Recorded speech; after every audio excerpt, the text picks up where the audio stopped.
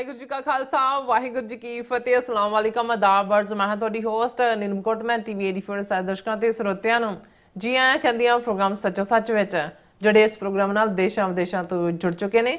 ਖਾਲਸਾ ਨੂੰ ਫੇਰ ਸੈਂਟਰ ਦੇ ਸੰਚਾਲਕ ਡਾਕਟਰ ਅਮਰਜੀਤ ਸਿੰਘ ਜੀ ਸਟੂਡੀਓ 'ਚ ਮੇਰਾ ਸ਼ਾਮਿਲ ਨੇ। ਆਓ ਉਹਨਾਂ ਨਾਲ ਗੱਲਬਾਤ ਕਰਕੇ ਅੱਜ ਦਾ ਉਹਨਾਂ ਤੋਂ ਉਹਨਾਂ ਦਾ ਤਜ਼ੀਆ ਜਾਣਦੇ ਹਾਂ। ਜੀ ਡਾਕਟਰ ਸਾਹਿਬ, ਵਾਹਿਗੁਰੂ ਜੀ ਕਾ ਖਾਲਸਾ ਵਾਹਿਗੁਰੂ ਜੀ ਕੀ ਫਤਿਹ। हाँ जी नीलम कौर जी, ਤੁਹਾਨੂੰ ਵੀ ਤੇ ਦੁਨੀਆ ਭਰ ਚ ਬੈਠੇ ਸਾਡੇ ਬਹੁਤ ਹੀ ਪਿਆਰੇ, ਸੋਹਣੇ, ਸਿਆਣੇ, ਸੁਨੱਖੇ ਟੀਵੀ 84 ਦੇ ਵਿਊਅਰਸ ਨੂੰ ਵੀ ਵਾਹਿਗੁਰੂ ਜੀ ਕਾ ਖਾਲਸਾ ਵਾਹਿਗੁਰੂ ਜੀ ਕੀ ਫਤਿਹ। ਸਾਡੇ ਬਹੁਤ ਹੀ ਪਿਆਰੇ ਮੁਸਲਮਾਨ ਭੈਣਾਂ ਭਰਾਵਾਂ ਨੂੰ ਅਸਲਾਮ ਅਲੈਕਮ। ਗੰਗਾ ਜਮਨੀ ਤਹਿਜ਼ੀਬ ਦੇ ਹਿੰਦੂ ਤਵੀਆਂ ਨੂੰ ਨਮੋ ਨਮੇ ਤੇ ਬਾਕੀ ਸਭ ਵੀਰਾਂ ਭੈਣਾਂ ਨੂੰ ਆਦਾਬ। ਜੀ ਡਾਕਟਰ ਸਾਹਿਬ, ਜੀਆਂ ਨੂੰ ਪ੍ਰੋਗਰਾਮ ਸੱਚੋ ਸੱਚ ਵਿੱਚ ਬਹੁਤ ਧੰਨਵਾਦ। ਜੀ ਡਾਕਟਰ ਸਾਹਿਬ, ਅੱਜ 15 ਜਨਵਰੀ 2026 2 ਮਾਘ ਨਾਨਕਸ਼ਾਹੀ ਸੰਮਤ 557 ਦਾ ਦਿਨ ਹੈ ਤੇ ਡਾਕਟਰ ਸਾਹਿਬ ਪ੍ਰੋਗਰਾਮ ਕਰਨ ਤੋਂ ਪਹਿਲਾਂ ਅਸੀਂ ਦਰਸ਼ਕਾਂ ਤੇ ਸਰੋਤਿਆਂ ਨੂੰ ਹਮੇਸ਼ਾ ਤਰ੍ਹਾਂ ਦਾ ਅਸੀਂ ਵਿਊਅਰਸ, ਜੇ ਤੁਸੀਂ ਹੱਕ ਸੱਚ ਇਨਸਾਫ ਤੇ ਪੈਰਾ ਦਿੰਦਾ ਇੱਕੋ ਇੱਕ ਚੈਨਲ ਟੀਵੀ 84 ਨੂੰ ਦੇਖਣਾ ਚਾਹੁੰਦੇ ਹੋ ਤਾਂ ਤੁਸੀਂ ਦੇਖ ਸਕਦੇ ਸਪੈਕਟਰਮ ਕੇਬਲ, ਆਰਜਨ cable, telephone Canada, roku, Jadoo box, ਸ਼ਾਵਾ, ਫੇਸਬੁੱਕ ਟੀਵੀ 84 ਦੀ ਐਪ ਰਾਹੀਂ online streaming and IP box ਤੇ ਤੁਸੀਂ ਟੀਵੀ 84 ਨੂੰ ਦੇਖ ਸਕਦੇ ਹੋ। ਵਿਊਅਰਸ, ਜੇ ਤੁਸੀਂ ਟੀਵੀ 84 ਨਾਲ ਜੇ ਪ੍ਰੋਗਰਾਮ ਸੱਚੋ ਸੱਚ ਨਾਲ ਫੇਸਬੁੱਕ ਰਾਹੀਂ ਜੁੜੇ ਤਾਂ ਵੱਧ ਤੋਂ ਵੱਧ ਲਾਈਕ ਕਰੋ ਤੇ ਸ਼ੇਅਰ ਕਰੋ ਅਤੇ ਨਾਲ ਹੀ YouTube ਤੇ ਸਬਸਕ੍ਰਾਈਬ ਕਰੋ। ਇਹ ਵੀ ਦੱਸ ਦਿਓ ਕਿ ਤੁਸੀਂ ਟੀਵੀ 84 ਦੀ ਐਪ ਨੂੰ ਐਂਡਰੋਇਡ ਐਂਡ ਐਪ ਸਟੋਰ ਤੇ ਡਾਊਨਲੋਡ ਕਰਕੇ ਜੋ ਟੀਵੀ 84 ਦੀ ਲਾਈਵ ਸਟ੍ਰੀਮ ਹੈ ਇਸ ਨੂੰ ਤੁਸੀਂ 24 ਆਵਰਸ ਦੇਖ ਸਕਦੇ ਹੋ। ਸੋ ਵਿਊਅਰਸ, ਪ੍ਰੋਗਰਾਮ ਦੀ ਸ਼ੁਰੂਆਤ ਕਰਾਂਗੇ ਹਮੇਸ਼ਾ ਤਰ੍ਹਾਂ ਅੱਜ ਦੀ ਸਪਾਂਸਰਸ਼ਿਪ ਦੇ ਵਾਲੇ ਨਾਲ ਕਿ ਅੱਜ ਦੇ ਪ੍ਰੋਗਰਾਮ ਸੱਚੋ ਸੱਚ ਨੂੰ ਸਪਾਂਸਰ ਕੀਤਾ ਗਿਆ ਹੈ ਵਰਜੀਨੀਆ ਤੋਂ ਸਰਦਾਰ ਰਣਜੀਤ ਸਿੰਘ ਐਂਡ ਸਰਦਾਰ ਬਖਸ਼ੀਸ਼ ਸਿੰਘ ਵੱਲੋਂ। ਸੋ ਇਹਨਾਂ ਨੇ ਟੀਵੀ 84 ਦੀ ਵੱਧ ਤੋਂ ਵੱਧ ਸਪੋਰਟ ਕਰਨ ਲਈ ਕਿਹਾ ਔਰ ਖਾਲਸਾ ਦੀ ਪ੍ਰਾਪਤੀ ਤੇ ਸਿੱਖ ਕੌਮ ਦੀ ਚੜ੍ਹਦੀ ਕਲਾ ਦੀ ਅਰਦਾਸ ਕੀਤੀ ਹੈ। ਸੋ ਅਸੀਂ ਇਹਨਾਂ ਦੋਨਾਂ ਵੀਰਾਂ ਦਾ ਤਹਿ ਦਿਲ ਤੋਂ ਧੰਨਵਾਦ ਕਰਦੇ ਹਾਂ। ਤੁਹਾਨੂੰ ਵੀ ਅਪੀਲ ਤੇ ਬੇਨਤੀ ਕਰਦੇ ਹਾਂ ਕਿ ਤੁਸੀਂ ਪ੍ਰੋਗਰਾਮ ਸੱਚੋ ਸੱਚ ਨੂੰ ਵੱਧ ਤੋਂ ਵੱਧ ਸਪਾਂਸਰ ਕਰੋ। ਸਪਾਂਸਰਸ਼ਿਪ ਲਈ ਤੁਸੀਂ ਸਾਨੂੰ ਕਾਲ ਕਰ ਸਕਦੇ ਸਾਡੇ ਫੋਨ ਨੰਬਰ ਤੇ 5166191984, ਸੇਮ ਨੰਬਰ ਤੇ WhatsApp ਕਰ ਸਕਦੇ ਤੇ ਸਾਨੂੰ ਈਮੇਲ ਵੀ ਕਰ ਸਕਦੇ info@tv84.tv ਤੇ। ਸੋ ਵੀਅਰਸ, ਪਹਿਲੇ ਸੈਗਮੈਂਟ ਦੇ ਵਿੱਚ ਆਪਾਂ ਗੱਲਬਾਤ ਕਰਨ ਜਾ ਰਹੇ ਹਾਂ ਪੰਜਾਬ ਦੇ ਵਾਲੇ ਨਾਲ। ਪੰਜਾਬ ਦੇ ਮੁੱਖ ਮੰਤਰੀ ਭਗਵੰਤ ਮਾਨ ਨੇ ਅਕਾਲ ਤਖਤ ਸਾਹਿਬ ਦੇ ਸੈਕਟਰੀਏਟ ਵਿਖੇ ਪੇਸ਼ ਹੋ ਕੇ ਜਿਹੜਾ ਆਪਣਾ ਪੱਖ ਰੱਖਿਆ ਹੈ, ਸੋ ਜਿਸ ਦੀ ਚਰਚਾ ਜਿਹੜੀ ਕਾਫੀ ਹੋ ਰਹੀ ਹੈ ਔਰ ਇਸ ਕਿਸਮ ਦੀ ਪੇਸ਼ੀ ਜਿਹੜੀ ਸਿਆਸੀ ਨੋਟੰਕੀ ਦੀ ਵੀ ਚਰਚਾ ਹੈ। ਸੋ ਹਕੀਕਤ ਵਿੱਚ 6ਵੇਂ ਪਾਤਸ਼ਾਹ ਵੱਲੋਂ ਥਾਪੇ ਅਕਾਲ ਤਖਤ ਸਾਹਿਬ ਸਿੱਖ ਪਾਤਸ਼ਾਹਤ ਦੀ ਜਿਹੜੀ ਹੈ ਨੁਮਾਇੰਦਗੀ ਕਰਦਾ ਹੈ। ਸੋ ਅਕਾਲ ਤਖਤ ਪਿਛਲੀਆਂ ਲਗਭਗ 4 ਸਦੀਆਂ ਤੋਂ ਹੱਕ ਸੱਚ ਇਨਸਾਫ ਦਾ ਜਿਹੜਾ ਤਖਤ ਹੈ। ਸੋ ਅੱਜ ਜਦੋਂ ਆ ਕਿ ਪਿਛਲੇ ਲਗਭਗ 42 ਸਾਲ ਤੋਂ ਚੱਲ ਰਹੇ ਖਾਲਸਾ ਸੰਘਰਸ਼ ਦੀ ਅਗਵਾਈ ਅਕਾਲ ਤਖਤ ਸਭ ਤੋਂ ਹੋਣੀ ਚਾਹੀਦੀ ਹੈ, ਪਰ ਅਫਸੋਸ ਇਸ ਨੂੰ ਇੱਕ ਕਿਸਮ ਦੀ ਸਟੰਟਬਾਜ਼ੀ ਲਈ ਜਿਹੜਾ ਵਰਤਿਆ ਜਾ ਰਿਹਾ। ਸੋ ਇਸ ਬਾਰੇ ਆਪਾਂ ਗੱਲਬਾਤ ਕਰਨ ਜਾ ਰਹੇ ਹਾਂ। ਸੋ ਅਸੀਂ ਚਾਹਾਂਗੇ ਕਿ ਤੁਸੀਂ ਇਸੇ ਤਰ੍ਹਾਂ ਬਣੇ ਰਹਿਣਾ। ਦੇਖਣ ਸੁਣ ਲਈ ਐਂ ਲਿਖਣ ਲਈ ਤੁਹਾਡਾ ਸਭ ਦਾ ਬਹੁਤ ਬਹੁਤ ਸ਼ੁਕਰੀਆ। ਜੀ ਡਾਕਟਰ ਸਾਹਿਬ, ਕੀ ਵਿਚਾਰਾਂ ਨੇ? ਸਭ ਤੋਂ ਪਹਿਲਾਂ ਤਾਂ ਅੱਜ ਦੇ ਪ੍ਰੋਗਰਾਮ ਨੂੰ ਸਪਾਂਸਰ ਕਰਨ ਲਈ ਅਸੀਂ ਵਰਜੀਨੀਆ ਤੋਂ ਵੀਰ ਰਣਜੀਤ ਸਿੰਘ, ਵੀਰ ਬਖਸ਼ੀਸ਼ ਸਿੰਘ, ਉਹਨਾਂ ਦਾ ਸ਼ੁਕਰੀਆ ਅਦਾ ਕਰਦੇ ਹਾਂ। ਇਹਨਾਂ ਦਾ ਪਰਿਵਾਰ ਵੀ 1990 ਤੋਂ ਹੀ ਮੁੱਢਲੇ ਦਿਨਾਂ 'ਚ ਜਦੋਂ ਪਹਿਲੀ ਵਾਰ ਵਾਸ਼ਿੰਗਟਨ DC ਜਾਣ ਦਾ ਇਤਫਾਕ ਹੋਇਆ, ਉਹਨਾਂ ਦੇ ਨਾਲ ਜਿਹੜਾ ਸਾਡਾ ਰਾਬਤਾ ਹੋਇਆ ਪੂਰੇ ਗੁਰੂ ਦੇ ਪੰਥ ਨੂੰ ਸਮਰਪਿਤ ਸੇਵਾ ਭਾਵਨਾ ਨਾਲ ਓਤ-ਪੋਤ ਔਰ ਹਰ ਪੱਖੋਂ ਬੱਚੇ ਬੱਚੀਆਂ ਨੂੰ ਵੀ ਸਿੱਖੀ ਵੈਲਿਊਜ਼ ਦੇ ਨਾਲ ਜੋੜਨਾ ਔਰ ਇਹ ਡੂੰਘਾ ਜਿਹੜਾ ਸੰਬੰਧ ਹੈ ਬਣਦਾ ਚਲਾ ਗਿਆ। ਔਰ ਹੁਣ ਵੀ ਦੋਵੇਂ ਵੀਰ ਔਰ ਸਮੁੱਚਾ ਪਰਿਵਾਰ ਇਹਨਾਂ ਦੇ ਅੱਗੋਂ ਬੱਚੇ ਬੱਚੀਆਂ ਵੀ ਪੂਰੀ ਤਰ੍ਹਾਂ ਸਿੱਖੀ ਸਰੂਪ 'ਚ ਹੁੰਦਿਆਂ ਪੂਰੇ ਆਪਣੇ ਜਿੱਥੇ ਕਾਰੋਬਾਰੀ ਤੌਰ 'ਤੇ ਕਾਮਯਾਬ ਨੇ, ਆਪਣੀ ਇਹਨਾਂ ਦੀ ਵਰਕਸ਼ਾਪ ਹੈ, ਸਕਸੈਸਫੁਲੀ ਰਨ ਕਰਦੇ ਨੇ ਆਪਣਾ ਕਾਰੋਬਾਰ, ਉੱਥੇ ਕਦੇ ਵੀ ਕਿਸੇ ਪੰਥਕ ਪਿੜ ਦੇ ਵਿੱਚ ਸੇਵਾ ਔਰ ਕੰਟਰੀਬਿਊਸ਼ਨ ਉਸ ਤੋਂ ਪਿੱਛੇ ਨਹੀਂ ਹਟਦੇ। ਸਾਡੇ ਨਾਲ ਉਹਨਾਂ ਦੀ ਇੱਕ ਖਾਸ ਮੁਹੱਬਤ ਹੈ, ਕੌਮੀ ਵੀ, ਨਿੱਜੀ ਤੌਰ ਦੇ ਉੱਤੇ ਵੀ। ਔਰ ਜਦੋਂ ਹੁਣ ਟੀਵੀ 84 ਦਾ Gurdwara Singh Sabha ਬ੍ਰੈਡਿਕ road fund raising ਹੋਇਆ, ਉਹਦੇ 'ਚ ਲਿਬਰਲੀ ਕੰਟਰੀਬਿਊਟ ਕੀਤਾ ਇਹਨਾਂ ਨੇ। ਸੋ ਅਸੀਂ ਇਹਨਾਂ ਦਾ ਸ਼ੁਕਰੀਆ ਅਦਾ ਕਰਦੇ ਹਾਂ। ਬੇਸ਼ੱਕ ਜਿਹੜਾ ਵਿਸ਼ਾ ਸਾਡਾ ਅੱਜ ਲੀਡ ਵਿਸ਼ਾ ਹੈ, ਇਸ ਦੇ ਉੱਤੇ ਕਾਫੀ ਪਿਛਲੇ 24 ਘੰਟੇ 'ਚ ਚਰਚਾ ਹੋਈ ਹੈ। ਸਾਰੇ ਮੈਗਜ਼ੀਨ ਔਰ ਈਵਨ ਨੈਸ਼ਨਲ ਉਹਨਾਂ ਦੇ ਅਖਬਾਰ ਵੀ ਸਣੇ ਦਾ ਹਿੰਦੂ ਵਰਗੇ ਔਰ ਦੂਸਰੇ, ਉਹਨਾਂ ਦੇ ਵਿੱਚ ਚਰਚਾ ਹੈ। ਕੁਛ ਨੇ ਇਹਨਾਂ ਨੂੰ ਇੱਕ ਐਂਗਲ ਤੋਂ ਪੇਸ਼ ਕੀਤਾ ਹੈ, ਕੁਛ ਨੇ ਦੂਸਰੇ ਤੋਂ ਕੀਤਾ ਹੈ। ਹਾਲਾਂ ਅਸੀਂ ਇਸ ਤੋਂ ਪਹਿਲਾਂ ਇਹ ਜ਼ਿਕਰ ਕਰ ਚੁੱਕੇ ਹਾਂ ਕਿ ਅਕਾਲ ਤਖਤ ਸਾਹਿਬ ਜਿਹੜਾ ਸਿੱਖ ਬਾਦਸ਼ਾਹਤ, ਸੋਵਰਨਿਟੀ, ਬੇਸ਼ੱਕ ਜਦੋਂ 6ਵੇਂ ਪਾਤਸ਼ਾਹ ਨੇ ਇਸ ਤਖਤ ਨੂੰ ਸਥਾਪਿਤ ਕੀਤਾ, ਇਤਿਹਾਸ ਵੱਲ ਵੀ ਅਸੀਂ ਇੱਕ ਨਜ਼ਰ ਮਾਰਾਂਗੇ।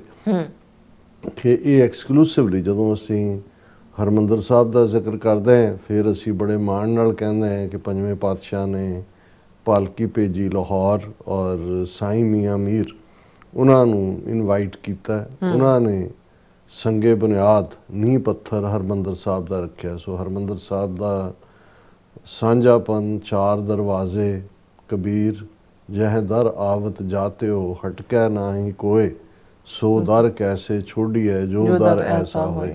ਹਰੀ ਦਾ ਮੰਦਰ, ਮੰਦਰ ਪੁਰਾਤਨ ਪੰਜਾਬੀ ਦੇ ਵਿੱਚ ਘਰ ਨੂੰ ਕਹਿੰਦੇ ਸੀ। ਸੋ ਉਹਦੇ ਚਾਰ ਦਰਵਾਜ਼ੇ ਇਹ ਸੁਨੇਹਾ ਵੀ ਨੇ ਕਿ ਕਿਸੇ ਵੀ ਡਾਇਰੈਕਸ਼ਨ ਤੋਂ ਕੋਈ ਆ ਸਕਦਾ ਹੈ, ਕੋਈ ਪਵਿੱਤਰ ਜਾਂ ਅਪਵਿੱਤਰ ਨਹੀਂ ਹੈ। ਹਿੰਦੂਆਂ ਨੇ, ਬ੍ਰਾਹਮਣਾਂ ਨੇ ਜਿਹੜੇ ਚਾਰ ਵਰਨ ਬਣਾਏ ਹੋਏ ਸੀ, ਬ੍ਰਾਹਮਣ, ਕਸ਼ਤਰੀ, ਵੈਸ਼, ਸ਼ੂਦਰ, ਜਿਹਦੇ ਥੱਲੇ ਸ਼ੂਦਰਾਂ ਨੂੰ ਨੇੜੇ ਵੀ ਨਹੀਂ ਸੀ ਲੱਗਣ ਦਿੱਤਾ ਜਾਂਦਾ। ਧਾਰਮਿਕ ਥਾਂ ਤਾਂ ਦੂਰ ਦੀ ਗੱਲ, ਪਾਣੀ ਦੇ ਖੂਹ ਜਾਂ ਈਵਨ ਆਮ ਤੌਰ ਦੇ ਵਿੱਚ ਵੀ ਉਹਨਾਂ ਨੂੰ ਪਿੱਛੇ ਝਾੜੂ ਛਾਪਾ ਬੰਨਿਆ ਹੁੰਦਾ ਸੀ ਔਰ ਉਸ ਕਿਸਮ ਦੀ। ਪਰ ਇੱਥੇ ਜਿਸ ਗੁਰਮਤ ਵਿਚਾਰਧਾਰਾ ਨੇ ਸੰਗਤ ਤੇ ਪੰਗਤ ਦਾ ਸਿਧਾਂਤ ਦਿੱਤਾ ਹੈ, ਉੱਥੇ ਹਰਿਮੰਦਰ ਸਾਹਿਬ ਨੂੰ ਜਿਹੜਾ ਉਹ ਉਪਦੇਸ਼ ਚੌਂ ਵਰਨਾ ਕੋ ਸਾਂਝਾ ਉਸ ਦਾ ਪ੍ਰਤੀਕ ਬਣਿਆ। ਬਿਲਕੁਲ। ਇਤਿਹਾਸ ਜਦੋਂ ਸਾਨੂੰ ਅੱਗੇ ਤੋਰਦਾ ਹੈ ਤਾਂ ਫਿਰ ਅਸੀਂ ਦੇਖਦੇ ਹਾਂ ਕਿ ਗੁਰੂ ਅਰਜਨ ਸਾਹਿਬ 1606 ਦੇ ਵਿੱਚ ਸ਼ਹੀਦ ਹੁੰਦੇ ਨੇ ਔਰ ਸ਼ਹਾਦਤ ਤੋਂ ਬਾਅਦ, ਬੇਸ਼ੱਕ ਜਾਣ ਤੋਂ ਪਹਿਲਾਂ, ਛੇਵੇਂ ਪਾਤਸ਼ਾਹ ਗੁਰੂ ਹਰਗੋਬਿੰਦ ਸਾਹਿਬ ਜਿਨ੍ਹਾਂ ਦੀ ਉਮਰ ਲਗਭਗ 11 ਸਾਲ ਦੀ ਹੈ, ਉਹਨਾਂ ਨੂੰ ਗੁਰਗੱਦੀ ਬਖਸ਼ ਦਿੱਤੀ ਜਾਂਦੀ ਹੈ। ਲੇਕਿਨ ਠੀਕ ਜਿਹੜਾ ਜਦੋਂ ਤੁਸੀਂ ਗੁਰਮਤ ਦੀ ਔਰ ਉਸ ਇਤਿਹਾਸਕ ਪੱਖ ਤੋਂ ਜਦੋਂ ਇੰਸਟਾਲਮੈਂਟ ਦੇਖਦੇ ਹੋ ਗੁਰਤਾ ਗੱਦੀ ਦੀ, ਤੇ ਫਿਰ ਅਸੀਂ ਜਿੱਥੇ ਬਾਬਾ ਬੁੱਢਾ ਜੀ ਜਿਹੜੇ ਟ੍ਰੈਡੀਸ਼ਨਲੀ ਗੁਰੂ ਨਾਨਕ ਪਾਤਸ਼ਾਹ ਤੋਂ ਬਾਅਦ ਸਾਰੇ ਹੀ ਗੁਰੂ ਸਾਹਿਬਾਨ, ਗੁਰੂ ਅੰਗਦ ਸਾਹਿਬ, ਗੁਰੂ ਅਮਰਦਾਸ ਜੀ, ਗੁਰੂ ਰਾਮਦਾਸ ਜੀ, ਗੁਰੂ ਅਰਜਨ ਸਾਹਿਬ ਉਹਨਾਂ ਦੀ ਗੁਰਗੱਦੀ ਦੀਆਂ ਰਸਮਾਂ ਅਦਾ ਕਰਦੇ ਸਨ, ਉਹ ਉਸ ਮੌਕੇ ਦੇ ਉੱਤੇ ਛੇਵੇਂ ਪਾਤਸ਼ਾਹ ਨੂੰ ਮੀਰੀ ਤੇ ਪੀਰੀ ਦੀਆਂ ਦੋ ਤਲਵਾਰਾਂ ਪਹਿਨਾਉਂਦੇ ਨੇ ਜੀ। ਅਕਾਲ ਤਖਤ ਦੀ ਸਾਜਨਾ ਜਦੋਂ ਅਸੀਂ ਦੇਖਦੇ ਹਾਂ ਤਾਂ ਫਿਰ ਸਾਡੇ ਇਤਿਹਾਸਕ ਸਰੋਤ ਸਾਨੂੰ ਯਾਦ ਦਹਾਨੀ ਕਰਵਾਉਂਦੇ ਨੇ ਕਿ ਕਿਨਹੀ ਰਾਜ ਨਾ ਹਾਥ ਲਗਾਇਓ, ਬੁੱਢੇ ਤੇ ਗੁਰਦਾਸ ਬਣਾਇਓ। ਹਰਿਮੰਦਰ ਸਾਹਿਬ ਤੋਂ ਠੀਕ 84 ਕਦਮਾਂ ਦੀ ਵਿੱਥ ਦੇ ਉੱਤੇ ਔਰ ਦਿੱਲੀ ਤਖਤ ਤੋਂ, ਜਿਹੜਾ ਵੀ ਉਸ ਵੇਲੇ ਦੀ ਦਿੱਲੀ ਤਖਤ ਦੀ ਹਾਈਟ ਸੀ, ਜੇ 8 ਫੁੱਟ ਸੀ ਤੇ 10 ਫੁੱਟ ਦਾ ਉੱਚਾ ਥੜਾ ਸਥਾਪਿਤ ਹੁੰਦਾ ਹੈ।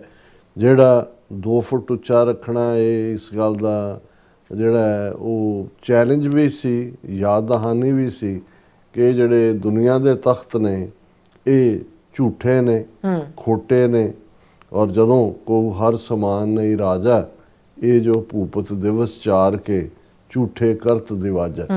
ਇਹ ਜਿਹੜੇ ਝੂਠੇ ਬਾਦਸ਼ਾਹ ਨੇ ਇਹ 4 ਦਿਨਾਂ ਦੇ ਨੇ, ਜਿਹਨੂੰ 10ਵੇਂ ਪਾਤਸ਼ਾਹ ਨੇ ਯਾਦ ਦਹਾਨੀ ਕਰਵਾਈ। ਭਾਰੀ ਭੁਜਾਨ ਕੇ ਭੂਪ ਭਲੀ ਬਿਦ, ਨਿਆਵਤ ਸੀਸ ਨ ਜਾਤ ਵਿਚਾਰੇ, ਇਤੇ ਪੈ ਤੋਂ ਕਹਾਂ ਪੈ ਭੂਪਤ ਅੰਤ ਕੋ ਨਾਂਗੇ ਹੀ ਪਾਏ ਪਧਾਰੇ। ਕਿ ਵੱਡੇ ਪਾਵਰਫੁਲ ਐਲਮਾਈਟੀ ਬਾਦਸ਼ਾਹ ਜਿਨ੍ਹਾਂ ਦੀ ਕਿੰਨੀ ਰਿਆਇਆ ਸੀ, ਕਿੰਨੇ ਲੋਕ ਉਹਨਾਂ ਅੱਗੇ ਸਿਰ ਝੁਕਾਉਂਦੇ ਸੀ, ਉਹਨਾਂ ਦੀ ਗਿਣਤੀ ਨਹੀਂ ਹੋ ਸਕਦੀ, ਪਰ ਉਹ ਕਿੱਥੇ ਗਏ। ਸੋ ਇਸ ਤਖਤ ਦਾ ਨਾਂ ਹੀ ਅਕਾਲ, ਕਾਲ ਮੌਤ ਨੂੰ ਕਹਿੰਦੇ ਨੇ, ਅਕਾਲ ਇਮੋਰਟਲ ਹੈ, ਤਖਤ ਥਰੋਨ ਹੈ, ਪਾਵਰ ਹੈ, ਕਿ ਇਹ ਅਕਾਲ ਦਾ ਤਖਤ ਹੈ ਔਰ ਅਕਾਲ ਸੱਚ, ਹੱਕ, ਇਨਸਾਫ ਦਾ ਨਾਂ ਹੈ। ਔਰ ਬਾਬਾ ਬੁੱਢਾ ਜੀ ਜਿਹੜੇ ਨੇ ਔਰ ਭਾਈ ਗੁਰਦਾਸ ਜੀ ਇੱਕ ਜਿਹੜਾ ਇੱਟਾਂ ਫੜਾਉਂਦੇ ਨੇ, ਇੱਕ ਗਾਰਾ ਤਿਆਰ ਕਰਦੇ ਨੇ ਔਰ ਫਾਊਂਡੇਸ਼ਨ ਗੁਰੂ ਹਰਗੋਬਿੰਦ ਸਾਹਿਬ ਰੱਖਦੇ ਨੇ। ਔਰ ਮੀਰੀ ਪੀਰੀ ਦੀਆਂ 2 ਤਲਵਾਰਾਂ ਸਿਧਾਂਤਕ ਤੌਰ ਤੇ ਗੁਰੂ ਨਾਨਕ ਪਾਤਸ਼ਾਹ ਰਾਜ ਜੋਗ ਜਿਨ ਮਾਣਿਓ, ਇਹ ਸਿਧਾਂਤ ਕਿ ਸਮਾਜਿਕ ਸੰਸਾਰਕ ਫਰਜ਼ਾਂ ਦੀ ਪੂਰਤੀ ਵੀ ਔਰ ਰੂਹਾਨੀ ਦੁਨੀਆ ਦੇ ਵਿੱਚ ਜੈਸੇ ਜਲ ਮੈਂ ਕਮਲ ਨਿਰਾਲਮ, ਮੁਰਗਾਈ ਨੈ ਸਾਣੇ, ਸੁਰਤ ਸ਼ਬਦ ਭਵ ਸਾਗਰ ਤਰੀਐ, ਨਾਨਕ ਨਾਮ ਵਖਾਣੇ। ਇਹ ਔਰ ਜਦੋਂ ਮੀਰੀ ਪੀਰੀ ਦੀਆਂ 2 ਤਲਵਾਰਾਂ, ਅਕਾਲ ਤਖਤ ਦੀ ਸਿਰਜਣਾ ਔਰ ਪਹਿਲੇ ਸਾਡੇ ਢਾਡੀ ਭਾਈ ਨੱਥਾ ਤੇ ਅਬਦੁੱਲਾ ਇਹ ਵਾਰ ਗਾਉਂਦੇ ਨੇ ਉਸ 2 ਤਲਵਾਰੀ ਬੱਧੀਆਂ, ਇੱਕ ਮੀਰੀ ਦੀ, ਇੱਕ ਪੀਰੀ ਦੀ, ਇੱਕ ਅਜ਼ਮਤ ਦੀ, ਇੱਕ ਰਾਜ ਦੀ, ਇੱਕ ਰਾਖੀ ਕਰੇ ਵਜ਼ੀਰ ਦੀ, ਪੱਗ ਤੇਰੀ ਕੀ ਜਹਾਂਗੀਰ ਦੀ। ਹੁਣ ਦਸਤਾਰ ਸਜੀ ਹੈ, ਮੀਰੀ ਪੀਰੀ ਦੀਆਂ 2 ਤਲਵਾਰਾਂ ਨੇ, ਦਿੱਲੀ ਤਖਤ ਤੋਂ 2 ਫੁੱਟ ਉੱਚਾ ਤਖਤ ਹੈ, ਔਰ ਇਸ ਤਖਤ ਨੇ ਕੀ ਕਰਨਾ ਹੈ, ਇਹ ਤਖਤ ਕਿਸ ਸਰਪ੍ਰਸਤੀ ਦਾ ਇਸ ਧਰਤੀ ਦੇ ਉੱਤੇ ਉਤਾਰਿਆ ਗਿਆ ਹੈ, ਉਸ ਨੂੰ ਇਹ ਇਹ ਲੰਬੀ ਵਾਰ ਹੈ, ਮੈਂ ਉਹਨੂੰ ਸ਼ਾਰਟ ਕਿਹਾ ਜੀ ਕਿ ਅਜ਼ਮਤ ਤੇ ਰਾਜ, ਇਹ ਯਾਦ ਦਹਾਨੀ ਕਿ ਔਰ ਇਹ ਗੱਲ ਗੁਰੂ ਨਾਨਕ ਪਾਤਸ਼ਾਹ ਨੇ ਯਾਦ ਦਹਾਨੀ ਕਰਵਾਈ ਸੀ, ਜੇ ਜੀਵੈ ਪਤ ਲੱਥੀ ਜਾਏ ਸਭ ਹਰਾਮ ਜੇਤਾ ਕਿਛ ਖਾਏ। ਗੁਰੂ ਨਾਨਕ ਪਾਤਸ਼ਾਹ ਨੇ ਵੇਲੇ ਦੇ ਹਾਕਮਾਂ ਨੂੰ ਵੀ ਵੰਗਾਰਿਆ ਸੀ ਔਰ ਆਪਣੇ ਉਮਤ ਨੂੰ ਇਹ ਸੁਨੇਹਾ ਦਿੱਤਾ ਸੀ ਕਿ ਭਾਈ ਸੱਚ ਕੀ ਬਾਣੀ ਨਾਨਕ ਆਖੇ, ਸੱਚ ਸੁਣਾਏ ਸੀ ਸੱਚ ਕੀ ਬੇਲਾ। ਸੋ ਸਿਧਾਂਤਕ ਤੌਰ ਤੇ ਗੁਰੂ ਨਾਨਕ ਪਾਤਸ਼ਾਹ ਨੇ ਹੀ ਜਿਹੜਾ ਰਾਜਯੋਗ, ਜਿਸ ਦੇ ਲਈ ਲਫ਼ਜ਼ ਮੀਰੀ ਪੀਰੀ 6ਵੇਂ ਪਾਤਸ਼ਾਹ ਦੇ ਵੇਲੇ ਅਸੀਂ ਇਸਤੇਮਾਲ ਕਰਦੇ ਹਾਂ, ਉਸੇ ਦੌਰ ਦੇ ਵਿੱਚ ਆਮ ਜਦੋਂ ਅਸੀਂ ਬਿਰਤਾਂਤ ਦੇਖਦੇ ਹਾਂ ਤੇ ਉਸ ਦੇ ਵਿੱਚ ਉਸ ਨੂੰ ਭਗਤੀ ਤੇ ਸ਼ਕਤੀ ਦਾ ਸੁਮੇਲ ਕਿਹਾ ਜਾਂਦਾ ਹੈ। ਔਰ ਜਦੋਂ 10ਵੇਂ ਪਾਤਸ਼ਾਹ ਨੇ 5 ਕਕਾਰੀ ਰੂਪ ਵਾਲਾ ਖਾਲਸਾ ਪ੍ਰਗਟ ਕੀਤਾ ਤੇ ਫਿਰ ਜ਼ਿਆਦਾ ਲਫ਼ਜ਼ ਅਸੀਂ ਖਾਲਸਾ ਰੂਪ ਦੇ ਵਿੱਚ ਸੰਤ ਸਿਪਾਹੀ, ਹੁਣ ਸੰਤ ਸਿਪਾਹੀ, ਰਾਜਯੋਗ, ਮੀਰੀ ਪੀਰੀ, ਭਗਤੀ ਸ਼ਕਤੀ, ਇੱਕੋ ਹੀ ਜਿਹੜਾ ਹੈ ਉਹ ਮੀਨਿੰਗ ਦਿੰਦੇ ਨੇ ਕਿ ਅਲਟੀਮੇਟਲੀ ਜਦੋਂ ਅਸੀਂ ਇਨਸਾਨੀ ਜੀਵਨ ਦੇ ਵਿੱਚ ਹੋਣਾ ਹੈ, ਸਾਡਾ ਜੀਵਨ ਇੱਕ ਸੰਤ ਵਰਗਾ, ਸੰਤ ਸੱਤ ਦੇ ਨਾਲ ਜੁੜਿਆ ਹੋਇਆ ਹੈ, ਜਿਹੜਾ ਸੱਚ ਦੇ ਰਸਤੇ ਦਾ ਪਾਂਧੀ ਹੈ ਔਰ ਇਸ ਸੱਚ ਦੇ ਰਾਹ ਤੇ ਪਹਿਰੇਦਾਰੀ ਕਰਦੇ ਆ, ਇਸ ਸੱਚ ਦੇ ਰਾਹ ਦੇ ਉੱਤੇ ਨਿਗਾਹਬਾਨੀ ਕਰਦੇ ਆ, ਕੋਈ ਵੀ ਕੁਰਬਾਨੀ ਵੱਡੀ ਕੁਰਬਾਨੀ ਨਹੀਂ ਹੈ। ਔਰ ਇਹੀ ਕਾਰਨ ਜਦੋਂ ਅਸੀਂ 4 ਸਦੀਆਂ ਦਾ ਅਕਾਲ ਤਖਤ ਦਾ ਇਤਿਹਾਸ ਦੇਖਦੇ ਹਾਂ, ਸਿੱਖ ਕੌਮ ਦਾ ਇਤਿਹਾਸ ਦੇਖਦੇ ਹਾਂ, ਤੇ ਕੱਲ੍ਹ ਹੀ ਮੇਰੇ ਜ਼ਿਹਨ 'ਚ ਇੱਕ ਬਹੁਤ ਪੁਰਾਣੀ ਨਜ਼ਮ ਜਿਹੜੀ ਕਿਤੇ ਬਚਪਨ 'ਚ ਯਾਦ ਕੀਤੀ ਹੋਏਗੀ, ਉਸ ਦੀਆਂ ਇਹ ਲਾਈਨਾਂ ਆ ਰਹੀਆਂ ਸੀ ਕਿ ਸਿੰਘ ਪੜ੍ਹੇ ਨੇ ਜਿਸ ਸਕੂਲੇ, ਸੀਸ ਉਸ ਦੀਆਂ ਫੀਸਾਂ ਨੇ। ਸਿੰਘ ਪੜ੍ਹੇ ਨੇ ਜਿਸ ਸਕੂਲੇ, ਸੀਸ ਉਸ ਦੀਆਂ ਫੀਸਾਂ ਨੇ, ਜਿਸ ਤੋਂ ਜਰਨੀਆਂ ਸਿੱਖੀਆਂ ਉਹਨਾਂ, ਧਰਮ ਲਈ ਪੀੜਾਂ ਚੀਸਾਂ ਨੇ, ਪੈਰੀਂ ਪਈਆਂ ਹੋਣੀਆਂ ਨੂੰ ਇਹ ਦਿੰਦੇ ਆਪ ਅਸੀਸਾਂ ਨੇ, ਖੇਡ ਜਿਨ੍ਹਾਂ ਦੀ ਨਾਲ ਮੌਤ ਦੇ ਉਹਨਾਂ ਦੀਆਂ ਕੀ ਰੀਸਾਂ ਨੇ, ਇਹੋ ਜਿਹੇ ਮਰ ਜੀਵੜਿਆਂ ਨੂੰ ਕੀ ਕਰਨਾ ਇਹਨਾਂ ਸਰਕਾਰਾਂ ਨੇ, ਜਿੰਦ ਧਰਮ ਦੇ ਲੇਖੇ ਲਾਉਣੀ ਸਿੱਖਿਆ ਏ ਸਰਦਾਰਾਂ ਨੇ। ਹੁਣ ਇਹ ਜਿਹੜਾ ਕ੍ਰਾਈਟੇਰੀਆ ਇਸ ਰਸਤੇ ਤੇ ਜਦੋਂ ਅਸੀਂ ਸੱਚ ਹੱਕ ਇਨਸਾਫ ਦੀ ਗੱਲ ਕਰਦੇ ਹਾਂ, ਪ੍ਰੇਮ ਦੀ ਖੇਡ ਖੇਡਣ ਦਾ ਸ਼ੌਕ ਸਿਰ ਨੂੰ ਤਲੀ ਤੇ ਰੱਖ ਕੇ ਇਸ ਗਲੀ 'ਚ ਆਉਣਾ, ਔਰ 6ਵੇਂ ਪਾਤਸ਼ਾਹ ਇਸ ਅਕਾਲ ਤਖਤ ਰਾਹੀਂ ਉਹ ਧਰਤੀ ਦੇ ਉੱਤੇ ਇਨਸਾਫ ਦਾ ਜਿਹੜਾ ਉਹ ਐਮਬੋਡੀਮੈਂਟ ਲਫ਼ਜ਼ ਅੰਗਰੇਜ਼ੀ ਜਦੋਂ ਅਸੀਂ ਕਹਿੰਦੇ ਹਾਂ, ਇਸ ਮੈਂ ਸਿੰਬਲ ਨਹੀਂ ਹੈ, ਇਹ ਇੱਕ ਇਮਾਰਤ ਦਾ ਨਾਂ ਵੀ ਨਹੀਂ ਹੈ। ਜੇ ਇਮਾਰਤ ਦਾ ਨਾਂ ਹੁੰਦਾ ਤੇ ਇੱਕ ਵਾਰ ਜਿਹੜੀ ਇਮਾਰਤ ਬਣ ਗਈ, ਜੇ ਢੱਟ ਗਈ ਤਾਂ ਹੁੰਦਾ ਜੇ ਕਿ ਇਹਦੀ ਪਵਿੱਤਰਤਾ ਭੰਗ ਹੋ ਗਈ। ਨਹੀਂ, ਅਕਾਲ ਤਖਤ ਕਿੰਨੀ ਵਾਰ ਬਣਿਆ, ਕਿੰਨੀ ਵਾਰੀ ਢਾਲਿਆ। ਆ ਸਾਡੀਆਂ ਯਾਦਾਂ 'ਚ 42 ਸਾਲ ਪਹਿਲਾਂ ਟੈਂਕਾਂ ਤੋਪਾਂ ਦੇ ਨਾਲ ਭਾਰਤ ਦੀ ਹਕੂਮਤ ਨੇ ਖੰਡਰਾਤ ਬਣਾਇਆ, ਉਹਨਾਂ ਨੇ ਸਮਝਿਆ ਕਿ ਵੀ ਅਸੀਂ ਸਿੱਖਾਂ ਦੀ ਸਪਿਰਿਟ ਤੋੜ, ਪਰ ਹਰ ਸਿੱਖ ਦੇ ਅੰਦਰ ਅਕਾਲ ਤਖਤ ਉਸਰ ਹੈ। ਇਹ ਵੀ ਨਹੀਂ ਹੈ ਕਿ ਅਕਾਲ ਤਖਤ ਦੇ ਉੱਤੇ ਜਿਹੜੇ ਸੇਵਾ ਕਰਨ ਵਾਲੇ ਜਾਂ ਕਾਬਜ਼ ਲੋਕ ਨੇ, ਹਮੇਸ਼ਾ ਉਹਨਾਂ ਨੇ ਸੱਚ ਹੱਕ ਇਨਸਾਫ ਦੀਆਂ ਵੈਲਿਊਜ਼ ਤੇ ਪਹਿਰਾ ਦਿੱਤਾ ਹੈ। ਉਹ ਵੀ ਅਰੂੜ ਸਿੰਘ ਵਰਗੇ ਵੀ ਸੀ ਜਿਨ੍ਹਾਂ ਨੇ ਜਲਿਆਂਵਾਲਾ ਬਾਗ ਕਾਂਡ ਕਰਨ ਵਾਲੇ ਉਸ ਡਾਇਰ ਨੂੰ ਸੱਦ ਕੇ ਸਿਰੋਪਾਓ ਦਿੱਤਾ ਸੀ।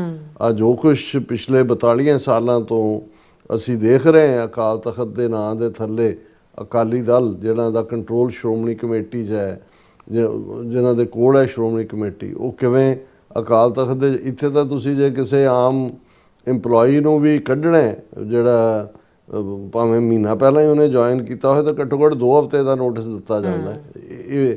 ਲੇਕਿਨ ਤੁਸੀਂ ਜੇ ਇਹਨਾਂ ਦਾ ਅਕਾਲੀਆਂ ਨੇ ਕਿਵੇਂ ਅਕਾਲ ਤਖਤ ਦੀ ਜਿਹਨੂੰ ਉਸ ਦੇ ਗ੍ਰੈਂਡਿਓਰ ਨੂੰ ਔਰ ਉਸ ਦੀ ਪ੍ਰਤਿਭਾ ਨੂੰ ਨੁਕਸਾਨ ਕਰਨ ਦੀ ਕੋਸ਼ਿਸ਼ ਕੀਤੀ ਹੈ, ਤੁਸੀਂ ਦੇਖੋ ਕਿ ਕਿਵੇਂ ਜਥੇਦਾਰ ਕੱਢੇ ਜਾਂਦੇ ਨੇ, ਰੱਖੇ ਜਾਂਦੇ ਨੇ, ਕਿਵੇਂ ਉਹ ਸਾਰੀਆਂ ਨੌਟੰਕੀਆਂ ਹੁੰਦੀਆਂ। ਵੀਰ ਵਿੱਚ ਜਾਣ ਦੀ ਲੋੜ ਨਹੀਂ ਹੈ, ਲੇਕਿਨ ਇਹ ਪਹਿਲੀ ਵਾਰ ਨਹੀਂ ਹੋਇਆ। ਔਰ ਜਦੋਂ ਅਸੀਂ ਅਰੂੜ ਸਿੰਘ ਦਾ ਸਿਰੋਪਾਓ ਦੇਣ ਦੀ ਗੱਲ ਕਰਦੇ, ਹੁਣ ਉਸ ਤੋਂ ਪਹਿਲਾਂ ਵੀ 1849 ਦੇ ਵਿੱਚ ਸਿੱਖ ਰਾਜ ਜਾਂਦਾ ਹੈ, 1919 ਦੇ ਵਿੱਚ ਇਹ ਵਾਕਿਆ ਹੁੰਦਾ ਹੈ। ਸੋ 70 ਸਾਲ ਆਲਮੋਸਟ ਅਕਾਲ ਤਖਤ ਦੇ ਉੱਤੇ ਤਾਂ ਕਾਬਜ਼ ਉਹੀ ਉਹ ਨਨਕਾਣਾ ਸਾਹਿਬ ਨਰੈਣੂ ਮਹੰਤ ਹੈ ਇੱਥੇ ਅੰਮ੍ਰਿਤਸਰ, ਬਾਬਾ ਅਟੱਲ, ਤਰਨ ਤਾਰਨ ਅੰਗਰੇਜ਼ਾਂ ਦੇ ਬਣਾਏ ਹੋਏ ਜਾਂ ਦੂਜੇ ਕੀਤੇ ਕੋਈ ਉਦਾਸੀ ਮਹੰਤ ਨੇ, ਕੋਈ ਨਿਰਮਲੇ ਹੋਣਗੇ, ਕੋਈ ਦੂਜੇ ਹੋਣਗੇ ਜਿਨ੍ਹਾਂ ਨੇ ਕਿਸ ਕਿਸਮ ਦਾ ਬ੍ਰਾਹਮਣਵਾਦੀ ਪਖੰਡ ਉੱਥੇ ਖੜਾ ਕੀਤਾ ਹੈ, ਜਿਹੜਾ ਜਿਹਦੀਆਂ ਕੁਝ ਚੀਜ਼ਾਂ ਅੱਜ ਵੀ ਜਾਰੀ ਨੇ ਬਰਾਬਰ।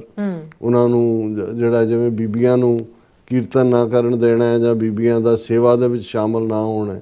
ਸੋ ਬਹੁਤ ਸਾਰੀਆਂ ਹੋਰ ਚੀਜ਼ਾਂ ਜਿਹੜੀਆਂ ਨੇ ਹਟੀਆਂ ਵੀ ਨੇ over a period of time. Shiromani committee ਦੇ ਕੋਲ ਜਦੋਂ ਗੁਰਦੁਆਰਾ ਐਕਟ ਦੇ ਥੱਲੇ ਕੰਟਰੋਲ ਆਇਆ, ਪਰ ਕੁਝ ਚੀਜ਼ਾਂ ਬਰਾਬਰ ਇਹ ਉਹਨਾਂ ਦਾ ਹੀ ਖੜਾ ਕੀਤਾ ਹੋਇਆ ਪਾਰਟ ਸੀ। ਔਰ ਇਹ ਉਹ ਲੋਕ ਵੀ ਸੀ ਜਿਨ੍ਹਾਂ ਨੇ 30 ਸਾਲ ਹਰਿਮੰਦਰ ਸਾਹਿਬ ਦੇ ਅੰਦਰ ਬਿਜਲੀ ਨਹੀਂ ਲੱਗਣ ਦਿੱਤੀ। ਇਸ ਕਿਸਮ ਦਾ ਵਿਰੋਧ ਕਰਨ ਵਾਲੇ ਵੀ ਕਿ ਭਾਈ ਇਹ ਕਿਹੜਾ, ਇਹ ਤਾਂ ਗੁਰਮਤਿ ਦੇ ਉਲਟ ਹੈ, ਇਹ ਤਾਂ ਧਿਆਨ ਅਖਾੜ ਦੇਗੀ ਧਿਆਨ। ਸੋ ਕਹਿਣ ਦਾ ਮਤਲਬ ਇਹ ਹੈ ਵੀ ਉਦੋਂ ਵੀ ਜਦੋਂ ਅਰੂੜ ਸਿੰਘ ਨੇ ਸਿਰਪਾਓ ਦਿੱਤਾ ਡਾਇਰ ਨੂੰ, ਉਹ ਸਮਝਦੇ ਸੀ ਵੀ ਅਸੀਂ ਤਖਤ ਨੂੰ ਹੀ ਜਿਹੜਾ ਉੱਥੋਂ ਮਿਲ ਰਿਹਾ, ਲੇਕਿਨ ਸਿੱਖਾਂ ਨੇ ਉਹਨੂੰ ਨਹੀਂ ਮੰਨਿਆ। ਇਸੇ ਤਰ੍ਹਾਂ ਈਵਨ ਜੂਨ 84 ਦੇ ਵੇਲੇ ਜਦੋਂ ਅਕਾਲ ਤਖਤ ਖੰਡਰਾਤ ਬਣਾ ਦਿੱਤਾ ਗਿਆ, ਜਿਹੜਾ ਜਥੇਦਾਰ ਅਕਾਲ ਤਖਤ ਦਾ ਗਿਆਨੀ ਕਿਰਪਾਲ ਸਿੰਘ, ਉਹ ਹੱਥ ਲਿਖਤ ਜਿਹੜੀ ਉਹਦੀ ਲਿਖਤੀ ਪੇਪਰ ਫੜ ਕੇ ਟੀਵੀ ਦੇ ਸਾਹਮਣੇ ਕਹਿ ਰਿਹਾ ਕਿ ਤੋਸ਼ਾਖਾਨਾ ਠੀਕ ਹੈ, ਕੋਠਾ ਸਾਹਿਬ ਠੀਕ ਹੈ।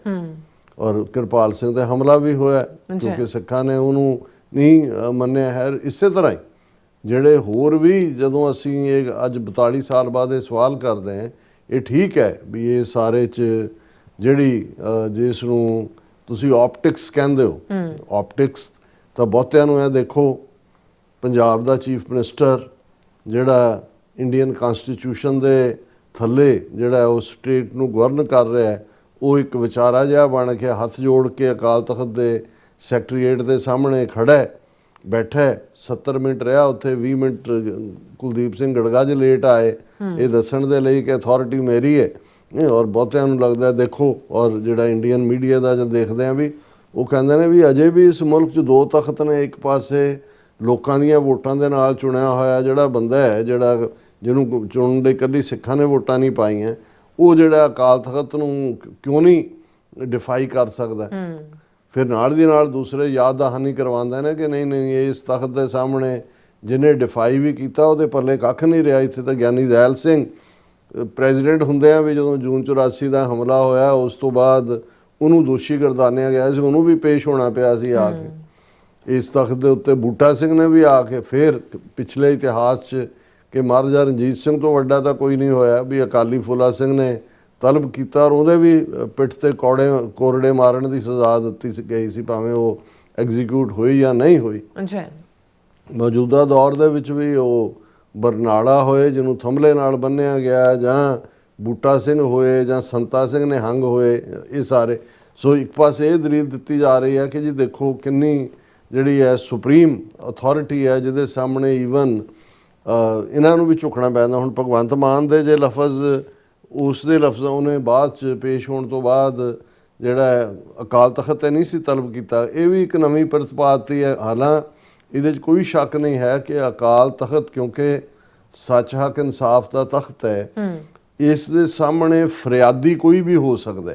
ਕੋਈ ਆ ਕੇ ਉਹ ਹਿੰਦੂ, ਮੁਸਲਮਾਨ, ਈਸਾਈ ਨਹੀਂ ਵੀ ਕੋਈ ਮੰਨਣ ਵਾਲਾ, ਉਹ ਆ ਕੇ ਕਹਿ ਸਕਦਾ ਕਿ ਮੇਰੇ ਨਾਲ ਇਹ ਧੱਕਾ ਹੋ ਰਿਹਾ। ਜਿਵੇਂ ਸਾਡੀ ਜਿਹੜੀ 18ਵੀਂ ਸਦੀ ਦਾ ਇਤਿਹਾਸ ਦੱਸਦਾ ਹੈ ਕਿ ਵੀ ਕਿਵੇਂ ਇੱਕ ਬ੍ਰਾਹਮਣ ਕਸੂਰ ਦਾ ਰਹਿਣ ਵਾਲਾ ਜਿਹਦੀ ਬੇਟੀ ਦੇ ਵਿਆਹ ਦੇ ਵੇਲੇ ਜਿਹੜਾ ਉਸ ਨੂੰ ਕਸੂਰ ਦਾ ਨਵਾਬ ਚੁੱਕ ਕੇ ਲੈ ਗਿਆ, ਉਹਨੇ ਆ ਕੇ ਫਰਿਆਦ ਕੀਤੀ। ਔਰ ਕਿੰਨੇ ਦਿਨਾਂ ਦੇ ਭੁੱਖੇ ਪਾਣੇ ਸਿੰਘ ਅਜੇ ਅਕਾਲ ਤਖਤ ਦੇ ਉੱਤੇ ਆ ਕੇ ਜੁੜੇ ਹੀ ਸੀ।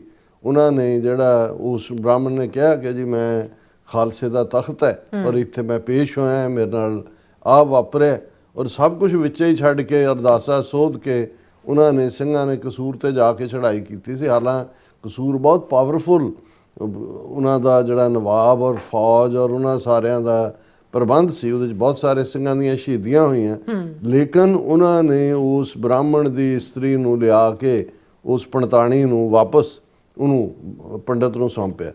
ਹੁਣ ਇਹ ਤਖਤ ਹੈ ਕਿ ਉਸ ਤਖਤ ਦੇ ਇਹ ਦੁਨਿਆਵੀ ਤੌਰ ਦੇ ਉੱਤੇ ਜਦੋਂ ਅਸੀਂ ਦਿੱਲੀ ਤਖਤ ਦੀ ਗੱਲ ਕਰਦੇ ਤਾਂ ਹੁੰਦਾ ਤਾਂ ਇਹ ਸੀ ਵੀ ਉਹਨਾਂ ਦਾ ਵੀ ਜਿਹੜਾ ਇੱਕ ਉਹਨੂੰ ਝਰੋਖਾ ਦਰਸ਼ਨ ਕਹਿੰਦੇ ਸੀ ਬਾਦਸ਼ਾਹ, ਕਿ ਵੀ ਉਹਨਾਂ ਦੇ ਅੱਗੇ ਜਿਹੜਾ ਮਹਿਲ ਦੇ ਜਾਂ ਜਿਹੜਾ ਵੀ ਉਹਨਾਂ ਦਾ ਟਿਕਾਣਾ ਸੀ ਉਹਦੇ ਸਾਹਮਣੇ ਕੋਈ ਵੀ ਫਰਿਆਦੀ ਹੋ ਸਕਦਾ ਸੀ।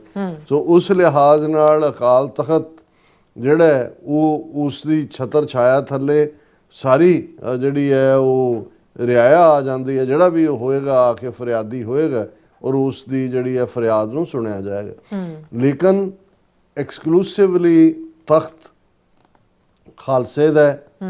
ਇਸ ਲਈ ਇਸ ਥਾਂ ਦੀ ਜਿਹੜੀ ਰਹੁ ਰੀਤ ਹੈ, ਇਸ ਥਾਂ ਦੀ ਮਰਿਆਦਾ ਹੈ ਔਰ ਇਸ ਥਾਂ ਤੇ ਕਿਸੇ ਨੂੰ ਤਲਬ ਕਰਨਾ ਹੈ ਉਹ ਸਿੱਖ ਨੂੰ ਹੀ ਕੀਤਾ ਜਾ ਸਕਦਾ। ਹੁਣ ਭਗਵੰਤ ਮਾਨ ਭਾਵੇਂ ਜੰਮਿਆ ਸਿੱਖਾਂ ਦੇ ਘਰੇ ਹੈ, ਸਿਰ ਮੂੰਹ ਮੁੰਨਿਆ ਹੋਇਆ, ਔਰ ਇਹ ਵੀ ਕਿਉਂਕਿ ਜੇ ਤੁਸੀਂ ਸ਼੍ਰੋਮਣੀ ਕਮੇਟੀ ਦੇ ਵਿੱਚ ਵੀ ਇਸ ਹਾਲਾਂ ਜਿਹੜਾ ਪਤਤ ਹੈ, ਪਤਤ ਲਫ਼ਜ਼ ਸੰਸਕ੍ਰਿਤ ਦਾ ਹੈ ਜਿਹੜਾ ਡਿੱਗਿਆ ਹੋਣਾ। ਬਹੁਤ ਵਾਰ ਰਹਿਤ ਮਰਿਆਦਾ ਜਦੋਂ ਇਹ ਲਫ਼ਜ਼ ਹੁੰਦਾ ਹੈ ਕਿ ਜਿਹਨੇ ਅੰਮ੍ਰਿਤ ਛਕ ਕੇ ਭੰਗ ਕੀਤਾ ਉਹਨੂੰ ਪਤਤ ਕਿਹਾ ਜਾਂਦਾ। ਬਾਅਦ ਸ਼੍ਰੋਮਣੀ ਕਮੇਟੀ ਨੇ ਇੱਕ medical college Guru Ramdas medical college 'ਚ ਇੱਕ ਸਟੂਡੈਂਟ ਨੂੰ ਐਡਮਿਸ਼ਨ ਡਿਨਾਈ ਕਰਨ ਦਾ ਮਾਮਲਾ ਆਇਆ ਜਿਹਦੇ ਵਾਲ ਕੱਟੇ ਹੋਏ ਸੀ ਕੁੜੀ ਦੇ। ਉਦੋਂ ਕਿਹਨਾਂ ਨੇ ਅਮੈਂਡ ਕਰਕੇ ਇਹ ਵੀ ਕਿਹਾ ਕਿ ਜਿਹੜਾ ਸਿੱਖਾਂ ਦੇ ਘਰ ਜੰਮਿਆ ਮੁੰਡਾ ਕੁੜੀ ਹੈ, ਜੇ ਉਹ ਵਾਲ ਕੱਟਦਾ ਤੇ ਉਹ ਪਤਤ ਹੈ। ਸੋ ਇਹ ਆਪਣੇ ਵੀ ਬਦਲਦੇ ਰਹਿੰਦੇ ਨੇ ਇਸ ਕਿਸਮ ਦੇ। ਲੇਕਿਨ ਭਗਵੰਤ ਮਾਨ ਨੂੰ ਜਿਹੜਾ ਹੈ ਉਹ ਇਸ ਲਈ ਇਹ ਕਿਹਾ ਗਿਆ ਵੀ ਕਿਉਂਕਿ ਇਹ ਪਤਤ ਹੈ। ਅਕਾਲ ਤਖਤ ਦੀ ਫਸੀਲ ਦੇ ਉੱਤੇ ਜਦੋਂ ਕਿ ਸਾਹਮਣੇ ਲੋਕ ਹੁੰਦੇ ਆ ਲੋਕਾਈ, ਉਹਦੇ ਸਾਹਮਣੇ ਅਕਾਲ ਤਖਤ ਦੇ ਇਹਨੂੰ ਨਹੀਂ ਸੱਦਿਆ ਜਾਏਗਾ, ਇਹਨੂੰ ਸੈਕਟਰੀਏਟ ਸੱਦਿਆ ਜਾਏ। ਇਹ ਮੈਂ ਸਮਝਦਾ ਵੀ ਇੱਕ ਨਵੀਂ ਪਿਰਤ ਪਾਈ ਹੈ ਜਿਹੜੀ ਗਲਤ ਹੈ, ਇਹ ਠੀਕ ਨਹੀਂ ਹੈ, ਕਿਉਂਕਿ ਇਹ ਜਿਹੜਾ ਇਸ ਦਾ ਵਿਧਾਨ ਕਿਤੇ ਨਹੀਂ ਹੈ। ਲੇਕਿਨ ਕਿਉਂਕਿ ਹੁਣ ਬਹੁਤਿਆਂ ਨੂੰ ਇਹ ਹੈ ਵੀ ਹੁਣ ਜੇ ਗੜਗਾਜੋਰੀ ਆਏ ਨੇ ਉਹਨਾਂ ਨੇ ਵੀ ਆਪਣੇ ਸਿਆਸੀ ਆਕਾਵਾਂ ਨੂੰ ਵੀ ਖੁਸ਼ ਕਰਨਾ ਹੈ, ਅਦਰਵਾਈਜ਼ ਵੀ ਆਪਣੀ ਅਥਾਰਟੀ ਅਸੈਟ ਕਰਨੀ ਹੈ। ਸੋ ਆਮ ਲੋਕਾਂ ਨੂੰ ਬੇਸ਼ੱਕ ਮੈਂ ਜਦੋਂ ਹੁਣ ਰਿਐਕਸ਼ਨ ਬਹੁਤ ਸਾਰੇ ਐਕਸਪਰਟਸ ਦਾ ਵੀ ਦੇਖਦਾ ਹੈ ਤੇ ਸੋ ਕਾਲਡ ਉਹ ਬੜੇ ਮਾਣ ਨਾਲ ਕਹਿੰਦੇ ਨੇ ਜੀ ਅਲਟੀਮੇਟਲੀ ਅਕਾਲ ਤਖਤ ਦੇ ਅੱਗੇ ਝੁਕਣਾ ਪਿਆ। ਉਹਨਾਂ ਨੂੰ ਬਹੁਤਾ ਨਹੀਂ ਹੈ ਕਿ ਪ੍ਰੋਸੀਜਰਲ ਕੀ ਲੈਪਸ ਹੋ ਰਿਹਾ ਕੀ ਨਹੀਂ ਹੈ। ਤੇ ਭਗਵੰਤ ਮਾਨ ਨੇ ਜਿਹੜੇ ਪਹਿਲਾਂ ਇਹ ਵੀ ਕਿਹਾ ਸੀ ਕਿ ਜੀ ਉਹਦੀ ਰਿਕਾਰਡਿੰਗ ਹੋਣੀ ਚਾਹੀਦੀ ਹੈ, ਲਾਈਵ ਟੈਲੀਕਾਸਟ ਜਾਣਾ ਚਾਹੀਦਾ, ਉਹਨੇ ਮਾਨ ਨੇ ਕਿਹਾ ਕਿ ਜਦੋਂ ਬਾਅਦ ਚੋਂ ਬਾਹਰ ਨਿਕਲਿਆ ਪ੍ਰੈਸ ਕਾਨਫਰੰਸ ਕਰਦੇ ਕਿ ਜਥੇਦਾਰ ਅਕਾਲ ਤਖਤ ਸਾਹਿਬ ਵੱਲੋਂ ਜੋ ਆਦੇਸ਼ ਹੋਏ ਸੀ ਮੈਂ ਆਪਣਾ ਸਪਸ਼ਟੀਕਰਨ ਸਕੱਤਰੇਤ ਵਿੱਚ ਪੇਸ਼ ਹੋ ਕੇ ਆਪਣਾ ਪੱਖ ਰੱਖਿਆ। ਉਸ ਸਿਲਸਿਲੇ 'ਚ ਮੈਂ ਨਿਮਾਣੇ ਸਿੱਖ ਵਜੋਂ ਅੱਜ ਅਕਾਲ ਤਖਤ ਸਕੱਤਰੇਤ ਵਿੱਚ ਨਤਮਸਤਕ ਹੋਇਆ ਹਾਂ। ਸਿੰਘ ਸਾਹਿਬ ਕੋਲ ਮੇਰੀਆਂ ਸਟੇਟਮੈਂਟਸ ਜਾਂ ਸਰਕਾਰ ਨਾਲ ਸੰਬੰਧਿਤ ਕੰਮਾਂ ਦੀ ਸ਼ਿਕਾਇਤ ਉਹਨਾਂ ਕੋਲ ਪਹੁੰਚੀ ਹੋਵੇਗੀ, ਉਸ ਬਾਰੇ ਮੈਂ ਸਪਸ਼ਟੀਕਰਨ ਦੇ ਦਿੱਤਾ ਹੈ। ਬਤੌਰ ਪੰਜਾਬ ਦੇ ਮੁੱਖ ਮੰਤਰੀ ਮੇਰੇ ਕੋਲ ਸ਼੍ਰੋਮਣੀ ਕਮੇਟੀ ਦੇ ਪ੍ਰਬੰਧਾਂ ਬਾਰੇ ਜੋ ਸ਼ਿਕਾਇਤ ਆਉਂਦੀ ਹੈ ਉਸ ਸੰਬੰਧੀ ਕੁਝ ਸਬੂਤ ਮੈਂ ਅਕਾਲ ਤਖਤ ਸਾਹਿਬ ਵਿੱਚ ਜਮ੍ਹਾਂ ਕਰਾਇਆ ਹਾਂ। ਸਿੰਘ ਸਾਹਿਬ ਨੇ ਕਿਹਾ ਕਿ ਮੈਂ ਇਸ ਦੀ ਜਾਂਚ ਕਰਾਂਗਾ। ਮੈਂ ਇਹ ਵੀ ਪੱਖ ਰੱਖਿਆ ਕਿ ਜੋ ਨੈਰੇਟਿਵ ਬਣਾਇਆ ਜਾ ਰਿਹਾ ਸੀ ਕਿ ਮੈਂ ਅਕਾਲ ਤਖਤ ਨਾਲ ਮੱਥਾ ਲਾਉਣ ਦੀ ਗੱਲ ਕਰ ਰਿਹਾ ਹਾਂ, ਮੈਂ ਸਪਸ਼ਟ ਕੀਤਾ ਕਿ ਅਜਿਹਾ ਕੁਝ ਨਹੀਂ ਹੈ। ਉਹਨਾਂ ਇਸ ਤੋਂ ਬਾਅਦ ਸਿੰਘ ਸਾਹਿਬ ਨੇ ਕਿਹਾ ਸਾਡੇ ਕੋਲ ਤੁਹਾਡਾ ਪੱਖ ਪਹੁੰਚ ਗਿਆ, ਜੋ ਵੀ ਫੈਸਲੇ ਹੋਣਗੇ ਤੁਹਾਨੂੰ ਅਗਾਹ ਕਰ ਦਿੱਤਾ ਜਾਏਗਾ। ਫਿਰ ਭਗਵੰਤ ਮਾਨ ਕਹਿੰਦਾ ਮੈਂ ਆਪਣਾ ਪੱਖ ਪੇਸ਼ ਕਰ ਦਿੱਤਾ ਹੈ, ਸਿੰਘ ਸਾਹਿਬ ਜੋ ਵੀ ਫੈਸਲੇ ਲੈਣਗੇ ਉਹ ਮੇਰੇ ਸਿਰ ਮੱਥੇ ਹੋਣਗੇ। ਔਰ ਉਹਨਾਂ ਨੇ ਕਿਹਾ ਵੀ ਮੇਰੇ ਬਾਰੇ ਜੋ ਮੈਂ ਅਪਮਾਨ ਕਰਨ ਵਾਲੀ ਜਿਹੜੀ ਵੀਡੀਓ ਹੈ ਕਿ ਗੁਰੂ ਸਾਹਿਬਾਨ ਦਾ ਜਾਂ ਸੰਤ ਭਿੰਡਰਾਂ ਵਾਲਿਆਂ ਦਾ ਕੀਤਾ ਵੀ ਉਹ AI ਨਾਲ ਬਣਾਈ ਹੋਈ ਜਾਲੀ ਵੀਡੀਓ ਹੈ, ਨਕਲੀ ਵੀਡੀਓ ਹੈ। ਉਹ ਸਿੰਘ ਸਾਹਿਬ ਜਿਹੜੇ ਨੇ ਉਹ ਕਿਸੇ ਪਾਸਿਓਂ ਵੀ ਫੋਰੈਂਸਿਕ ਲੈਬ ਤੋਂ ਔਰ ਦੂਸਰੇ ਉਸ ਨੂੰ ਉਹ ਉਸ ਦੀ ਜਾਂਚ ਕਰਵਾ ਸਕਦੇ ਨੇ। ਸੋ ਇਸ ਸਾਰੇ ਦੇ ਉੱਤੇ ਉਹਨਾਂ ਨੇ ਜਿਹੜਾ ਜਥੇਦਾਰ ਗੜਗੱਜ ਨੇ ਵੀ ਕਿਹਾ ਮੁੱਖ ਮੰਤਰੀ ਮਾਨ ਅੱਜ ਅਕਾਲ ਤਖਤ ਸਾਹਿਬ ਆਏ, ਉਹ ਕਾਫੀ ਸਮਾਂ ਇੱਥੇ ਬੈਠੇ, ਬਹੁਤ ਸੋਹਣੇ ਮਾਹੌਲ ਵਿੱਚ ਗੱਲਬਾਤ ਹੋਈ, ਉਹ ਆਪਣਾ ਪੱਖ ਰੱਖ ਕੇ ਗਏ ਨੇ। ਔਰ ਇਹਨੂੰ ਭਗਵੰਤ ਮਾਨ ਨੂੰ ਸਿੱਖ ਰਹਿਤ ਮਰਿਆਦਾ ਤੇ ਗੁਰਦੁਆਰਾ ਐਕਟ ਕੁਛ ਥਾਵਾਂ ਤੇ ਗੁਰਦੁਆਰਾ ਗਜਟ ਲਿਖਿਆ, ਉਸ ਦੀਆਂ ਕਾਪੀਆਂ ਵੀ ਦਿੱਤੀਆਂ ਗਈਆਂ। ਹੁਣ ਅਸੀਂ ਇਹ ਕਿਉਂਕਿ ਇਹ ਨਿਊਜ਼ ਹੈ ਔਰ ਸਾਡਾ ਜਦੋਂ ਅਸੀਂ ਇਸ ਪ੍ਰੋਗਰਾਮ ਨੂੰ ਕਰਦੇ ਹਾਂ ਸਾਡਾ ਮਕਸਦ ਨਿਊਜ਼ ਦੇ ਉੱਤੇ ਡਿਵੈਲਪਮੈਂਟਸ ਦੇ ਉੱਤੇ ਟਿੱਪਣੀ ਕਰਨਾ ਵੀ ਹੁੰਦਾ ਹੈ। ਹੁਣ ਜੇ ਤੁਸੀਂ ਕੁੱਲ ਮਿਲਾ ਕੇ ਦੇਖੋ ਕਿ ਇਹੀ ਅਕਾਲ ਤਖਤ ਜਦੋਂ ਖੰਡਰਾਤ ਬਣਾ ਦਿੱਤਾ ਗਿਆ, ਖੰਡਰਾਤ ਬਣਾਇਆ ਅਕਾਲ ਤਖਤ ਤੇ ਸਰਬੱਤ ਖਾਲਸਾ 26 ਜਨਵਰੀ 1986 ਨੂੰ ਹੁੰਦਾ ਹੈ। 5 ਮੈਂਬਰੀ ਪੰਥਕ ਕਮੇਟੀ ਬਾਬਾ ਗੁਰਬਚਨ ਸਿੰਘ ਮਾਨੋਚਾਲ ਦੀ ਅਗਵਾਈ 'ਚ ਐਲਾਨੀ ਜਾਂਦੀ ਹੈ। ਉਹ 29 ਅਪ੍ਰੈਲ 1986 ਨੂੰ ਖਾਲਿਸਤਾਨ ਦਾ ਐਲਾਨਨਾਮਾ ਕਰਦੀ ਹੈ। ਜਿਹੜੀਆਂ ਸ਼ਹਾਦਤਾਂ ਨੇ, ਜਦੋਂ ਅਸੀਂ ਜੂਨ 84 ਵੀ ਦੇਖਦੇ ਹਾਂ, ਅਕਾਲ ਤਖਤ ਦੀ ਸੋਵਰਨਿਟੀ ਨੂੰ ਡਿਫੈਂਡ ਕਰਨ ਲਈ। ਹੁਣ ਇਸ ਸਾਰੇ ਪੀਰੀਅਡ ਦੇ ਵਿੱਚ ਜਿੱਥੋਂ ਔਰ ਇਸੇ ਹੀ ਅਕਾਲ ਤਖਤ ਤੋਂ ਖਾਲਿਸਤਾਨ ਦਾ ਐਲਾਨਨਾਮਾ ਜਾਰੀ ਹੁੰਦਾ ਹੈ, ਸੰਘਰਸ਼ ਦੀ ਕੰਟੀਨਿਊਟੀ ਰਹਿੰਦੀ ਹੈ, ਅਕਾਲ ਤਖਤ ਦੀ ਤਾਬਿਆਈ ਇਹ ਸੰਘਰਸ਼ ਲੜਿਆ ਜਾ ਰਿਹਾ। ਪਰ ਜਦੋਂ ਅਸੀਂ ਇਹ ਦੇਖਦੇ ਹਾਂ ਕਿ ਵੀ 18ਵੀਂ ਸਦੀ 'ਚ ਅਕਾਲ ਤਖਤ ਜਾਂ ਹਰਮੰਦਰ ਸਾਹਿਬ ਜਾਂ ਅੰਮ੍ਰਿਤਸਰ ਮੁਗਲਿਆ ਫੌਜ ਦੇ ਕਬਜ਼ੇ 'ਚ ਸੀ, ਉੱਥੇ ਮੱਸਾ ਰੰਗੜ ਬਿਠਾ ਦਿੱਤਾ, ਜਾਂ ਬਾਅਦ ਦੇ ਵਿੱਚ ਅਬਦਾਲੀ ਨੇ ਕੀ ਕੀਤਾ, ਤੈਮੂਰ ਨੇ ਕੀ ਕੀਤਾ, ਸ਼ਾਹਜਵਾਨ ਨੇ ਕੀ ਕੀਤਾ, ਪਰ ਸਿੱਖ ਕੌਮ ਨੂੰ ਇਹ ਬਿਲਕੁਲ ਕਲੀਅਰ ਸੀ ਕਿ ਉਹਨਾਂ ਦੀ ਜੰਗ ਟੋਟਲ ਬਾਦਸ਼ਾਹਤ ਦੀ ਹੈ, ਸੋਵਰਨਿਟੀ ਦੀ ਹੈ, ਗੁਲਾਮੀ ਦੇ ਸੰਗਲ ਕੱਟਣ ਦੀ ਹੈ। ਉਹ ਜਦੋਂ ਦਰਬਾਰ ਸਾਹਿਬ ਤੇ ਮੁਗਲਾਂ ਦਾ ਜਾਂ ਮੱਸੇ ਰੰਗੜ ਦਾ ਕਬਜ਼ਾ ਵੀ ਸੀ, ਉਦੋਂ ਵੀ ਉਹ ਹਰਮੰਦਰ ਸਾਹਿਬ ਚੁੱਭਾ ਲਾ ਕੇ ਜਿਹੜਾ ਆਪਣੀ ਹੋਂਦ ਦਿਖਾ ਕੇ ਜਾਂਦੇ ਸੀ। ਔਰ ਜਦੋਂ ਅਸੀਂ ਸ੍ਰੀ ਅੰਮ੍ਰਿਤਸਰ ਜੀ ਦੇ ਇਸ਼ਨਾਨ ਅਰਦਾਸ ਦੇ ਵਿੱਚ ਇਹ ਲਫ਼ਜ਼ ਕਹਿੰਦੇ ਤੇ ਇਹ ਸਾਡੀ ਸੋਵਰਨਿਟੀ, ਮੀਰੀ ਪੀਰੀ ਦੀ ਫਰੀडम ਦੀ ਗੱਲ ਹੈ। ਹੁਣ ਦੇਖਣ ਵਾਲੀ ਗੱਲ ਇਹ ਹੈ ਕਿ ਵੀ ਇੱਕ ਪਾਸੇ ਤਾਂ ਜਿਵੇਂ ਜਿਸ ਅੰਦਾਜ਼ ਅਕਾਲ ਤਖਤ ਦੇ ਜਥੇਦਾਰ ਬਣਾਏ ਤੇ ਲਾਏ ਜਾਂਦੇ ਨੇ, ਉਹ ਘਟੀਆ ਤੋਂ ਘਟੀਆ ਲੈਵਲ ਦੇ ਉੱਤੇ ਵੀ ਜਿਹੜਾ ਉਸ ਦੀ ਤੁਹਾਨੂੰ ਕੋਈ ਪ੍ਰਮਾਣਿਕਤਾ ਕਿਤੇ ਨਹੀਂ ਮਿਲੇਗੀ ਕਿ ਬਈ ਇਹ ਬਣਾ ਦਿੱਤਾ ਗਿਆ। ਫਿਰ ਜਿਹੜਾ ਮੂਲ ਸਿਧਾਂਤ ਸੀ, ਕਿਸੇ ਦੇ ਕੋਲ ਵੀ ਇੰਡੀਵਿਜੂਅਲ ਪਾਵਰ ਦਾ ਕਨਸੈਪਟ ਨਹੀਂ ਸੀ। ਗੁਰੂ ਗ੍ਰੰਥ, ਗੁਰੂ ਪੰਥ, ਇਹ ਦੋ ਪਿਲਰ ਨੇ। ਗੁਰੂ ਪੰਥ ਦੀ ਨੁਮਾਇੰਦਗੀ ਪੰਜ ਪਿਆਰਿਆਂ ਦੇ ਰੂਪ ਦੇ ਵਿੱਚ ਉਹ ਕਰਦੇ ਨੇ ਜਿਨ੍ਹਾਂ 'ਚ ਸਾਡਾ ਯਕੀਨ ਹੈ ਗੁਰਮਤਾ ਕਰਨ ਕਿ ਉਹ ਗੁਰਮਤਾ ਹੋਏਗਾ ਜਿਹੜਾ ਪੰਥ ਦੇ ਭਲੇ ਲਈ ਹੋਏਗਾ, ਔਰ ਉਹ ਗੁਰਮਤਾ ਕਰਕੇ ਆਪਣਾ ਫੈਸਲਾ ਦੇ ਕੇ ਫਿਰ ਜਿਹੜਾ ਜਿਵੇਂ ਇੱਥੇ ਸਿਟੀਜ਼ਨਸ ਜਿਊਰੀ ਹੁੰਦੀ ਹੈ ਉਹ ਡਿਸਪਰਸ ਹੋ ਜਾਂਦੇ ਨੇ, ਜਾਂ ਉਹਨਾਂ ਦੀ ਹੋਂਦ ਫਿਰ ਇੰਡੀਵਿਜੂਅਲ ਸਿਟੀਜ਼ਨ ਵਾਲੀ ਹੁੰਦੀ। ਸੋ ਇੱਕ ਤਾਂ ਇਹਨਾਂ ਨੇ ਸਾਰਾ ਹੀ ਸ਼੍ਰੋਮਣੀ ਕਮੇਟੀ ਐਕਟ ਤੋਂ ਬਾਅਦ, ਕਦੇ ਵੀ ਸ਼੍ਰੋਮਣੀ ਕਮੇਟੀ ਐਕਟ ਅਕਾਲ ਤਖਤ ਦਾ ਜਥੇਦਾਰ ਕੋਈ ਸ਼੍ਰੋਮਣੀ ਕਮੇਟੀ ਦੇ ਅਧੀਨ ਨਹੀਂ ਸੀ, ਉਹਦੇ 'ਚ ਮੈਂਸ਼ਨ ਤੱਕ ਵੀ ਨਹੀਂ ਹੈ। ਪਰ ਅਕਾਲੀਆਂ ਨੇ ਬੜੀ ਚਲਾਕੀ ਦੇ ਨਾਲ ਹੌਲੀ ਉਹਨੂੰ ਤਨਖਾਹਦਾਰ ਬਣਾਇਆ, ਆਪਣੇ ਥੱਲੇ ਲਿਆਂਦਾ। ਔਰ ਫਿਰ ਜਿਵੇਂ ਬਾਦਲਾਂ ਨੇ ਜਾਂ ਸੁਖਬੀਰ ਬਾਦਲ ਨੇ ਜੋ ਕੁਝ 2 ਦਸੰਬਰ ਦੇ 2025 ਦੇ ਹੁਕਮਨਾਮਿਆਂ ਦੇ ਨਾਲ ਕੀਤਾ, ਔਰ ਅੱਜ ਵੀ ਜਿਵੇਂ ਇਹ ਵਾਇਓਲੇਟ ਕਰ ਰਹੇ ਨੇ। ਹੁਣ ਬਹੁਤਿਆਂ ਨੂੰ ਲੱਗਦਾ ਕਿ ਜੀ ਦੇਖੋ ਜਥੇਦਾਰ ਗੜਗੱਜ ਨੇ ਅਲਟੀਮੇਟਲੀ ਭਗਵੰਤ ਮਾਨ ਨੂੰ ਤਲਬ ਕਰ ਲਿਆ, ਔਰ ਇਹਦੇ 'ਚੋਂ ਅਕਾਲੀ ਆਪਣਾ ਫਾਇਦਾ ਸੋਚਦੇ ਸੀ ਕਿ ਭਾਈ ਦੇਖੋ ਇਹਦੀ ਟਾਈਮ ਭੰਨਣੀ ਹੈ। ਤੇ ਭਗਵੰਤ ਮਾਨ ਨੂੰ ਜਿਹਨਾਂ ਬਹੁਤਿਆਂ ਨੇ ਕਿਹਾ ਵੀ ਉਹ ਨਿਮਾਣੇ ਸਿੱਖ ਵਜੋਂ ਨਹੀਂ ਪੇਸ਼ ਹੋਇਆ, ਉਹਨੂੰ ਇਹ ਨਜ਼ਰ ਆਉਂਦਾ ਸੀ ਕਿ ਵੀ ਸਿੱਖਾਂ 'ਚ ਬਿਲਕੁਲ ਵਕਾਰ ਖਤਮ ਹੋਏਗਾ, ਵੜ ਨਹੀਂ ਦੇਣਾ ਕਿਸੇ ਨੇ ਵੀ। ਪਹਿਲਾਂ ਹੀ ਇਸ ਦੇ ਉੱਤੇ ਸ਼ਰਾਬ ਪੀ ਕੇ ਤਾਂ ਬੈਠਾ ਹੁੰਦਾ ਸਾਰਾ ਇਸ ਦਾ, ਜਿੱਥੇ ਜੋ ਵੀ ਇਸ ਦੇ ਦੀ ਕਾਰਗੁਜ਼ਾਰੀ ਹੈ। ਪਰ ਮੈਨੂੰ ਇਹ ਲੱਗਦਾ ਕਿ ਵੀ ਜਿੱਥੇ ਅਸੀਂ ਬਹੁਤ ਸਾਰੀਆਂ, ਜਿਨ੍ਹਾਂ ਨੂੰ ਇਹ ਅੰਗਰੇਜ਼ੀ ਵਾਲੇ ਕਈ ਵਾਰੀ ਹੁੰਦਾ ਵੀ ਤੁਸੀਂ ਦੌੜ ਰਹੇ ਹੋ ਜਾਂ ਚੱਲ ਰਹੇ ਹੋ ਤਾਂ ਮੰਕੀ ਰੈਂਚ ਸੁੱਟਿਆ ਜਾਂਦਾ ਹੈ, ਤੇ ਮੰਕੀ ਰੈਂਚ ਦੇ ਉੱਤੇ ਤੁਸੀਂ ਚੜ੍ਹ ਕੇ ਫਿਰ ਤੁਹਾਡੀ ਜਿਹੜੀ ਚਾਲ ਹੈ ਜਾਂ ਤੁਹਾਡੀ ਤੋਰ ਹੈ ਜਾਂ ਤੁਹਾਡੀ ਰਫਤਾਰ ਹੈ ਉਸ ਨੂੰ ਘਟਾਇਆ ਜਾਂਦਾ। ਸੋ ਮੈਨੂੰ ਇਹ ਲੱਗਦਾ ਵੀ ਇਹ ਸਾਰੀਆਂ ਜਿਹੜੀਆਂ ਇਸ ਕਿਸਮ ਦੀਆਂ ਸ਼ੈਨੈਨੀਗਨਸ ਖੜੀਆਂ ਕੀਤੀਆਂ ਜਾਂਦੀਆਂ ਨੇ, ਇਨਕਲੂਡਿੰਗ ਇਹ ਜਿਹੜੀ ਲੇਟੈਸਟ ਵੀ ਹੈ, ਇਹ ਅਸਲੀ ਜਿਹੜਾ ਮੁੱਦਾ ਹੈ ਉਸ ਵੱਲ ਕਿਸੇ ਦਾ ਮੂੰਹ ਨਹੀਂ ਹੈ। ਅਸਲੀ ਇਹ ਸਾਰੇ ਭਗਵੰਤ ਮਾਨ ਨੇ ਅੱਜ ਕੀ ਕਿਹਾ, AI ਨਾਲ ਕਿਹਨੇ ਬਣਾਈ, ਥੋੜੀਆਂ AI ਨਾਲ ਦਰਬਾਰ ਸਾਹਿਬ ਦਾ ਅਪਮਾਨ ਕਰਨ ਵਾਲੀਆਂ ਵੀਡੀਓਜ਼ ਘੁੰਮ ਰਹੀਆਂ ਨੇ। ਕਿਹਨੂੰ ਰੋਕੋਗੇ ਕਿ ਇਸ ਤਰ੍ਹਾਂ ਗਰੋਕ ਨੇ ਕੀ ਕਰਤਾ, ਫਲਾਣੇ ਨੇ ਕੀ ਕਰਤਾ। ਗੱਲ ਕਰੋ ਸਿੱਧੀ ਕਿ ਭਾਈ ਜਿਹੜੀ ਸਾਡੀ ਕੌਮੀ, ਇੱਕ ਵਾਰ ਅਕਾਲ ਤਖਤ ਤੋਂ ਖਾਲਿਸਤਾਨ ਦਾ ਐਲਾਨਨਾਮਾ ਸਾਡਾ ਅਲਟੀਮੇਟ ਨਿਸ਼ਾਨਾ, ਅਗਵਾਈ ਜਿਹੜੀ ਅਲਟੀਮੇਟਲੀ ਕਿਸ ਉਦਮ ਤੇ ਰਾਜ ਮਿਲੇ, ਸ਼ਤਰੂ ਤੇ ਸਭ ਹੋਵੇ ਮੀਤਾ। ਸੋ ਮੈਨੂੰ ਲੱਗਦਾ ਵੀ ਇਹ ਬਹੁਤ ਸਾਰੀਆਂ ਨੌਟੰਕੀਆਂ ਨੇ, ਘਟੀਆ ਸਿਆਸੀ ਲਾਹਾ ਲੈਣ ਦੀ ਗੱਲ ਹੈ। ਔਰ ਜਿਹੜਾ ਅਸਲੀ ਮੁੱਦਾ ਹੈ ਅਕਾਲ ਤਖਤ ਦੀ ਸੋਵਰਨਿਟੀ, ਖਾਲਸਾ ਪੰਥ ਦੀ ਸੋਵਰਨਿਟੀ ਨਾਲ ਜੁੜੀ ਹੋਈ ਹੈ, ਉਹ ਬਾਦਸ਼ਾਹਤ ਦਾ ਨਾਂ ਹੀ ਖਾਲਿਸਤਾਨ ਹੈ। ਇਸ ਤੋਂ ਸਾਰੇ ਕੰਨ ਭੰਨ ਰਹੇ ਨੇ। ਜੀ ਰਾਜ ਸਾਹਿਬ ਤੁਹਾਡਾ ਬਹੁਤ ਬਹੁਤ ਸ਼ੁਕਰੀਆ। ਸੌਥ ਲੈਣ ਬ੍ਰੇਕ ਔਰ ਬ੍ਰੇਕ ਤੇ ਜਾਣ ਤੋਂ ਪਹਿਲਾਂ ਅਸੀਂ ਦਰਸ਼ਕਾਂ ਤੇ ਸਰੋਤਿਆਂ ਨੂੰ ਅਪੀਲ ਤੇ ਬੇਨਤੀ ਕਰਦੇ ਵਿਊਅਰਸ, ਜਿਸ ਤਰ੍ਹਾਂ ਤੁਸੀਂ ਜਾਣਦੇ ਹੋ ਕਿ TV 84 ਇੱਕ ਪੰਥਕ ਚੈਨਲ ਹੈ ਔਰ TV 84 ਦੀ ਚੜ੍ਹਦੀ ਕਲਾ ਲਈ ਵੱਧ ਤੋਂ ਵੱਧ ਡੋਨੇਟ ਕਰੋ। ਡੋਨੇਟ ਕਰਨ ਲਈ ਸਾਡੀ ਵੈਬਸਾਈਟ TV84.tv ਤੇ ਜਾ ਕੇ ਪੇਪਲ ਦੀ ਵਰਤੋਂ ਕਰਕੇ 1 ਟਾਈਮ ਡੋਨੇਟ ਕਰ ਸਕਦੇ ਹੋ, ਮੰਥਲੀ ਡੋਨੇਟ ਵੀ ਕਰ ਸਕਦੇ ਹੋ। ਤੁਸੀਂ TV 84 ਦੇ ਨਾਮ ਤੇ ਚੈੱਕ ਬਣਾ ਕੇ ਸਾਨੂੰ ਮੇਲ ਵੀ ਕਰ ਸਕਦੇ ਹੋ ਸਾਡੇ ਇਸ ਪਤੇ ਤੇ 36-01 37th Avenue, ਲੌਂਗ ਆਈਲੈਂਡ ਸਿਟੀ, ਨਿਊਯਾਰਕ 11101 USA, ਜਾਂ ਫਿਰ ਤੁਸੀਂ ਸਾਨੂੰ ਫੋਨ ਰਾਹੀਂ ਵੀ ਸੰਪਰਕ ਕਰ ਸਕਦੇ ਹੋ। 5166191984। ਤੁਸੀਂ ਸਾਨੂੰ ਈਮੇਲ ਵੀ ਕਰ ਸਕਦੇ info@tvd4.tv ਤੇ। ਅਸੀਂ ਤੁਹਾਡੇ ਤਹਿ ਦਿਲ ਤੋਂ ਸ਼ੁਕਰਗੁਜ਼ਾਰ ਹੋਵਾਂਗੇ। ਸੋ ਇੱਥੇ ਲੈਣੇ ਬ੍ਰੇਕ ਵਿਊਅਰਸ, ਤੁਸੀਂ ਸਾਨੂੰ ਇਸੇ ਤਰ੍ਹਾਂ ਬਣੇ ਰਹਿਣਾ। ਮਿਲਦੇ ਆਫਟਰ ਦਿਸ ਸ਼ਾਰਟ ਬ੍ਰੇਕ।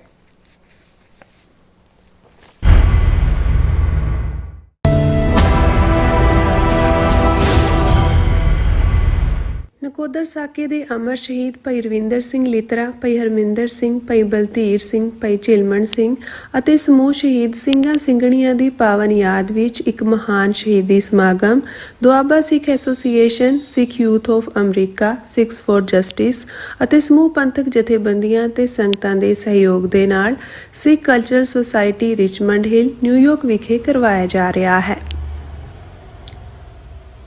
शुक्रवार 6 फरवरी सवेरे 10 वजे श्री अखंड पाठ साहिब आरंभ होणगे।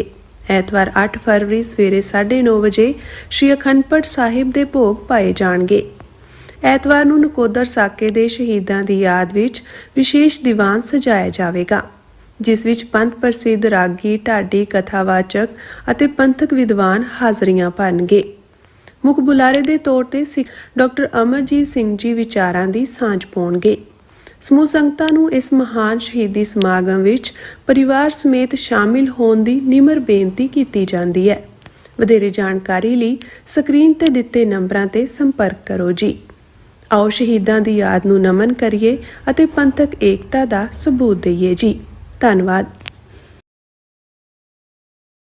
ਕੀ ਤੁਸੀਂ ਰੋਜ਼ਾਨਾ ਕੰਮ ਤੇ ਆਪਣਾ ਵਧੇਰੇ ਸਮਾਂ ਬਿਤਾਉਣ ਤੋਂ ਪਰੇਸ਼ਾਨ ਹੋ? ਆਪਣੀ ਪੂੰਜੀ ਨੂੰ ਕੰਮ ਤੇ ਲਗਾਓ, ਸਾਡੇ ਨਾਲ ਇਨਵੈਸਟ ਕਰੋ। ਅਸੀਂ ਤੁਹਾਡੀ ਪੂੰਜੀ ਤੋਂ ਤੁਹਾਡੇ ਲਈ ਵਧੇਰੇ ਪੈਸੇ ਬਣਾ ਸਕਦੇ ਹਾਂ। ਅਸੀਂ ਪ੍ਰਾਈਵੇਟ ਇਕੁਇਟੀ ਇਨਵੈਸਟਮੈਂਟ ਫਰਮ ਹਾਂ ਤੇ ਕਮਰਸ਼ੀਅਲ ਰੀਅਲ ਏਸਟੇਟ ਵਿੱਚ ਮਾਹਿਰ ਹਾਂ। Property management, leasing, asset management, commercial real estate investment ਵਿੱਚ ਸਾਰੀਆਂ ਸੇਵਾਵਾਂ ਲਈ ਅਮਰੀਕਾ ਭਰ ਵਿੱਚੋਂ ਤੁਸੀਂ ਸਾਡੇ ਤੱਕ ਪਹੁੰਚ ਕਰ ਸਕਦੇ ਹੋ। ਆਜ਼ਾਦ ਕਮਰਸ਼ੀਅਲ ਰੀਅਲਟੀ ਸਰਵਿਸਿਜ਼ ਤੇ Azad Family Trust, 701 North Port Oak Road, suite number 204, Houston, Texas. ਤੁਸੀਂ ਸਾਨੂੰ ਸਾਡੇ ਫੋਨ ਨੰਬਰ 7136861277 ਤੇ ਵੀ ਸੰਪਰਕ ਕਰ ਸਕਦੇ ਹੋ। Azad Commercial Realty services.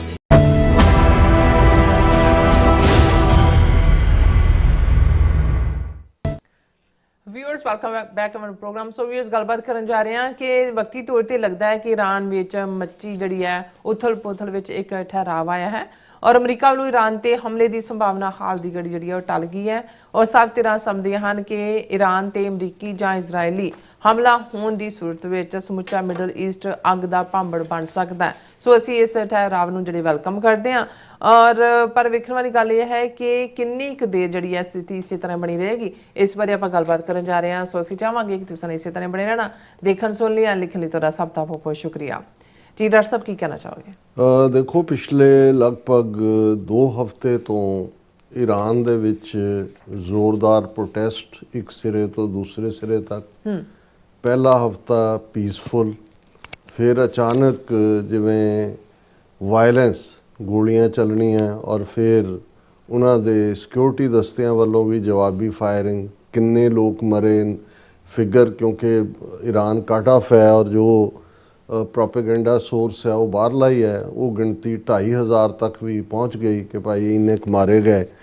ਔਰ ਰਜੀਮ ਚੇਂਜ ਦੀ ਗੱਲ, ਰਜ਼ਾ ਅਹਿਮਦ ਪਹਿਲਵੀ ਜਿਹੜਾ ਸ਼ਾਹ ਆਫ ਈਰਾਨ 1979 'ਚ ਉੱਥੋਂ ਕੱਢਿਆ ਸੀ ਜਦੋਂ ਆਇਤੁੱਲਾ ਖਮੀਨੀ ਆਇਆ, ਉਹਦਾ ਮੁੰਡਾ ਇੱਥੇ ਰਹਿੰਦਾ ਅਮਰੀਕਾ ਦੇ ਵਿੱਚ ਔਰ ਉਹਨੇ ਵੀ ਨਵੀਆਂ ਜਿਹੜੀਆਂ ਨੇ ਉਹ ਸੂਟ ਸਾਟ ਸਵਾ ਲਏ ਕਿ ਵੀ ਮੇਰੀ ਹੁਣ ਤਾਜ਼ਪੋਸ਼ੀ ਹੋਏਗੀ, ਕਿਉਂਕਿ ਜੋ ਪ੍ਰੋਟੈਸਟ ਦੇ ਉੱਤੇ ਵਾਇਲੈਂਸ ਸੀ ਉਹਦਾ ਅਮਰੀਕਾ ਨੇ ਸਖਤ ਨੋਟਿਸ ਲਿਆ ਔਰ ਈਵਨ ਕਾਲ ਵੀ ਦਿੱਤੀ ਅਮਰੀਕਨ ਪ੍ਰੈਜ਼ੀਡੈਂਟ ਨੇ ਈਰਾਨ ਦੇ ਲੋਕਾਂ ਨੂੰ ਕਿ ਭਾਈ ਇਹ ਜਿਹੜਾ ਅਸੀਂ ਤੁਹਾਡੇ ਨਾਲ ਖੜੇ ਹਾਂ। ਈਰਾਨ ਨੂੰ ਵਾਰਨਿੰਗ ਦਿੱਤੀ ਕਿ ਜੇ ਤੁਸੀਂ ਕੋਈ ਫਾਇਰਿੰਗ ਕੀਤੀ ਜਾਂ ਮਰਿਆ ਅਸੀਂ ਇੰਟਰਵੀਨ ਕਰਾਂਗੇ।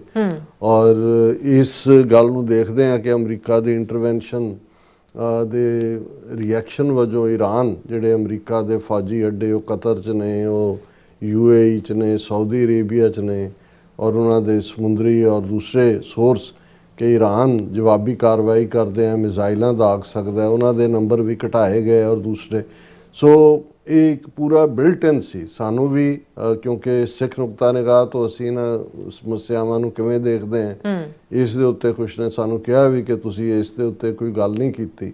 ਸਾਡੇ ਪਿੰਡ 'ਚ ਵੀ ਦੋ ਕਿਸਮ ਦੀ ਸੋਚ ਵਾਲੇ, ਇੱਕ ਜਿਹੜੇ ਅੱਖਾਂ ਬੰਦ ਕਰਕੇ ਸਮਝਦੇ ਨੇ ਵੀ ਸਾਨੂੰ ਬਿਲਕੁਲ ਜੋ ਅਮਰੀਕਾ ਕਰਦਾ ਉਸ ਤੇ ਮਗਰ ਹੀ ਖਲੋਣਾ ਚਾਹੀਦਾ, ਕੋਈ ਕ੍ਰਿਟਿਸਾਈਜ਼ ਨਹੀਂ ਕਰਨਾ ਚਾਹੀਦਾ, ਪਰ ਇੱਕ ਉਹ ਜਿਹੜੇ ਟੋਟਲੀ ਐਂਟੀ ਅਮਰੀਕਾ ਨੇ, ਉਹ ਹਰ ਚੀਜ਼ ਨੂੰ ਉਹਨਾਂ 'ਚ ਇੱਕ ਲੈਫਟਿਸਟ ਲੈਵਲ ਵੀ ਹੈ, ਤੇ ਕੁਛ ਉਹ ਵੀ ਨੇ ਸਿੱਖ ਜਿਹੜੇ ਜਿਨ੍ਹਾਂ ਨੂੰ ਕਿਤੇ ਵੀ ਧੱਕਾ ਹੋਏ ਤੇ ਜਿਹਦੇ ਨਾਲ ਧੱਕਾ ਹੋ ਰਿਹਾ ਉਹਦੇ ਨਾਲ ਹਮਦਰਦੀ ਹੋਣ ਲੱਗ ਜਾਂਦੀ ਹੈ।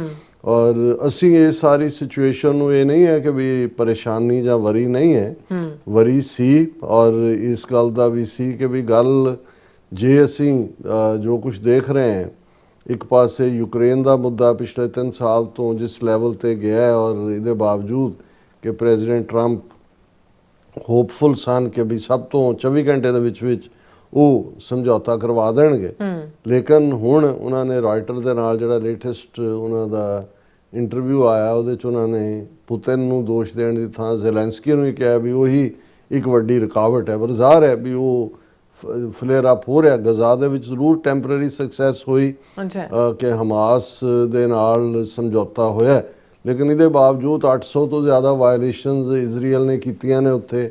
1000 ਤੋਂ ਜਦੋਂ ਦਾ ਸੀਜ਼ਫਾਇਰ ਹੋਇਆ 1000 ਤੋਂ ਜ਼ਿਆਦਾ ਲੋਕ ਜਿਹੜੇ ਨੇ ਗਜ਼ਾ ਦੇ ਵਿੱਚ ਮਾਰੇ ਗਏ।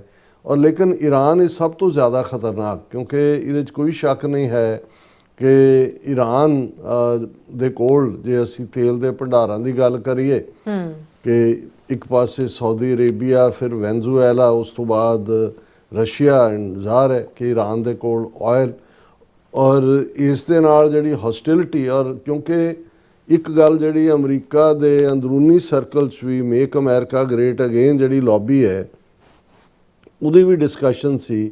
ਉਹਨਾਂ 'ਚੋਂ ਵੀ ਇੱਕ ਗਰੁੱਪ ਜਿਹੜਾ ਹੈ ਉਹ ਨਿਕਲ ਆਇਆ, ਉਹਨਾਂ ਨੇ ਕਿਹਾ ਕਿ ਵੀ ਜਿਹੜੀ ਸਾਡੀ ਨੀਤੀ ਮੇਕ ਅਮਰੀਕਾ ਗ੍ਰੇਟ ਅਗੇਨ ਸੀ, ਉਹਦੀ ਥਾਂ ਤੇ ਅਸੀਂ ਇਹ ਪਾਲਿਸੀ ਤਾਂ ਨਹੀਂ ਫੋਲੋ ਕਰ ਰਹੇ ਕਿ ਮੇਕ ਇਜ਼ਰਾਈਲ ਗ੍ਰੇਟ ਅਗੇਨ, ਕਿਉਂਕਿ ਇਹਦਾ ਮਤਲਬ, ਔਰ ਪ੍ਰੈਜ਼ੀਡੈਂਟ ਟਰੰਪ ਇਹ ਉਹਨਾਂ ਦੇ ਕ੍ਰੈਡਿਟ 'ਚ ਜਾਂਦਾ ਹੈ ਕਿ ਵੀ ਉਹਨਾਂ ਨੇ ਆਪਣੀ ਪਹਿਲੀ ਟਰਮ ਦੇ ਵੇਲੇ ਜਿਹੜਾ ਸਭ ਤੋਂ ਔਖਾ ਕੰਮ ਸੀ, ਨੈਟੋ ਦੀਆਂ ਫੌਜਾਂ ਸਣੇ ਅਮਰੀਕਨ ਫੌਜਾਂ ਦੇ 20 ਸਾਲ ਤੋਂ ਅਫਗਾਨਿਸਤਾਨ 'ਚ ਫਸੀਆਂ ਹੋਈਆਂ ਸੀ, ਉਹਨਾਂ ਨੇ ਕਰਜ ਦਿਖਾਇਆ ਪਾਕਿਸਤਾਨ ਦੀ ਵਿਚੋਲਗੀ ਲੈ ਕੇ, ਔਰ ਤਾਲਿਬਾਨ ਦੇ ਨਾਲ ਨੈਗੋਸ਼ੀਏਸ਼ਨ ਸ਼ੁਰੂ ਕੀਤੀ, ਉਹਦੇ ਤੇ ਹੀ ਸਮਝੌਤਾ ਹੋਇਆ, ਭਾਵੇਂ ਉਹ ਬਾਅਦ ਦੇ ਵਿੱਚ ਇੱਕ ਬੜੇ ਘਟੀਆ ਜਿਹੇ ਲੈਵਲ ਤੇ ਬਾਈਡਨ ਦੇ ਵੇਲੇ ਵਿਦਡਰਾਅਲ ਹੋਈ, ਲੇਕਿਨ ਟਰੰਪ ਨੇ ਆਪਣੇ ਦੌਰ 'ਚ ਕੋਈ ਜੰਗ ਸ਼ੁਰੂ ਨਹੀਂ ਕੀਤੀ। ਇਹ ਜਿਹੜੀ ਗਜ਼ਾ ਵਾਲੀ ਵੀ ਹੈ ਔਰ ਜੋ ਯੂਕਰੇਨ ਵੀ ਹੈ, ਇਹ ਇਹਨਾਂ ਦਾ ਹੀ ਬਾਈਡਨ ਦੇ ਪੀਰੀਅਡ ਦੀ ਹੈ, ਲੇਕਿਨ ਇਹ ਨਜ਼ਰ ਅਜੇ ਜੂਨ 20 ਨੂੰ ਸਹੁੰ ਚੁੱਕੀ ਹੈ ਪ੍ਰੈਜ਼ੀਡੈਂਟ ਟਰੰਪ ਨੇ, ਔਰ ਉਹਨਾਂ ਦਾ ਇਹ ਮੁੱਦਾ ਜਾਂ ਉਹ ਦਾਅਵਾ ਵੀ ਹੈ ਉਹਨਾਂ ਦਾ ਕਿ ਭਾਈ ਅਸੀਂ ਇੰਨੀਆਂ ਜੰਗਾਂ ਰੁਕਵਾਈਆਂ ਨੇ।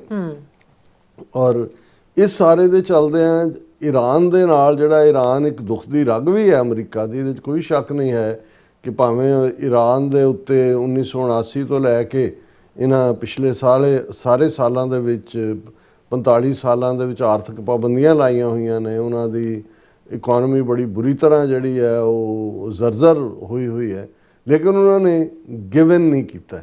ਔਰ ਇਹ ਅਮਰੀਕਾ ਨੂੰ ਇਹ ਵੀ ਲੱਗਦਾ ਹੁੰਦਾ ਕਿ ਵੀ ਜਿਹੜਾ ਸਾਡੇ ਸਾਹਮਣੇ ਨਹੀਂ ਝੁਕਿਆ, ਇਹੀ ਪਾਰਟ ਅਸੀਂ ਦੇਖਦੇ ਹਾਂ ਕਿ ਉਹ ਫਿਰ ਗਦਾਫੀ ਹੋਏ ਲੀਬੀਆ ਦਾ, ਜਾਂ ਦੂਸਰੇ ਇਸ਼ੂਜ਼ ਦੇ ਉੱਤੇ ਕਰੰਟਲੀ ਵੀ ਜਿਹੜਾ ਪਾਰਟ ਵੈਨਜ਼ੂਏਲਾ ਦਾ, ਭਾਵੇਂ ਉਹ ਲੈਫਟਿਸਟ ਸੀ, ਉਸ ਨੂੰ ਵੀ ਫਿਰ ਉਹ ਬੰਨ ਕੇ ਲਿਆਣਾ, ਔਰ ਦੂਸਰਾ ਇਹ ਜਾਂ ਸਦਾਮ ਹੁਸੈਨ, ਉਹਨੂੰ ਜੂਨੀਅਰ ਬੁਸ਼ ਨੂੰ ਇਹ ਲੱਗਦਾ ਸੀ ਵੀ ਜਦੋਂ ਮੇਰਾ ਪਿਓ ਹਾਰਿਆ ਸੀ ਸੈਕੰਡ ਟਰਮ ਦੀ ਇਲੈਕਸ਼ਨ ਵੇਲੇ ਤੇ ਸਦਾਮ ਹੁਸੈਨ ਨੇ ਬਾਹਰ ਨਿਕਲ ਕੇ ਉੱਤੇ ਫਾਇਰ ਕੀਤੇ ਸੀ ਦੂਜੇ, ਉਹਨੇ ਕਿਹਾ ਵੀ ਉਹ ਪਿਸਤੌਲ ਮੇਰੇ ਵਾਈਟ ਹਾਊਸ 'ਚ ਆਉਣੀ ਚਾਹੀਦੀ ਹੈ ਜਿਹੜੀ, ਫਿਰ ਸਦਾਮ ਹੁਸੈਨ ਵੜ ਕੇ ਉਹ ਜਿੰਨੀ ਦੇਰ ਉੱਥੇ ਰਿਹਾ ਜੂਨੀਅਰ ਬੁਸ਼ ਵਾਈਟ ਹਾਊਸ, ਉਹ ਪਿਸਤੌਲ ਲਟਕਾਈ ਹੋਈ ਸੀ ਉਹਨਾਂ ਨੇ। ਸੋ ਇਹ ਅਮਰੀਕਨਾਂ ਦਾ ਇਸ ਕਿਸਮ ਦਾ ਪਾਰਟ ਹੈ। ਸੋ ਈਰਾਨ ਦੇ ਵਿੱਚ ਇਹਨਾਂ ਸਾਰੇ 45 ਸਾਲਾਂ ਦੇ ਵਿੱਚ ਬੇਸ਼ੱਕ ਜਿਹਨੂੰ ਇਰਾਨੀਅਨ ਰੈਵੋਲੂਸ਼ਨ ਕਿਹਾ ਜਾਂਦਾ ਹੈ, ਅੰਦਰੂਨ ਕੀ ਹੈ, ਲੋਕ ਕੀ ਚਾਹੁੰਦੇ ਨੇ ਕੀ ਨਹੀਂ, ਦਾ ਫੈਸਲਾ ਲੋਕਾਂ ਨੇ ਕਰਨਾ, ਪਰ ਜਦੋਂ ਤੁਸੀਂ ਧਮਕੀਆਂ ਦੇ ਬੇਸਡ, ਔਰ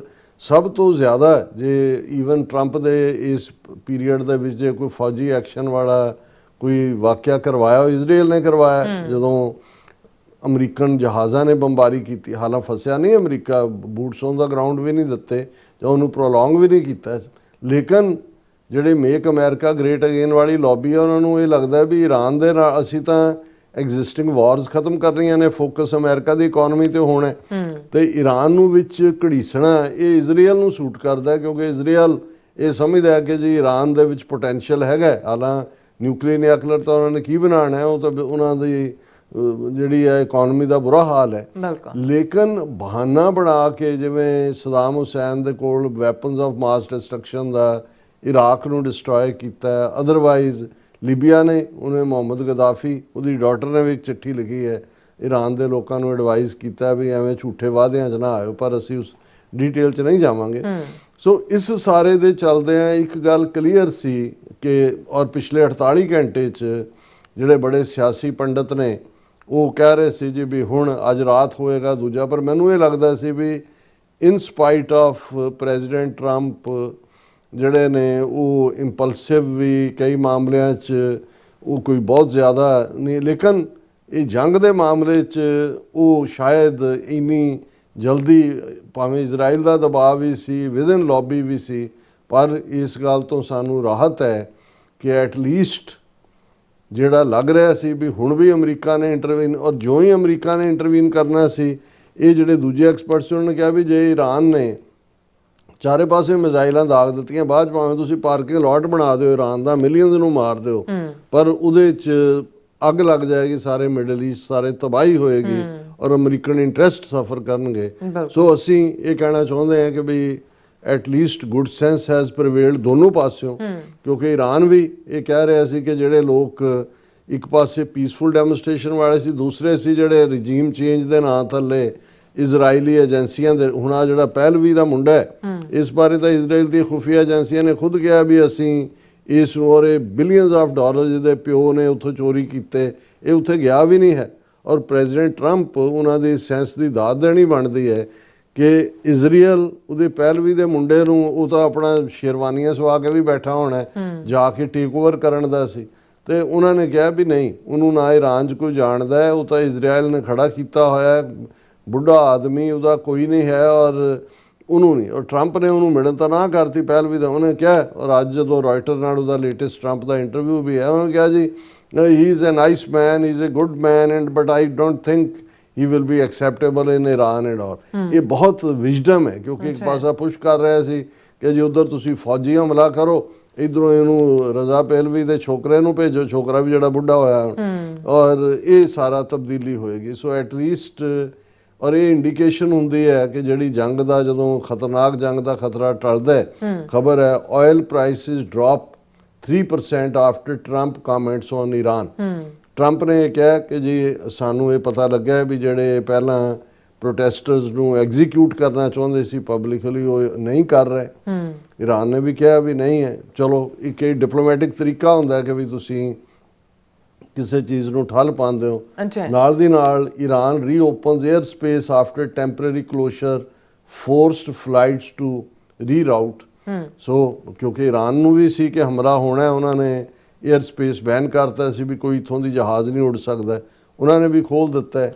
ਆਇਲ ਪ੍ਰਾਈਸਿਸ ਡ੍ਰੌਪ ਦਾ ਹੁਣ ਇਹ ਸੀ ਕਿ ਵੀ ਜਦੋਂ ਈਰਾਨ ਦੇ ਨਾਲ ਜੰਗ ਲੱਗ ਗਈ ਤੇ ਈਰਾਨ ਦੀ ਤੇਲ ਸਪਲਾਈ ਤਾਂ ਰੁਕ ਜਾਣੀ ਹੈ ਔਰ ਇੱਕਦਮ ਆਇਲ ਪ੍ਰਾਈਸਿਸ ਅਪ ਜਾਣਗੇ।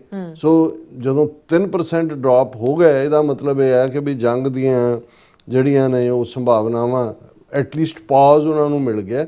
ਔਰ ਇਹ ਜਿਹੜੇ ਈਰਾਨ ਦੇ ਵਿੱਚੋਂ ਹੀ ਖਬਰਾਂ ਆ ਰਹੀਆਂ ਨੇ ਕਿ ਜਿਹੜੇ ਪ੍ਰੋਟੈਸਟ ਚੱਲ ਰਹੇ ਸੀ ਉਹ ਹੁਣ ਕਾਫੀ ਘਟ ਗਏ ਨੇ। ਰਾਦਰ ਈਰਾਨ ਦੇ ਵਿੱਚ ਪ੍ਰੋ ਇਰਾਨੀਅਨ ਜਿਹੜਾ ਹੈ ਪ੍ਰੋਟੈਸਟ, ਉਹ ਕਾਫੀ ਵੱਡੀ ਗਿਣਤੀ ਦੇ ਵਿੱਚ ਚੱਲ ਰਹੇ ਨੇ। ਔਰ ਅਮਰੀਕਾ ਨੇ ਤਾਂ ਸੈਂਕਸ਼ਨਸ ਈਰਾਨ 'ਤੇ ਵੀ ਹੋਰ ਲਾਈਆਂ, ਇਹ ਕਿਹਾ ਵੀ ਜਿਹੜਾ ਬਿਜ਼ਨਸ ਕਰੇਗਾ ਈਰਾਨ ਦੇ ਨਾਲ ਉਹਨੂੰ 25% ਹੋਰ ਟੈਰਿਫ ਦੇਣਾ ਪਏਗਾ। ਇੰਡੀਆ ਜਿਹਦੇ ਬਾਰੇ ਪੂਰਾ ਜਲੂਸ ਨਿਕਲਿਆ ਹੋਇਆ ਇਹਨਾਂ ਦੀ ਵਿਦੇਸ਼ ਨੀਤੀ ਦਾ, ਈਰਾਨ ਦੇ ਫੋਰਨ ਮਿਨਿਸਟਰ ਨੇ ਗੱਲਬਾਤ ਕੀਤੀ ਐਸ ਜੈ ਸ਼ੰਕਰ ਨਾਲ, ਫਿਰ ਟਵੀਟ ਵੀ ਕੀਤਾ। ਉਹਨੇ ਕਿਹਾ ਵੀ ਤੁਸੀਂ ਵੱਡੀਆਂ ਇਕੋਨਮੀਜ਼ ਤੇ ਆਪਣੇ ਆਪ ਨੂੰ ਬੜੇ ਪਾਵਰਫੁਲ ਜਾਂ ਦੂਜੇ ਬੋਲੋ ਇਹ ਜੇ ਸੋਵਰਨਿਟੀ ਔਰ ਦੂਸਰੇ ਮੁੱਦਿਆਂ ਦੇ ਉੱਤੇ, ਪਰ ਜਿੰਨਾ ਜਲੂਸ ਭਾਰਤ ਨੇ ਆਪਣਾ ਕਢਾਇਆ ਹੋਇਆ ਵੈਨਜ਼ੂਏਲਾ ਦੇ ਮੁੱਦੇ ਦੇ ਉੱਤੇ ਵੀ, ਦੂਸਰੇ ਤੇ ਵੀ, ਈਰਾਨ ਦੇ ਮੁੱਦੇ ਤੇ ਵੀ, ਔਰ ਹਾਲਾਂਕਿ ਸਭ ਤੋਂ ਜ਼ਿਆਦਾ ਇੰਡੀਅਨ ਸਟੂਡੈਂਟ ਈਰਾਨ 'ਚ ਪੜ੍ਹਦੇ ਨੇ ਔਰ ਉਹਨਾਂ ਦੀ ਵਾਪਸੀ ਨੂੰ ਲੈ ਕੇ ਉਹਨਾਂ ਦੇ ਪੇਰੈਂਟਸ ਵਰੀਡ ਸੀਗੇ और इस panic grips Kashmiri parents as wards गो इन कम्युनिकेडो after Iran internet shut down street protest, क्योंकि ईरान ने इंटरनेट क्लोज करता है। ਇਹਦੀ ਜਿਹੜੀ ਐਲਨ ਮਸਕ ਦਾ ਹੈਗਾ ਸਟਾਰ ਲਿੰਕ, ਇਹਨਾਂ ਨੇ ਆਪਣੇ ਲਿੰਕ ਥਰੋ ਕੀਤੇ ਜਾਂ ਦੂਜੇ, ਪਰ ਉਹ ਉਹਨੂੰ ਟ੍ਰੇਸ ਕਰ ਲੈਂਦੇ ਸੀ, ਕਿਉਂਕਿ ਈਰਾਨ ਦੇ ਵਿੱਚ ਵੀ ਤਾਂ ਬੜੀ ਸਖਤੀ ਹੈ, ਉਹ ਕੋਈ ਉਹ ਆਪਣੇ ਰਜੀਮ ਦੇ ਖਿਲਾਫ ਆਵਾਜ਼ ਤਾਂ ਨਹੀਂ ਚੁੱਕਣ ਦਿੰਦੇ। ਸੋ ਇਹਦੇ ਥੱਲੇ ਕਿਉਂਕਿ ਬਹੁਤ ਸਾਰੇ ਜੰਮੂ ਕਸ਼ਮੀਰ ਦੇ ਸਟੂਡੈਂਟ ईरान च पढ़न जाते हैं जोड़े खास तौर पर शिया ने, क्योंकि ईरान एक शिया इस्लामिक कंट्री है। और इस सारे दे चलदे असी इस गल दे उत्ते जिहड़ा वो तसल्ली का इजहार करते हैं कि एटलीस्ट वक्ती तौर के उत्ते पॉज होया, साडियां हमदर्दियां जिथे ज़ाहिर है अमरीका साडा मुल्क है, और असी होप करते हैं कि जिहड़ी न्यू मैप मेकिंग होण जा रही है, जिहड़ी हो रही है ऑलरेडी ग्रीनलैंड नूं लैके, जिस किस्म की लाइन ट्रंप ने लई, हालां डेनमार्क का और ग्रीनलैंड के प्राइम मिनिस्टर भी मिले अमरीका के मार्को रूबियो नूं दूजे नूं, पर ट्रंप कहता भी जां मुल दे दिओ नहीं तो असीं जबरदस्ती लै लेना ग्रीनलैंड। और हुण उत्थे फौजां भी जिहड़ियां ने यूरोप यूनीयन वाले भेज रहे हैं, किन्नी अमरीका का तो की मुकाबला करना है, पर सिंबॉलिक फ्रांस ने भी कहा असीं डिफेंड करांगे, डेनमार्क ने भी कहा, नॉर्वे ने 2 फौजी भेजते उत्थे। पर यह पहली बार है कि अमेरिका दे जिहड़े पूरे अलाई, क्योंकि NATO north Atlantic treaty organisations रूस नूं घेरन लई, सोवियत यूनीयन जिहड़ा उहदा पहला नाम, अमरीका हिस्सा है नैटो का, नैटो है ही अमरीका की। हुण एक बड़ी अजीबो गरीब जी सिचुएशन बन गई कि भी प्रेजिडेंट ट्रंप इस वेले 3 कॉन्टीनेंट ने, चलो ईरान का जे बचाव हो जाता है कि भी एक पासे कैरेबियन मुल्कां च वेनेजुएला च जाके तुसीं कीता है, उहदी जिहड़ी है वेनेजुएला दी डिप्टी जिहड़ी उन्हां दी ओपोजिशन लीडर है जिन्होंने नोबल प्राइज़ दिता, वो अज वाइट हाउस आई हुई है, उन्हें अपना नोबल प्राइज़ ट्रंप नूं भेंट किया है। हालां नोबल कमेटी ने कहा इवें नहीं हो सकता, ट्रंप ने एक्सैप्ट करना है या नहीं करना है, ये वक्री कहानी है। लेकिन कोलंबिया उस तो नैक्सट उहदा प्रेजिडेंट आ रहा है, क्यूबा नूं भी कहता भी तुसीं करो। सो कैरीबीਅਨ नाल साउथ अमेरिकन जिहड़ा कॉन्टीनेंट है उहदे नाल जंग। हुण जे ग्रीनलैंड के मुद्दे के उत्ते वो भावें सिंबॉलिक ही उन्होंने फौजां भेजियां जां दूजियां डिफेंड नहीं कर सकते, लेकिन ईवन ये होना भी कि अमरीका के डर तो वो कि उन्हें हमला करना फौज, इसका मतलब यूरोप भी अंडर, तो जे ईरान भी जिहड़ा इजराइल पुश कर रहा उहदे च हुंदा ते वो प्रेजिडेंट जिहड़ा नो वॉर ਦਾ ਐਦ ਲੈ ਕੇ ਆਇਆ, ਉਹ ਤਾਂ ਤਿੰਨੋਂ ਕੰਟੀਨੈਂਟਾਂ 'ਚ ਵਾਰ 'ਚ ਫਸ ਗਿਆ। ਸੋ ਇਹਨਾਂ ਹਾਲਾਤਾਂ ਦੇ ਵਿੱਚ ਅਸੀਂ ਇਹੀ ਹੋਪ ਕਰਦੇ ਹਾਂ ਕਿ ਜਿੱਥੇ ਸਾਡੀਆਂ ਅਮਰੀਕਾ ਨਾਲ ਹਮਦਰਦੀਆਂ ਨੇ, ਈਰਾਨ ਦੇ ਮਾਮਲੇ 'ਚ ਵੀ ਮੈਂ ਸਮਝਦਾ ਵੀ ਫਾਰਸੀ ਜ਼ਬਾਨ ਉਹਨਾਂ ਦੀ ਇੱਕ ਸਿਵਲਾਈਜੇਸ਼ਨ ਔਰ ਉਹਨਾਂ ਦੇ ਕੋਲ ਕੁਦਰਤ ਨੇ ਉਹਨਾਂ ਨੂੰ ਸੋਰਸ ਦਿੱਤੇ ਹੋਏ ਨੇ।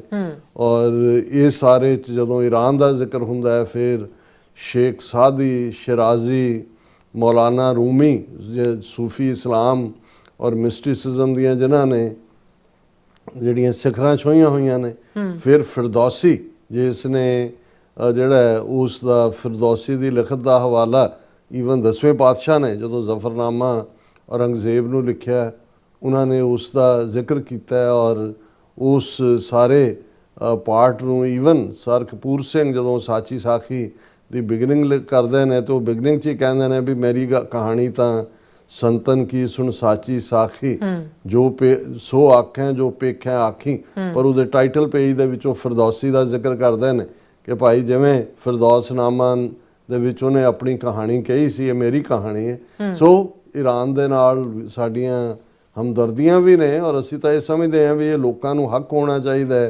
कोई भी बाहरलियां ताकतां किते भी जिस किस्म का हालां जिस किस्म की लुट शाह ईरान दे थल्ले उन्हां दे खानदान ने 1.5 सदियां तो पाई हुई सी, लोकां ने जिहड़ा है वो उस नूं परे सुट्टिया भावें उहदे थल्ले कट्टड़पना ही आया। और संभव है कि भाई जिहड़े अज ईरान दे विच हाकम ने वो भी देखण कि भाई 45 साल हो गए हुण मुड़ो कुछ किसी पासे नूं, बाकियां दे नाल दुनिया किते दी किते चली गई है। सो साडियां वैल विशेज़ असीं किते भी बेलोड़ा खून खराबा उहदे खिलाफ है। सो इस गल दी ਮੈਨੂੰ ਰਾਹਤ ਹੈ ਕਿਉਂਕਿ ਸਾਡੇ ਬਹੁਤ ਸਾਰੇ ਕੁਛ ਵੀਰਾਂ ਨੇ ਲਿਖਿਆ ਵੀ ਕਿ ਤੁਸੀਂ ਇਹਦੇ ਤੇ ਗੱਲ ਨਹੀਂ ਕੀਤੀ। ਤਾਂ ਸਾਡੇ ਲਈ ਹੁੰਦਾ ਵੀ ਇੱਕ ਪਾਸੇ ਸਾਡਾ ਜਿਹੜਾ ਦਿਲ ਹੈ, ਇੱਕ ਪਾਸੇ ਦਿਮਾਗ ਹੈ, ਔਰ ਇਹ ਸਾਰੇ ਨੂੰ ਕਿਵੇਂ ਬੈਲੈਂਸ ਦੇਖੀਏ। ਸੋ ਮੈਨੂੰ ਘੱਟੋ ਘੱਟ ਬਹੁਤ ਰਾਹਤ ਮਹਿਸੂਸ ਸੋ ਹੋਈ। ਨਾਈਸ ਜੀ ਰਾਜ ਸਾਹਿਬ, ਤੁਹਾਡਾ ਬਹੁਤ ਬਹੁਤ ਸ਼ੁਕਰੀਆ। ਸੋ ਇੱਥੇ ਲੈਣ ਬ੍ਰੇਕ ਵਿਊਅਰਸ, ਤੁਸੀਂ ਇਸੇ ਤਰ੍ਹਾਂ ਹੀ ਬਣੇ ਰਹਿਣਾ। ਮਿਲਦੇ ਹਾਂ ਛੋਟੇ ਜਿਹੇ ਬ੍ਰੇਕ ਤੋਂ ਬਾਅਦ।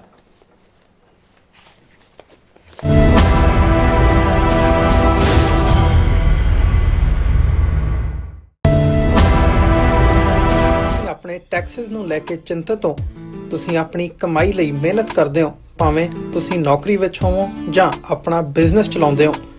ਜਦੋਂ ਟੈਕਸ ਭਰਨ ਦਾ ਸਮਾਂ ਆਉਂਦਾ ਹੈ ਤਾਂ ਤੁਹਾਨੂੰ ਇੱਕ ਭਰੋਸੇਯੋਗ ਟੈਕਸ ਅਕਾਊਂਟੈਂਟ ਦੀ ਲੋੜ ਹੈ ਜੋ ਟੈਕਸ ਬੈਲੈਂਸ ਦਾ ਤੁਹਾਡੇ ਪੱਖ ਵਿੱਚ ਜਾਣਾ ਯਕੀਨੀ ਬਣਾਵੇ। ਸਿਆਟਲ ਦੀ ਜਾਣੀ ਪਛਾਣੀ company Accurate Accountants and Taxes ਤੁਹਾਡੀ ਸੇਵਾ ਵਿੱਚ ਹਾਜ਼ਰ ਹੈ। ਅਸੀਂ ਹਰ ਤਰ੍ਹਾਂ ਦੇ ਟੈਕਸ ਭਰਨ ਵਿੱਚ ਤੁਹਾਡੀ ਮਦਦ ਕਰਾਂਗੇ। ਟੈਕਸ ਸੰਬੰਧੀ ਕਿਸੇ ਵੀ ਤਰ੍ਹਾਂ ਦੇ ਸਵਾਲ ਲਈ ਅੱਜ ਹੀ ਸਾਡੇ ਤੱਕ ਪਹੁੰਚ ਕਰੋ। Accurate Accountants and Texas. Nakodar ਸਾਕੇ ਦੇ ਅਮਰ ਸ਼ਹੀਦ ਭਾਈ ਰਵਿੰਦਰ ਸਿੰਘ ਲਿਤਰਾ, ਭਾਈ ਹਰਮਿੰਦਰ ਸਿੰਘ, ਭਾਈ ਬਲਧੀਰ ਸਿੰਘ, ਭਾਈ ਝਿਲਮਣ ਸਿੰਘ ਅਤੇ ਸਮੂਹ ਸ਼ਹੀਦ ਸਿੰਘਾਂ ਸਿੰਘਣੀਆਂ ਦੀ ਪਾਵਨ ਯਾਦ ਵਿੱਚ ਇੱਕ ਮਹਾਨ ਸ਼ਹੀਦੀ ਸਮਾਗਮ Doaba Sikh Association, Sikh Youth of America, Sikhs for Justice ਅਤੇ ਸਮੂਹ ਪੰਥਕ ਜਥੇਬੰਦੀਆਂ ਤੇ ਸੰਗਤਾਂ ਦੇ ਸਹਿਯੋਗ ਦੇ ਨਾਲ Sikh Cultural Society Richmond Hill, New York ਵਿਖੇ ਕਰਵਾਇਆ ਜਾ ਰਿਹਾ ਹੈ। ਸ਼ੁੱਕਰਵਾਰ 6 ਫਰਵਰੀ ਸਵੇਰੇ 10 ਵਜੇ ਸ਼੍ਰੀ ਅਖੰਡ ਪਾਠ ਸਾਹਿਬ ਆਰੰਭ ਹੋਣਗੇ। ਐਤਵਾਰ 8 ਫਰਵਰੀ ਸਵੇਰੇ 9:30 ਵਜੇ ਸ਼੍ਰੀ ਅਖੰਡ ਪਾਠ ਸਾਹਿਬ ਦੇ ਭੋਗ ਪਾਏ ਜਾਣਗੇ। ਐਤਵਾਰ ਨੂੰ ਨਕੋਦਰ ਸਾਕੇ ਦੇ ਸ਼ਹੀਦਾਂ ਦੀ ਯਾਦ ਵਿੱਚ ਵਿਸ਼ੇਸ਼ ਦੀਵਾਨ ਸਜਾਇਆ ਜਾਵੇਗਾ, ਜਿਸ ਵਿੱਚ ਪੰਥ ਪ੍ਰਸਿੱਧ ਰਾਗੀ, ਢਾਡੀ, ਕਥਾਵਾਚਕ ਅਤੇ ਪੰਥਕ ਵਿਦਵਾਨ ਹਾਜ਼ਰੀਆਂ ਭਰਨਗੇ। ਮੁੱਖ ਬੁਲਾਰੇ ਦੇ ਤੌਰ ਤੇ ਸਿੱਖ ਡਾਕਟਰ ਅਮਰਜੀਤ ਸਿੰਘ ਜੀ ਵਿਚਾਰਾਂ ਦੀ ਸਾਂਝ ਪਾਉਣਗੇ। ਸਮੂਹ ਸੰਗਤਾਂ ਨੂੰ ਇਸ ਮਹਾਨ ਸ਼ਹੀਦੀ ਸਮਾਗਮ ਵਿੱਚ ਪਰਿਵਾਰ ਸਮੇਤ ਸ਼ਾਮਿਲ ਹੋਣ ਦੀ ਨਿਮਰ ਬੇਨਤੀ ਕੀਤੀ ਜਾਂਦੀ ਹੈ। ਵਧੇਰੇ ਜਾਣਕਾਰੀ ਲਈ ਸਕਰੀਨ ਤੇ ਦਿੱਤੇ ਨੰਬਰਾਂ ਤੇ ਸੰਪਰਕ ਕਰੋ ਜੀ। ਆਓ ਸ਼ਹੀਦਾਂ ਦੀ ਯਾਦ ਨੂੰ ਨਮਨ ਕਰੀਏ ਅਤੇ ਪੰਥਕ ਏਕਤਾ ਦਾ ਸਬੂਤ ਦਈਏ ਜੀ। ਧੰਨਵਾਦ।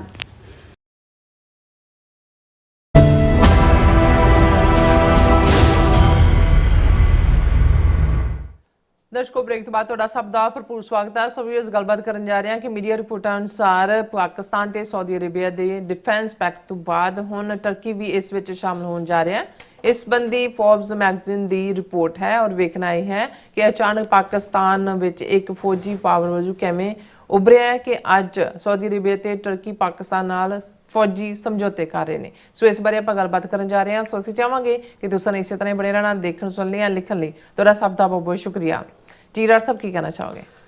ਦੇਖੋ, ਕੁਦਰਤ ਦਾ ਜਦੋਂ ਤੁਸੀਂ ਕ੍ਰਿਸ਼ਮਾ ਦੇਖਦੇ ਹੋ ਤਾਂ ਫਿਰ ਤੁਹਾਨੂੰ ਇੱਕ ਤਾਂ ਕੁਦਰਤ ਦਾ ਕ੍ਰਿਸ਼ਮਾ, ਤੁਸੀਂ ਪਹਾੜਾਂ ਤੇ ਜਾਂਦੇ ਹੋ, ਸਮੁੰਦਰ ਦੇਖਦੇ ਹੋ, ਵਾਈਲਡ ਲਾਈਫ ਦੇਖਦੇ ਹੋ, ਪਲਾਂਟਸ ਦੇਖਦੇ ਹੋ, ਮੌਸਮ ਦੇਖਦੇ ਹੋ, ਤਾਂ ਫਿਰ ਤੁਹਾਨੂੰ ਜਿਹੜਾ ਹੈ ਉਹ ਨਜ਼ਰ ਆਉਂਦਾ, ਜਿਸ ਨੂੰ ਗੁਰੂ ਸਾਹਿਬ ਨੇ ਇਹ ਫਰਮਾਇਆ ਕਿ ਸੂਰਜ ਏਕੋ ਰੁੱਤ ਅਨੇਕ, ਨਾਨਕ ਕਰਤੇ ਕੇ ਕੀਤੇ ਵੇਸ। ਰੱਬ ਦੀ ਕੁਦਰਤ ਚੋਂ ਤੁਸੀਂ ਰੱਬ ਦਾ ਜਲਵਾ ਦੇਖਦੇ ਹੋ।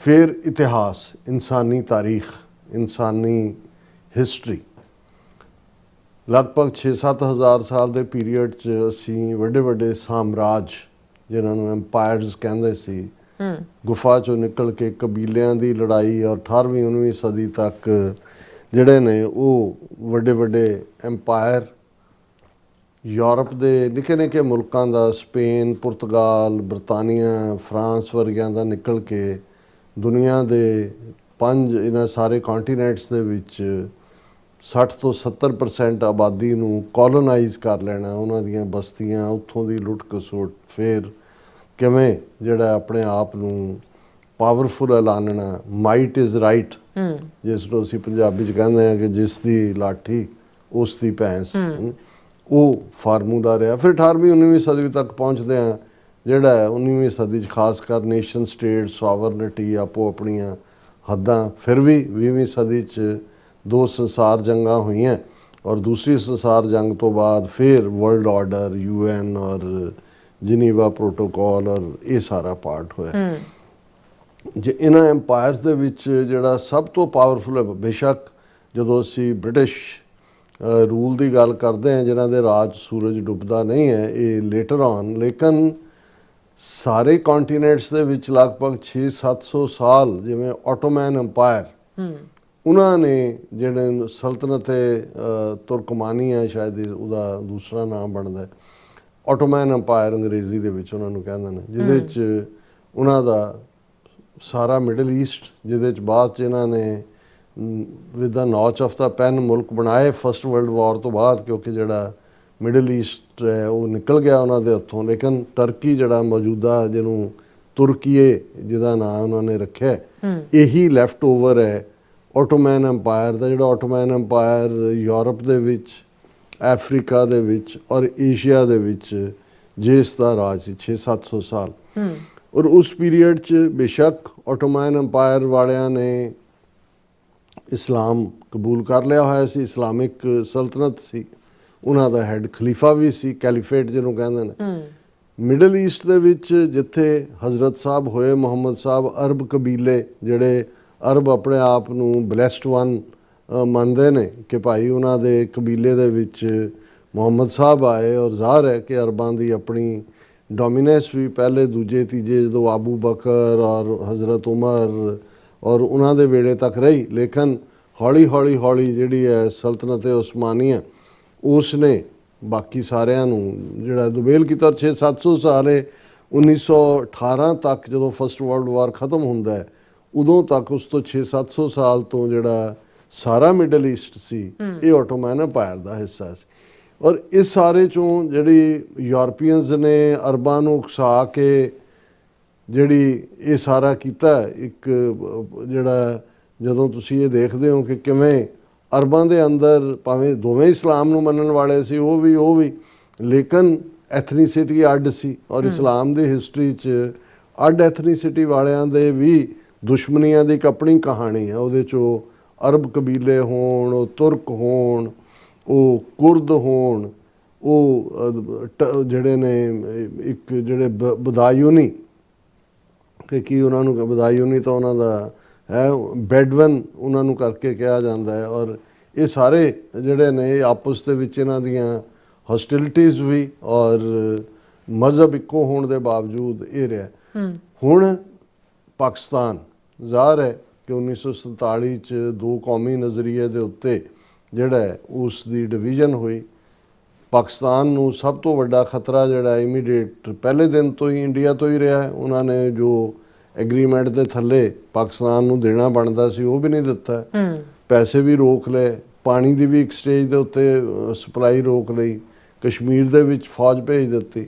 ਨਤੀਜੇ ਦੇ ਤੌਰ ਤੇ ਜਿਹੜੀ ਆ ਪਹਿਲੀ ਹੌਸਟਿਲਿਟੀ ਉਸ ਜਿਹੜੀ ਕਿ ਇਸਲਾਮ ਦੇ ਬਿਨਾਂ ਦੇ ਉੱਤੇ ਹੋਂਦ ਦੇ ਵਿੱਚ ਆਇਆ ਮੁਲਕ, ਉਸ ਦੇ ਹੋਂਦ ਨੂੰ ਹੀ ਖਤਰਾ ਰਿਹਾ। ਔਰ ਲਗਭਗ ਅਸੀਂ 1971 ਤੱਕ ਪਹੁੰਚਦੇ ਹਾਂ, ਦੇਖਦੇ ਹਾਂ ਕਿ ਜਿਹੜਾ ਉਹ ਉਹਨਾਂ ਨੇ ਪਾਕਿਸਤਾਨ ਨੂੰ ਦੋ ਹਿੱਸਿਆਂ 'ਚ ਤੋੜ ਦਿੱਤਾ ਔਰ ਨਾਲ ਹੀ ਐਲਾਨ ਕਰਤਾ ਜੀ ਦੋ ਕੌਮੀ ਨਜ਼ਰੀਆ ਖ਼ਤਮ ਕਰਤਾ ਅਸੀਂ, ਇੰਦਰਾ ਗਾਂਧੀ ਦਾ ਕਹਿਣਾ। ਹੁਣ ਉਹੀ ਪਾਕਿਸਤਾਨ ਜਿਸ ਨੂੰ ਬਾਰ-ਬਾਰ ਭਾਰਤ ਨੇ ਜਿਹੜਾ ਹੈ, ਜਦੋਂ ਭਾਰਤ ਨਿਊਕਲੀਅਰ ਬਣਦਾ ਹੈ 1974 'ਚ ਪਾਕਿਸਤਾਨ ਫਿਰ ਇਨ ਡੇਂਜਰ ਜਾਂਦਾ ਹੈ, 1998 ਤੱਕ ਪਹੁੰਚਦੇ ਆ ਪਾਕਿਸਤਾਨ ਵੀ ਨਿਊਕਲੀਅਰ ਹੋ ਜਾਂਦਾ ਹੈ ਬਰਾਬਰ, ਫਿਰ ਛਾਤੀ ਤਾਣ ਕੇ ਭਾਰਤ ਨੂੰ ਚੈਲੰਜ ਕਰਦਾ ਜੀ। ਇਹਦੇ ਬਾਵਜੂਦ ਜਦੋਂ ਤੱਕ ਅਸੀਂ ਹੁਣ ਜੇ ਆ ਜਾਈਏ ਕਿ ਵੀ ਉਹਨਾਂ ਨੇ ਪੁਲਵਾਮਾ ਦਾ ਫਾਲਸ ਫਲੈਗ ਆਪਰੇਸ਼ਨ ਕਰਕੇ ਪਾਕਿਸਤਾਨ ਦੇ ਵਿੱਚ ਸਟ੍ਰਾਈਕ ਕਰਨੀ, ਜਿਹਨੂੰ ਸਰਜੀਕਲ ਸਟ੍ਰਾਈਕ ਤੇ ਬੜੇ ਫੈਂਸੀ ਜਿਹੇ ਨਾਂ ਦਿੱਤੇ ਗਏ, ਬਾਲਾਕੋਟ ਦੇ ਵਿੱਚ ਇਧਰੋਂ ਵੋਟਾਂ ਵੀ ਜਿੱਤੀਆਂ। ਔਰ 22 ਅਪ੍ਰੈਲ ਨੂੰ ਪਿਛਲੇ ਸਾਲ 'ਚ ਪਹਿਲਗਾਮ ਫਾਲਸ ਫਲੈਗ, ਔਰ ਫਿਰ 7, 8, 9, 10 ਮਈ ਨੂੰ ਪਾਕਿਸਤਾਨ ਦੇ ਉੱਤੇ ਅਟੈਕ।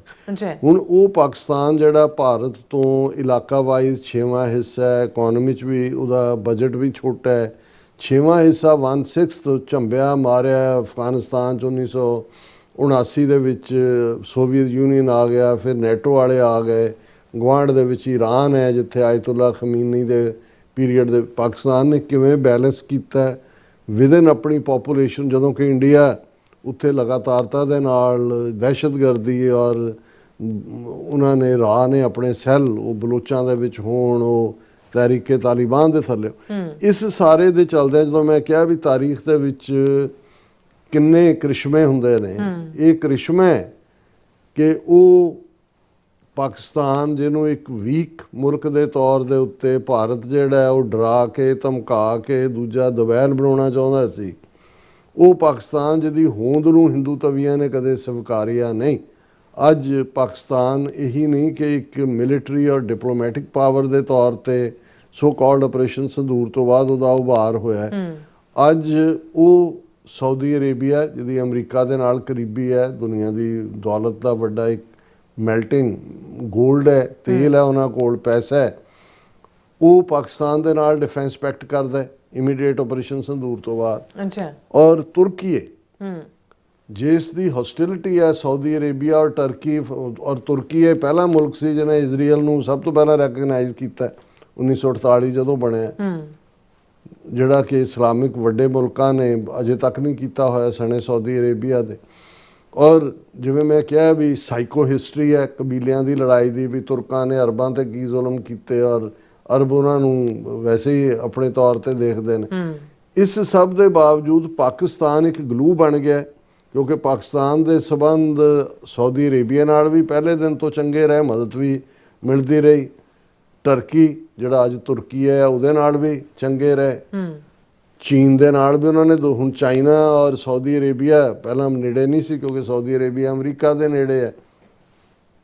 ਇਧਰੋਂ ਪਾਕਿਸਤਾਨ ਦੇ ਈਰਾਨ ਨਾਲ ਵੀ ਸੰਬੰਧ ਬੜੇ ਨੇੜੇ ਨੇ, ਹਾਲਾਂਕਿ ਈਰਾਨ ਔਰ ਸਾਊਦੀ ਅਰੇਬੀਆ ਸ਼ੀਆ ਸੁੰਨੀ ਮੁਸਲਮਾਨ ਹੋਣ ਦਾ ਹੈ, ਹਾਲਾਂਕਿ ਟਰਕੀ ਈਰਾਨ ਲਵ ਹੇਟ ਹੈ, ਕਿਤੇ ਇੱਕ ਦੂਜੇ ਨੂੰ ਸਪੋਰਟ ਕਰਦੇ ਨੇ ਕਿਤੇ। ਸੋ ਇਸ ਸਾਰੇ 'ਚ ਪਾਕਿਸਤਾਨ ਉਹ ਗਲੂ ਬਣਿਆ, ਇਕੱਲਾ ਇਹੀ ਨਹੀਂ ਵੀ ਇਹਨਾਂ ਨੂੰ ਨੇੜੇ ਲਿਆਉਣ ਦਾ। ਹਾਲਾਂਕਿ ਇੱਕ ਸਟੇਜ 'ਤੇ ਕੁਝ ਸਾਲ ਪਹਿਲਾਂ ਇਸਲਾਮਿਕ ਨੈਟੋ ਦਾ ਜ਼ਿਕਰ ਵੀ ਹੁੰਦਾ ਸੀ ਕਿ ਜੀ ਜਿਵੇਂ ਨੈਟੋ ਨਾਰਥ ਐਟਲਾਂਟਿਕ ਜਿਹੜੀ ਹੈ TT ਆਰਗੇਨਾਈਜ਼ ਇਵੇਂ ਇਸਲਾਮਿਕ, ਪਰ ਗੱਲ ਕਿਤੇ ਚੱਲੀ ਨਹੀਂ ਸੀ।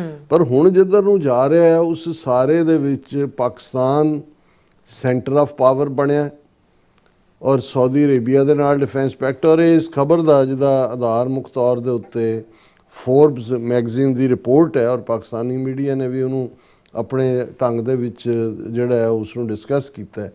ਔਰ ਇਹਦਾ ਟੌਪਿਕ ਹੀ ਇਹ ਹੈ ਕਿ why Turkey Saudi Arabia pivot towards Pakistan defence pact, ਕਿ ਟਰਕੀ ਔਰ ਇਹ ਖਬਰਾਂ ਜਿਹੜੀਆਂ ਨੇ ਸੋਰਸ ਤੋਂ ਆਈਆਂ ਕਿ ਜਿਹੜੀ ਹੈ ਟਰਕੀ ਜਿਹੜਾ ਹੈ ਉਹ ਡਿਫੈਂਸ ਅਲਾਇੰਸ ਜਿਹੜਾ ਸਾਊਦੀ ਅਰੇਬੀਆ ਔਰ ਪਾਕਿਸਤਾਨ ਦੇ ਨਾਲ ਹੈ ਉਸ ਨੂੰ ਜੁਆਇਨ ਕਰਨ ਦੇ ਲਈ ਇੱਛੁਕ ਹੈ। ਉਹਦੇ ਲਈ ਕੋਈ ਇਨੀਸ਼ੀਅਲ ਫਰੇਮਵਰਕ ਵੀ ਤੈਅ ਹੋ ਗਿਆ ਔਰ ਇਹ ਜਿਹੜੀ ਹੈ ਨੈਟੋ ਦੇ ਆਰਟੀਕਲ 5 ਦੇ ਥੱਲੇ, ਹਾਲਾਂਕਿ ਟਰਕੀ ਜਿਹੜਾ ਉਹ ਨੈਟੋ ਦਾ ਹਿੱਸਾ ਹੈ। ਔਰ ਇਹ ਜਿਹੜੀ ਹੈ ਇਸ ਤੋਂ ਇਹ ਨਜ਼ਰ ਆ ਰਿਹਾ ਵੀ ਕਿਉਂਕਿ ਨੈਟੋ ਦਾ ਆਪਣਾ ਫਿਊਚਰ ਅਨਸਰਟਨ ਹੈ, ਸੋ ਟਰਕੀ ਜਿਹੜਾ ਉਹ ਵੈਸਟਰਨ ਲੈਡ ਸਿਕਿਉਰਿਟੀ ਫਰੇਮਵਰਕ ਚੋਂ ਨਿਕਲ ਕੇ ਇੱਕ ਪੈਰਲਲ ਡਿਫੈਂਸ ਆਰਕੀਟੈਕਚਰ ਜਿਸ ਮੁਸਲਿਮ ਵਰਲਡ ਦਾ ਜਿਹੜਾ ਮਿਡਲ ਈਸਟ ਔਰ ਸਾਊਥ ਏਸ਼ੀਆ ਦੋਨਾਂ ਦਾ ਕੰਬਾਈਨ ਹੋਏ ਇਸ ਦੇ ਵੱਲੋਂ ਕੰਮ ਕਰ ਰਿਹਾ। ਔਰ ਇਹ ਸਾਰੇ ਦੇ ਚੱਲਦੇ ਆ ਜੀਓਪੋਲੀਟੀਕਲੀ ਵੀ ਇਹ ਜਿਹੜਾ ਅਲਾਇੰਸ ਹੈ ਜਿਵੇਂ ਟਰਕੀ ਸਾਊਦੀ ਅਰੇਬੀਆ ਪਾਕਿਸਤਾਨ ਦੂਸਰੇ ਮੁਲਕ ਵੀ ਜੁਆਇਨ ਕਰਨਗੇ। ਮੈਂ ਕੁਇਕਲੀ ਜਿਹੜਾ ਆਰਟੀਕਲ ਹੈ ਉਸ ਤੇ ਬੇਸਡ ਹੀ ਗੱਲ ਕਰਾਂਗਾ ਕਿ ਵੀ ਇਹ ਜਿਹੜਾ ਐਸੇ ਕੀ ਰੀਜ਼ਨ ਨੇ ਕਿ ਤੁਰਕੀ ਜਿਹੜਾ ਉਹ ਉਸ ਨੂੰ ਜੁਆਇਨ ਕਰਨਾ ਚਾਹੁੰਦਾ ਹੈ। ਇਹ ਉਹਨਾਂ ਦੀ ਜਿਹੜੀ ਹੈ ਕਿਉਂਕਿ ਇਹ shift shaped by strategic autonomy, cost effective military modernization and changing regional threat perceptions ਕਿ ਬਹੁਤ ਕੁਝ ਬਦਲ ਰਿਹਾ। ਅਮਰੀਕਾ ਦੇ ਉੱਤੇ ਵੀ ਜਿਹੜੀ ਹੁਣ ਜਿਵੇਂ ਟਰੰਪ ਦੀਆਂ ਨੀਤੀਆਂ ਨੇ ਉਹਦੇ ਥੱਲੇ ਜੇ ਨੈਟੋ ਨੂੰ ਦਰਕਾਰ ਕੇ ਸੁੱਟਿਆ, ਗ੍ਰੀਨਲੈਂਡ ਐਕਵਾਇਰ ਕਰਨ ਦੀ ਗੱਲ ਹੋ ਰਹੀ ਹੈ। ਦੂਸਰਾ ਸੋ ਇਹ ਵੀ ਲੱਗਣ ਲੱਗ ਗਿਆ ਉਹਨਾਂ ਨੂੰ ਕਿ ਵੀ ਹੁਣ ਤੱਕ ਸਾਊਦੀ ਅਰੇਬੀਆ ਔਰ ਮਿਡਲ ਈਸਟ ਦੇ ਤਾਂ ਬਹੁਤੇ ਵੈਸਟਰਨ ਢਾਂਚੇ ਥੱਲੇ ਹੀ ਸੀ ਔਰ ਉਹਨਾਂ ਨੂੰ ਲੱਗਾ ਵੀ ਨਹੀਂ ਸਾਨੂੰ ਆਪਣਾ ਕੁਝ ਬਣਾਉਣ ਦੀ ਲੋੜ ਹੈ। ਔਰ ਪਾਕਿਸਤਾਨ ਜਿਹਦੇ ਚਾਈਨਾ ਨਾਲ ਵੀ ਅਮਰੀਕਾ ਨਾਲ ਵੀ ਮਿਲਟਰੀ ਲੈਵਲ ਦੇ ਉੱਤੇ ਵੀ ਉਹਨੇ ਆਪਣੀ ਸੁਪੀਰੀਅਰਿਟੀ ਪ੍ਰੂਵ ਕੀਤੀ ਵਿਜ਼ਾ ਵੀ ਇੰਡੀਆਜ਼ ਆਪਰੇਸ਼ਨ ਸੰਦੂਰ। ਇਹ ਸਾਰੇ ਦੇ ਚੱਲਦੇ ਆ ਉਹਨਾਂ ਨੂੰ ਇਹ ਲੱਗਦਾ ਹੈ ਕਿ ਇਸਲਾਮਾਬਾਦ ਜਿਹੜਾ ਹੈ ਉਸ ਦਾ ਡਿਫੈਂਸ ਐਕੋਸਿਸਟਮ ਜਿਹੜਾ ਹੈ ਉਹ ਰਿਲਾਇਬਲ ਹੈ, ਉਹ ਪਾਰਟਨਰ ਬਣ ਸਕਦਾ। Operational experience, competitive pricing, proven combat platforms ਔਰ ਇਹ ਜਿਹੜੀ ਐਮਰਜਿੰਗ ਟ੍ਰਾਈਲੈਟਰਲ ਕਨਵਰਜੈਂਸ ਹੈ ਇਹ ਨਾਨ ਸਿੰਬੋਲਿਕ ਹੈ। It is driven by practical security needs, industrial collaboration and desire to diversify away from over dependence on traditional western suppliers। ਇਹ ਇਹਦਾ practical part ਹੈ ਔਰ ਪਾਕਿਸਤਾਨ ਦਾ ਜਿਹੜੀ ਡਿਫੈਂਸ ਅਪੀਲ ਹੈ ਉਹ ਕਿਉਂਕਿ ਇੰਡੀਜੀਨਸ ਕੈਪੇਬਿਲਿਟੀ ਹੈ, development under sanctions and resource constraints ਦੇ ਵੀ ਉਹਨਾਂ ਨੇ ਆਪਣੇ ਆਪ ਨੂੰ ਡਿਵੈਲਪ ਕੀਤਾ ਹੈ। ਇਹ ਜਿਹੜਾ ਐਨਵਾਇਰਨਮੈਂਟ ਹੈ ਉਹਨੇ ਪਾਕਿਸਤਾਨ ਨੂੰ ਫੋਰਸ ਕੀਤਾ ਕਿ ਉਹ ਪ੍ਰਾਇਓਰਟਾਈਜ਼ ਕਰੇ ਅਫੋਰਡੇਬਿਲਿਟੀ, ਅਡਾਪਟੇਬਿਲਿਟੀ ਐਂਡ ਜੁਆਇੰਟ ਪ੍ਰੋਡਕਸ਼ਨ। ਔਰ ਉਹਦੇ ਚੋਂ ਹੀ ਜਿਹੜਾ ਹੈ ਇਹ ਜਿਹੜਾ ਟਰਕੀ ਔਰ ਸਾਊਦੀ ਅਰੇਬੀਆ ਨੂੰ ਇਹ ਲੱਗਦਾ ਹੈ ਕਿ ਵੀ ਇਹ ਜਿਹੜੀ ਸਾਡੇ ਲਈ emerging security challenges ਨੇ, from drone warfare to missile proliferation, where Pakistan's battlefield tested doctrines and equipment provide valuable insights. Prove ਕਰਤਾ ਨਾ ਉਹਨਾਂ ਨੇ ਆਪਰੇਸ਼ਨ ਸੰਦੂਜ, ਡਰੋਨ ਮਿਸਾਈਲ ਜੋ ਰਫੇਲ ਵੀ ਸੁੱਟ ਲਏ, ਉਹਨਾਂ ਦੇ ਜਿਹੜੇ ਥੰਡਰ ਚਾਈਨਾ ਦੇ ਨਾਲ JF-35 ਥੰਡਰ ਫਾਈਟਰ ਪਲੇਨ ਨੇ ਉਹਨਾਂ ਨੇ ਵੀ ਆਪਣਾ ਜਲਵਾ ਦਿਖਾਇਆ। ਅੱਛਾ, ਫਿਰ ਇਹ ਐਨਾਲਿਸਟ ਕਹਿੰਦੇ ਨੇ ਕਿ ਪਾਕਿਸਤਾਨ's ability to integrate Chinese, Western and local technologies has enhanced its credibility as a flexible defense partner। ਕੱਲਾ ਇਹੀ ਨਹੀਂ ਕਿ ਵੀ ਪੋਲੀਟੀਕਲੀ ਉਹਨੇ ਪਾਕਿਸਤਾਨ ਨੇ ਮੈਨੇਜ ਕੀਤਾ ਹੈ ਚਾਈਨਾ, ਅਮਰੀਕਾ ਔਰ ਈਵਨ ਈਰਾਨ ਨੂੰ ਵੀ, ਲੇਕਿਨ ਜਿਹੜੀ ਉਹਨਾਂ ਦੀ ਟੈਕਨੋਲੋਜੀ ਵੀ ਹੈ ਉਹਦੇ 'ਚ ਉਹਨਾਂ ਨੇ ਜਿਹੜਾ ਇਹਨਾਂ ਤਿੰਨਾਂ ਦਾ ਐਮਲਗਮੇਸ਼ਨ ਜਿਹੜਾ ਕੀਤਾ। ਹੁਣ ਸਾਊਦੀ ਅਰੇਬੀਆ ਦੇ ਲਈ ਕਿਉਂ ਇਹ ਜ਼ਰੂਰੀ ਹੈ, ਇਸੇ ਆਰਟੀਕਲ ਦੇ ਵਿੱਚ ਡਿਸਕਸ ਕੀਤਾ ਉਹਨੇ ਕਿ ਸਾਊਦੀ ਅਰੇਬੀਆ ਵੀ ਰੀਕੈਲੀਬ੍ਰੇਟ ਕਰ ਰਿਹਾ ਆਪਣੇ ਆਪ ਨੂੰ, ਜਿਹੜਾ ਉਹਨਾਂ ਦਾ ਵਿਜ਼ਨ 2030 ਹੈ, which emphasises localisation of defence production and reduced external dependency. Saudi Arabia ਵੀ ਇਹ ਦੇਖ ਰਿਹਾ ਕਿ ਵੀ ਇਹ ਅਸੀਂ ਡਿਪੈਂਡੈਂਟ ਨਾ ਹੋਈਏ, ਆਪਣਾ ਪਾਰਟ ਰੱਖੀਏ। ਪਾਕਿਸਤਾਨ ਨੇ ਫਿਰ ਜੋ ਕੁਝ ਆਫਰ ਕੀਤਾ ਸਾਊਦੀ ਅਰੇਬੀਆ ਨੂੰ, ਪਹਿਲਾਂ ਵੀ ਉਹਨਾਂ ਦੀ ਸਿਕਿਉਰਿਟੀ ਸਿਸਟਮ ਜਾਂ ਦੂਸਰੇ 'ਚ ਪਾਕਿਸਤਾਨ ਦਾ ਰੋਲ ਰਿਹਾ। ਹੁਣ ਟਰਕੀ ਦਾ ਇੰਟਰਸਟ ਕਿਉਂ ਹੈ? ਸਾਊਦੀ ਅਰੇਬੀਆ ਦਾ ਤਾਂ ਸਮਝ ਆਇਆ, ਇਹ ਆਰਟੀਕਲ 'ਚ ਹੈ ਕਿ Turkey's interest meanwhile is anchored in complementary strengths rather than substitution. Ankara's defense industry has expanded rapidly. Turkey drone ਵੀ ਟਰਕੀ ਬਣਾਉਂਦਾ, ਰਸ਼ੀਆ ਨੂੰ ਵੀ ਉਹਨੇ ਡਰੋਨ ਦਿੱਤੇ ਨੇ ਕਿ ਵੀ ਇਹ ਰੈਪਿਡਲੀ ਹੈ। Defense industry has expanded rapidly, particularly in unmanned systems, naval platforms and electronic warfare. Pakistan brings operational depth. ਹੁਣ ਟਰਕੀ ਕੋਲ ਆਲਰੇਡੀ ਜਿਹੜੀ ਡਿਫੈਂਸ ਇਕਵਿਪਮੈਂਟ ਉਹ ਬਣਾ ਰਹੇ ਨੇ, ਪਾਕਿਸਤਾਨ ਦੇ ਕੋਲ ਜਿਹੜੀ ਹੈ operational depth, large scale production experience and access to South Asian security theatres. ਹੁਣ ਪਾਕਿਸਤਾਨ ਜਿਓਗ੍ਰਾਫਿਕਲੀ ਸਾਊਥ ਏਸ਼ੀਆ 'ਚ ਹੈ, ਟਰਕੀ ਇੱਧਰ ਵੀ ਹੈ, ਯੂਰਪ 'ਚ ਵੀ ਹੈ, ਨੈਟੋ ਦਾ ਵੀ ਮੈਂਬਰ ਹੈ। ਅੱਛਾ, joint projects, technology sharing and co-development initiative allows both countries to spread costs while accelerating innovation. ਇਹ ਦੋਨਾਂ ਦਾ ਇੱਕ ਯੂਨੀਕ ਕੰਬੀਨੇਸ਼ਨ ਬਣਦਾ ਹੈ। This partnership also enables Turkey to deepen its footprint in Muslim majority defense markets through a trusted intermediary. Turkey ਦੇ ਨਾਲ ਜਿਹੜਾ ਉਹ ਸਾਰੇ ਹੀ ਰਜੀਮਸ ਦੇ ਫੌਜੀ ਹੋਏ, ਸਿਵੀਲੀਅਨ ਹੋਏ, ਉਹਨਾਂ ਦੇ ਰਿਸ਼ਤੇ ਹਮੇਸ਼ਾ ਚੰਗੇ ਰਹੇ ਨੇ। ਜੰਮੂ ਕਸ਼ਮੀਰ ਦੇ ਮੁੱਦੇ ਦੇ ਉੱਤੇ ਵੀ ਤੁਰਕੀਆ ਨੇ ਹਮੇਸ਼ਾ ਖੁੱਲ੍ਹ ਕੇ UN ਦੇ ਵਿੱਚ ਉਹਨਾਂ ਨੇ ਕਸ਼ਮੀਰੀ ਲੋਕਾਂ ਦੇ ਰਾਈਟ ਆਫ ਸੈਲਫ ਡਿਟਰਮੀਨੇਸ਼ਨ ਦੇ ਹੱਕ ਦੀ ਗੱਲ ਕੀਤੀ ਹੈ। ਔਰ ਇਸ ਸਾਰੇ ਪੀਰੀਅਡ 'ਚ ਦੇ ਆਰਟੀਕਲ ਦੇ ਮੁਤਾਬਕ ਇਹ ਹੈ ਕਿ ਪਾਕਿਸਤਾਨ ਨੇ ਜਿਹੜਾ ਉਹਨਾਂ ਦੀ ਨੀਤੀ ਦੇ ਵਿੱਚ ਹੁਣ ਰਿਐਕਟਿਵ ਪੋਲੀਟਿਕਸ ਨਹੀਂ ਹੈ, ਪ੍ਰੋਐਕਟਿਵ ਹੈ। ਔਰ ਇਹ ਜਿਹੜੀਆਂ ਨੇ ਇਸ ਦੇ ਨਾਲ ਉਹਨਾਂ ਨੇ ਇਸ ਸਾਰੇ ਆਰਟੀਕਲ 'ਚ ਇਸ ਕੇਸ ਨੂੰ ਬਿਲਡ ਕੀਤਾ ਵੀ ਇਹ ਜਿਹੜਾ ਪਾਕਿਸਤਾਨ, ਤੁਰਕੀ ਔਰ ਸਾਊਦੀ ਅਰੇਬੀਆ, ਉਹਨਾਂ ਨੇ ਇਹ ਡੈਮੋਨਸਟ੍ਰੇਟ ਕੀਤਾ ਹੈ ਕਿ ਵੀ ਅਸੀਂ ਹੁਣ ਇੰਡੀਪੈਂਡੈਂਟ ਫੋਰਨ ਪਾਲਿਸੀ ਚੋਇਸਿਸ ਸਾਡੀਆਂ ਹੋਣਗੀਆਂ ਇਸ ਕੰਪਲੈਕਸ ਗਲੋਬਲ ਆਰਡਰ ਦੇ ਵਿੱਚ। ਔਰ Pakistan, Islamabad balanced relations with China, the West and the Islamic world position it as a bridge rather than a block actor. ਕਿ ਉਹ ਬਲੌਕ ਨਹੀਂ ਬਣ ਰਿਹਾ ਪਾਕਿਸਤਾਨ, ਤੁਰਕੀ, ਸਾਊਦੀ ਅਰੇਬੀਆ ਜਾਂ ਹੋਰ ਵੀ ਜੁਆਇਨ ਕਰਨ, ਇੱਕ ਬ੍ਰਿਜ ਹੈ। ਔਰ ਇਹ ਜਿਹੜਾ ਜ਼ਾਹਰ ਹੈ ਕਿ ਵੀ ਇਹ ਜਿਹੜੀ ਡਿਪਲੋਮੈਟਿਕ ਫਲੈਕਸੀਬਿਲਿਟੀ ਹੈ, ਇਹਦੇ ਨਾਲ ਪਾਕਿਸਤਾਨ ਨੂੰ ਬਹੁਤ ਜ਼ਿਆਦਾ ਜਿਹੜੀ ਉਹਦੀ ਐਕਸੈਸ ਵੀ ਹੁੰਦੀ ਹੈ। ਔਰ ਇਹ ਰੀਜਨਲ ਸਿਕਿਉਰਿਟੀ ਡਾਇਨਾਮਿਕਸ ਬਦਲਦੀਆਂ ਨੇ। Drone proliferation, missile advancement, naval competition across Red Sea, Eastern Mediterranean and Indian Ocean। ਔਰ ਅਸੀਂ ਸਮਝਦੇ ਹਾਂ ਵੀ ਇਸ ਫੋਰਬਸ ਨੇ ਬੜੇ ਚੰਗੇ ਢੰਗ ਦੇ ਵਿੱਚ ਜਿਹੜਾ ਉਹ ਪਾਕਿਸਤਾਨ ਦੇ ਸਟੇਚਰ ਨੂੰ ਵੀ ਬਿਆਨੇ ਜੀ। ਔਰ ਨਾਲ ਦੀ ਨਾਲ ਇਹ ਜਿਹੜੀਆਂ ਸਾਰੀਆਂ ਚੇਂਜਸ ਨਵੇਂ ਨਕਸ਼ਿਆਂ ਦੀ, ਨਵੇਂ ਰਿਸ਼ਤਿਆਂ ਦੀ ਔਰ ਨਵੇਂ ਵਰਲਡ ਆਰਡਰ ਦੀ ਗੱਲ ਹੈ।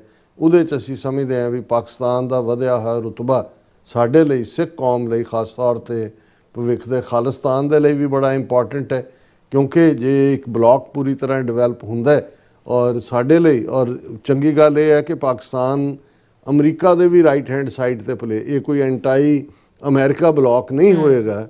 ਸੋ ਇਹਦੇ ਲਈ ਸਾਡੇ ਭਵਿੱਖ ਦੇ ਲਈ ਵੀ ਜਦੋਂ ਅਸੀਂ ਆਪਣੀ ਸੇਫਟੀ ਸਿਕਿਉਰਿਟੀ ਖਾਲਿਸਤਾਨ ਦੀ ਕਰਨੀ ਹੈ, ਕਿਸ ਬਲਾਕ ਨੂੰ ਅਸੀਂ ਕਿਸ ਲੈਵਲ ਦੇ ਉੱਤੇ ਦੇਖਣਾ ਹੈ। ਸੋ ਇਹ ਜਿਹੜਾ ਸਟਰੋਂਗਰ ਪਾਰਟ ਹੈ, ਅਸੀਂ ਨੇਬਰ ਹੈ ਨੈਕਸਟ ਡੋਰ ਪਾਕਿਸਤਾਨ ਦੇ, ਔਰ ਸੈਂਟਰਲ ਏਸ਼ੀਆ ਔਰ ਯੂਰਪ ਤੱਕ ਦਾ ਰਾਊਟ ਇਹਨਾਂ ਮੁਲਕਾਂ 'ਚੋਂ ਹੀ ਜਾਂਦਾ ਹੈ। ਸੋ ਇਵੈਂਚੁਅਲੀ ਅਸੀਂ ਇਸ ਨੂੰ ਇਸ ਢੰਗ ਨਾਲ ਦੇਖਦੇ ਹਾਂ ਕਿ ਇਸ ਦੇ ਵਿੱਚ ਭਾਰਤ ਪੂਰੀ ਤਰ੍ਹਾਂ ਆਈਸੋਲੇਟ ਹੋ ਗਿਆ, ਔਰ ਇਹ ਜਿਹੜਾ ਇੰਡੀਆ ਦਾ ਡ੍ਰੀਮ ਸੀ ਕਿ ਕਿਸੇ ਵੇਲੇ ਵੀ ਜੇ ਅਸੀਂ ਤਾਂ ਜਦੋਂ ਮਰਜ਼ੀ ਪਾਕਿਸਤਾਨ ਨੂੰ ਨੱਪ ਲਾਂਗੇ ਔਰ ਫਿਰ ਅਖੰਡ ਭਾਰਤ ਬਣਾ ਦੇਵਾਂਗੇ, ਇਹ ਜਿਹਨੂੰ ਕਹਿੰਦੇ ਨੇ ਕਿ ਵੀ ਪੁੱਠਾ ਜਿਹੜਾ ਹੈ ਗੇੜ ਜਿਹੜਾ ਦੇ ਦਿੱਤਾ ਹੈ ਪਾਕਿਸਤਾਨ ਨੇ, ਔਰ ਅਸੀਂ ਇਸ ਦੇ ਉੱਤੇ ਤਸੱਲੀ ਦਾ ਇਜ਼ਹਾਰ ਕਰਦੇ ਹਾਂ। ਜੀ ਰਾਜ ਸਾਹਿਬ ਤੁਹਾਡਾ ਬਹੁਤ ਬਹੁਤ ਧੰਨਵਾਦ। ਸੋ ਅਥਨ ਐਂਡ ਬ੍ਰੇਕ ਵਿਊਅਰਸ, ਤੁਸੀਂ ਇਸੇ ਤਰ੍ਹਾਂ ਬਣੇ ਰਹਿਣਾ। ਮਿਲਦੇ ਹਾਂ ਛੋਟੇ ਜਿਹੇ ਬ੍ਰੇਕ ਤੋਂ ਬਾਅਦ।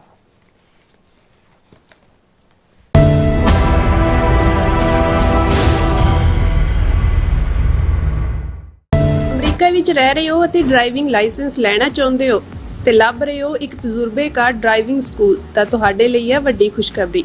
ਕੈਲੀਫੋਰਨੀਆ ਦਾ ਸਟਾਕਟਨ ਟਰੱਕ ਡਰਾਈਵਿੰਗ ਸਕੂਲ ਤੁਹਾਨੂੰ ਦੇਵੇਗਾ ਡਰਾਈਵਿੰਗ ਸਿਖਲਾਈ ਅਤੇ ਡਰਾਈਵਿੰਗ ਦੌਰਾਨ ਪੇਸ਼ ਆਉਂਦੀਆਂ ਮੁਸ਼ਕਲਾਂ ਨਾਲ ਨਜਿੱਠਣ ਦੀ ਸਿਖਲਾਈ।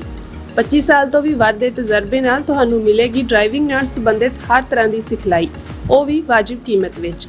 ਫਿਰ ਦੇਰ ਕਿਸ ਗੱਲ ਦੀ, ਅੱਜ ਹੀ ਸੰਪਰਕ ਕਰੋ 2097883308 ਜਾਂ ਫਿਰ 2093139919 ਨੰਬਰਾਂ ਤੇ ਅਤੇ ਪਾਓ ਆਪਣਾ ਡਰਾਈਵਿੰਗ ਲਾਇਸੈਂਸ।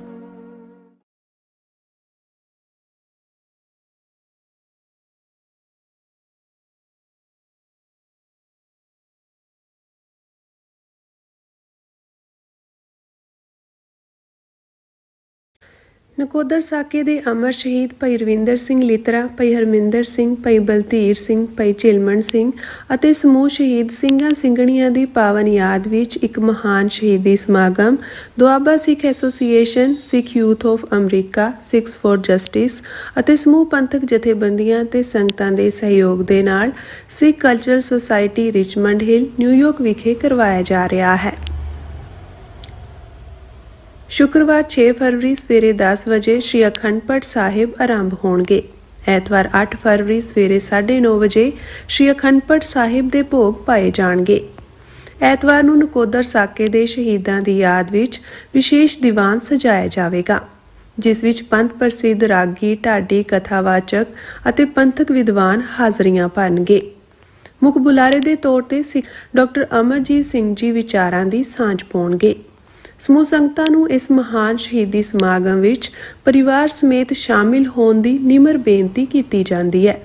ਵਧੇਰੇ ਜਾਣਕਾਰੀ ਲਈ viewers welcome back on programme. So viewers ਗੱਲਬਾਤ ਕਰਨ ਜਾ ਰਹੇ ਹਾਂ ਕਿ ਇੰਡੀਅਨ ਆਰਮੀ ਡੇ ਮੌਕੇ ਭਾਰਤ ਦੇ ਫੌਜੀ ਮੁਖੀ ਨੇ ਜੈਪੁਰ ਵਿੱਚ ਫੌਜੀ ਪਰੇਡ ਤੋਂ ਸਲਾਮੀ ਲਈ। ਇਸ ਮੌਕੇ ਜਨਰਲ ਦ੍ਰਿਵੇਦੀ ਨੇ ਕਿਹਾ ਕਿ ਅਸੀਂ ਭਵਿੱਖ ਦੀਆਂ ਜੰਗਾਂ ਦੀ ਤਿਆਰੀ ਕਰ ਰਹੇ ਹਾਂ ਔਰ ਭਾਰਤ ਤੋਂ 6 ਗੁਣਾ ਛੋਟੇ ਪਾਕਿਸਤਾਨ ਦੀ ਫੌਜ ਤੋਂ ਜੁੱਤੀਆਂ ਖਾਣ ਤੋਂ ਬਾਅਦ ਕੀ ਭਾਰਤੀ ਫੌਜੀ ਮੁਖੀ ਦੱਸਣਗੇ ਕਿ ਉਹ ਕਿਸ ਦੇ ਖਿਲਾਫ ਭਵਿੱਖ ਵਿੱਚ ਜੰਗ ਕਰਨ ਦੇ ਸਮਰੱਥ ਹੋਣਗੇ। ਸੋ ਇਸ ਬਾਰੇ ਆਪਾਂ ਗੱਲਬਾਤ ਕਰਨ ਜਾ ਰਹੇ ਹਾਂ। ਸੋ ਅਸੀਂ ਚਾਹਾਂਗੇ ਕਿ ਤੁਸੀਂ ਇਸੇ ਤਰ੍ਹਾਂ ਬੜੇ ਰਹਿਣਾ, ਦੇਖਣ ਸੁਣਨ ਲਈ ਲਿਖਣ ਲਈ ਤੁਹਾਡਾ ਸਭ ਦਾ ਬਹੁਤ ਬਹੁਤ ਸ਼ੁਕਰੀਆ ਜੀ। ਡਾਕਟਰ ਸਾਹਿਬ ਕੀ ਵਿਚਾਰਾਂ ਨੇ? ਦੇਖੋ, ਇੱਕ ਪੰਜਾਬੀ ਦਾ ਅਖਾਣ ਹੈ ਕਿ ਵੀ ਰੱਸੀ ਸੜ ਗਈ ਪਰ ਵੱਟ ਨਹੀਂ ਗਿਆ, ਕਿਉਂਕਿ ਜੇ ਐਂ ਵੱਟ ਵਾਲੀ ਰੱਸੀ ਪਈ ਹੁੰਦੀ ਉਹਨੂੰ ਅੱਗ ਲਾ ਦਿਓ ਤੇ ਉਹ ਸਵਾਹ ਉੱਥੇ ਹੀ ਉਵੇਂ ਹੀ ਉਹਦਾ ਉਹ ਵਲ ਉਵੇਂ ਹੀ ਨਜ਼ਰ ਆ ਰਿਹਾ ਹੁੰਦਾ। ਜੇ ਤੁਸੀਂ ਭਾਰਤੀ ਸਿਆਸੀ ਲੀਡਰਾਂ ਦਾ ਹਾਲ ਦੇਖੋ ਔਰ ਖ਼ਾਸ ਤੌਰ 'ਤੇ ਆਰਮੀ ਦਾ ਮੁਖੀ ਉਪੇਂਦਰ ਦਵਿਵੇਦੀ, ਹਰ 24 ਘੰਟੇ ਬਾਅਦ ਇਹਨੂੰ ਦੌਰਾ ਪੈ ਰਿਹਾ ਫੌਜੀ ਮੁਖੀ ਨੂੰ, ਔਰ ਬਾਰ-ਬਾਰ ਕਿ ਜੀ ਅਸੀਂ ਜਿਹੜਾ ਆਪਰੇਸ਼ਨ ਸੰਦੂਰ ਦੀ ਕਾਮਯਾਬੀ 'ਚੋਂ ਅਸੀਂ ਬਹੁਤ ਕੁਝ ਸਿੱਖਿਆ, ਇਹ ਨਿਊ ਨਾਰਮ ਅਸੀਂ ਸਥਾਪਿਤ ਕਰਤਾ ਔਰ ਅਸੀਂ ਜਿਹੜਾ ਹੈ ਉਹ ਸਬਕ ਸਿਖਾਤਾ ਔਰ ਪਾਕਿਸਤਾਨ ਨੂੰ ਅਸੀਂ ਪਹਿਲੇ ਇੰਨੇ ਘੰਟਿਆਂ ਦੇ ਵਿੱਚ ਇਹ ਕਰਤਾ। ਉਹ ਇਹ ਚੱਲ ਹੀ ਰਿਹਾ ਉਹਨਾਂ ਦਾ। ਹਾਲਾਂ ਮੈਂ ਹੁਣ ਹੁੰਦਾ ਕਿ ਵੀ ਬਥੇਰਾ ਹੋ ਗਿਆ ਇਹਨਾਂ ਦੇ ਆਪਰੇਸ਼ਨ ਸੰਦੂਰ ਤੇ ਇਹਨਾਂ ਦੀ ਲਾਪਾ, ਇਹਨੂੰ ਛੱਡੀਏ ਪਰ ਰੋਜ਼ ਆ ਕੇ ਸਾਹਮਣੇ ਜਦੋਂ ਖਲੋ ਜਾਂਦੇ ਨੇ ਤਾਂ ਫਿਰ ਚਪੇੜ ਮਾਰਨ ਨੂੰ ਜੀ ਕਰਦਾ ਹੀ ਕਰਦਾ ਹੈ। ਹੁਣ ਅੱਜ ਵੀ ਕਿਉਂਕਿ ਆਰਮੀ ਡੇ ਹੈ, ਆਰਮੀ ਡੇ ਦੇ ਮੌਕੇ ਬੜੀ ਰੰਗਦਾਰ ਪੈਰੇਡ ਜੈਪੁਰ ਦੇ ਵਿੱਚ ਜਿਹਦੀ ਸਲਾਮੀ ਨੇ ਫੌਜੀ ਮੁਖੀ ਨੇ ਦਵੇਦੀ ਨੇ ਲਈ, ਔਰ ਜਿਵੇਂ ਉਹ ਹੁੰਦਾ ਹੈ ਉਹ ਇੱਧਰਲਾ ਵੀ ਦਿਖਾਤੀ ਚੀਜ਼, ਉੱਧਰਲੀ ਵੀ ਜਿਹੜੀਆਂ ਮੰਗਵੀਆਂ ਔਰ ਮੁੱਲ ਲੈ ਕੇ ਖਰੀਦੀਆਂ ਹੋਈਆਂ ਨੇ ਉਹਨਾਂ ਨੂੰ ਦਿਖਾਈ ਜਾਓ ਕਿ ਜੀ ਇਹ ਦੇਖੋ ਅਸੀਂ ਫੌਜ 'ਚ ਵੀ ਜੁਆਇਨ ਕਰਾ ਲਿਆ ਤੇ ਉਹ ਵੀ ਸਾਡੇ ਕੋਲ ਟੈਕਨੀਕ ਹੈ ਤੇ ਫਲਾਣਾ ਵੀ ਹੈ। ਹਾਲ ਇਹਨਾਂ ਦੇ ਜਹਾਜ਼ ਦਾ ਜੋ ਹੋਇਆ ਉਹ ਦਿਖਾਉਂਦੇ ਆ ਪਿੱਛੇ ਜੇ ਉੱਥੇ ਦੁਬਈ 'ਚ ਸੀ ਸ਼ਾਇਦ, ਉਹ ਬਿਲਕੁਲ ਉਹ ਤਬਾਹ ਹੋਇਆ ਲੋਕਾਂ ਦੇ ਸਾਹਮਣੇ, ਉਹਦੇ 'ਚ ਇਹਨਾਂ ਦਾ ਜਲੂਸ ਨਿਕਲਿਆ। ਔਰ ਇਕੱਲਾ ਇਹੀ ਨਹੀਂ, ਇਸ ਆਰਮੀ ਡੇ ਦੀ ਆੜ ਦੇ ਵਿੱਚ ਜਿਹੜੇ ਬੀਜੇਪੀ ਦੇ ਮਿਨਿਸਟਰ ਨੇ, ਦੂਜੇ ਨੇ ਰਾਜਨਾਥ ਸਿੰਘ ਔਰ ਦੂਜਿਆਂ ਨੇ ਬੜਿਆਂ ਨੇ ਫੌਜ ਨੂੰ ਵਧਾਈਆਂ ਦਿੱਤੀਆਂ ਕਿ ਜੀ ਫੌਜ ਭਾਰਤ ਦੀ ਸਾਡਾ ਪ੍ਰਾਈਡ ਹੈ, ਦੇਖੋ ਆਪਰੇਸ਼ਨ ਸੰਦੂਰ ਦੇ ਵਿੱਚ ਕਿਵੇਂ ਕਾਮਯਾਬੀ ਹੋਈ। ਪਰ ਮੈਂ ਕੁਦਰਤੀ ਕਿਉਂਕਿ ਇਹਨਾਂ ਦੀ press trust of India main news agency ਹੈ ਔਰ ਉਹਨਾਂ ਨੇ ਇਹ ਖਬਰ ਬੜੀ ਪ੍ਰਮੁਖਤਾ ਦੇ ਨਾਲ ਸਾਰੇ ਪਾਸੇ ਜਿਹੜੀ ਆ ਛਪਵਾਈ ਹੈ ਔਰ ਇਹ ਹੈ we are preparing for future wars, indigenisation key for self reliance, army chief General Dwivedi said that special emphasis is being placed on resources that are useful for both military and civilian purposes, contributing to the overall development of the country. ਹੁਣ ਇਹ ਕਹਿ ਰਹੇ ਜੀ ਅਸੀਂ ਭਵਿੱਖ ਦੀਆਂ ਮੁਸਤਕਬਲ ਦੀਆਂ ਜੰਗਾਂ ਦੇ ਲਈ ਅਸੀਂ ਆਪਣੀ ਆਪ ਨੂੰ ਤਿਆਰ ਕਰ ਰਹੇ ਹਾਂ ਔਰ ਉਸ ਦੇ ਵਿੱਚ ਦੇਸੀ ਹਥਿਆਰ ਮੇਡ ਇਨ ਇੰਡੀਆ ਜਿਹੜੀਆਂ ਚੀਜ਼ਾਂ ਨੇ ਉਹ ਬੜਾ ਪ੍ਰੋਮੀਨੈਂਸ ਦੇ ਨਾਲ ਜਿਹੜਾ ਉਹ ਆਪਣਾ ਰੋਲ ਅਦਾ ਕਰਨਗੇ। ਜੈਪੁਰ ਦੇ ਵਿੱਚ ਇਹਨਾਂ ਨੇ ਇਹ ਪੈਰੇਡ ਰੱਖੀ। ਫਿਰ ਉਹਨਾਂ ਨੂੰ ਪੁੱਛਿਆ ਗਿਆ ਜੀ ਤੁਸੀਂ ਜੈਪੁਰ 'ਚ ਕਿਉਂ ਰੱਖੀ? ਉਹ ਕਹਿੰਦੇ ਜੀ ਜੈਪੁਰ ਸਾਡੇ ਬੜੇ ਯੋਧੇ ਜਿਹੜੇ ਰਾਜਸਥਾਨ ਦੇ ਔਰ ਦੂਸਰੇ ਹੋਏ ਨੇ, ਵੈਲ ਟ੍ਰੇਨਡ ਸੋਲਜਰਸ ਔਰ ਦੂਸਰੇ ਇਸ ਖਿੱਤੇ 'ਚੋਂ ਆਏ ਔਰ ਇਹ ਕੀਤਾ। ਹੁਣ ਜਿਹੜਾ ਇਹਨਾਂ ਦਾ ਝੂਠ ਹੈ ਜਿਹੜਾ ਰਿਪੀਟਡਲੀ ਕਰ ਰਿਹਾ ਕਿ ਬਈ ਉਹਨੇ ਕਿਹਾ ਕਿ ਬਈ ਅਸੀਂ ਭਾਰਤੀ ਫੌਜ ਦੀ ਥਿੰਕਿੰਗ ਦੇ ਵਿੱਚ ਬੜੀ ਤਬਦੀਲੀ ਹੋਈ ਹੈ।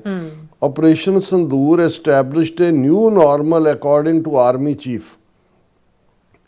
ਹੁਣ ਤੁਸੀਂ ਦੇਖੋ ਹਰ ਵਾਰ ਝੂਠ ਨੂੰ ਕਿੰਨਾ ਜਿਹੜਾ ਉਹ ਉੱਚੀ ਬੋਲ ਕੇ ਸੱਚ ਬਣਾਉਣ ਦੀ ਕੋਸ਼ਿਸ਼ ਕਰ ਰਹੇ ਨੇ। It demonstrated the Indian Army's ability to respond with speed, coordination and precision, ਕਿ ਅਸੀਂ ਬੜੀ ਤੇਜ਼ੀ ਨਾਲ ਜਿਹੜਾ ਉਹ ਹੱਲਾ ਬੋਲਿਆ, ਬੜੀ ਕੋਆਰਡੀਨੇਟਡ ਸਾਡਾ ਐਫਰਟ ਸੀ ਔਰ ਪ੍ਰੀਸੀਜਨ ਹੁੰਦਾ ਕਿ ਬਿਲਕੁਲ ਠੀਕ ਨਿਸ਼ਾਨੇ ਤੇ ਠੀਕ ਅਸੀਂ ਜਿਹੜਾ ਪ੍ਰੀਸਾਈਜ਼ ਸਾਡੇ ਅਸੀਂ ਟਾਰਗੇਟ ਫੁੰਡੇ। The operation reflected a mature and confident force.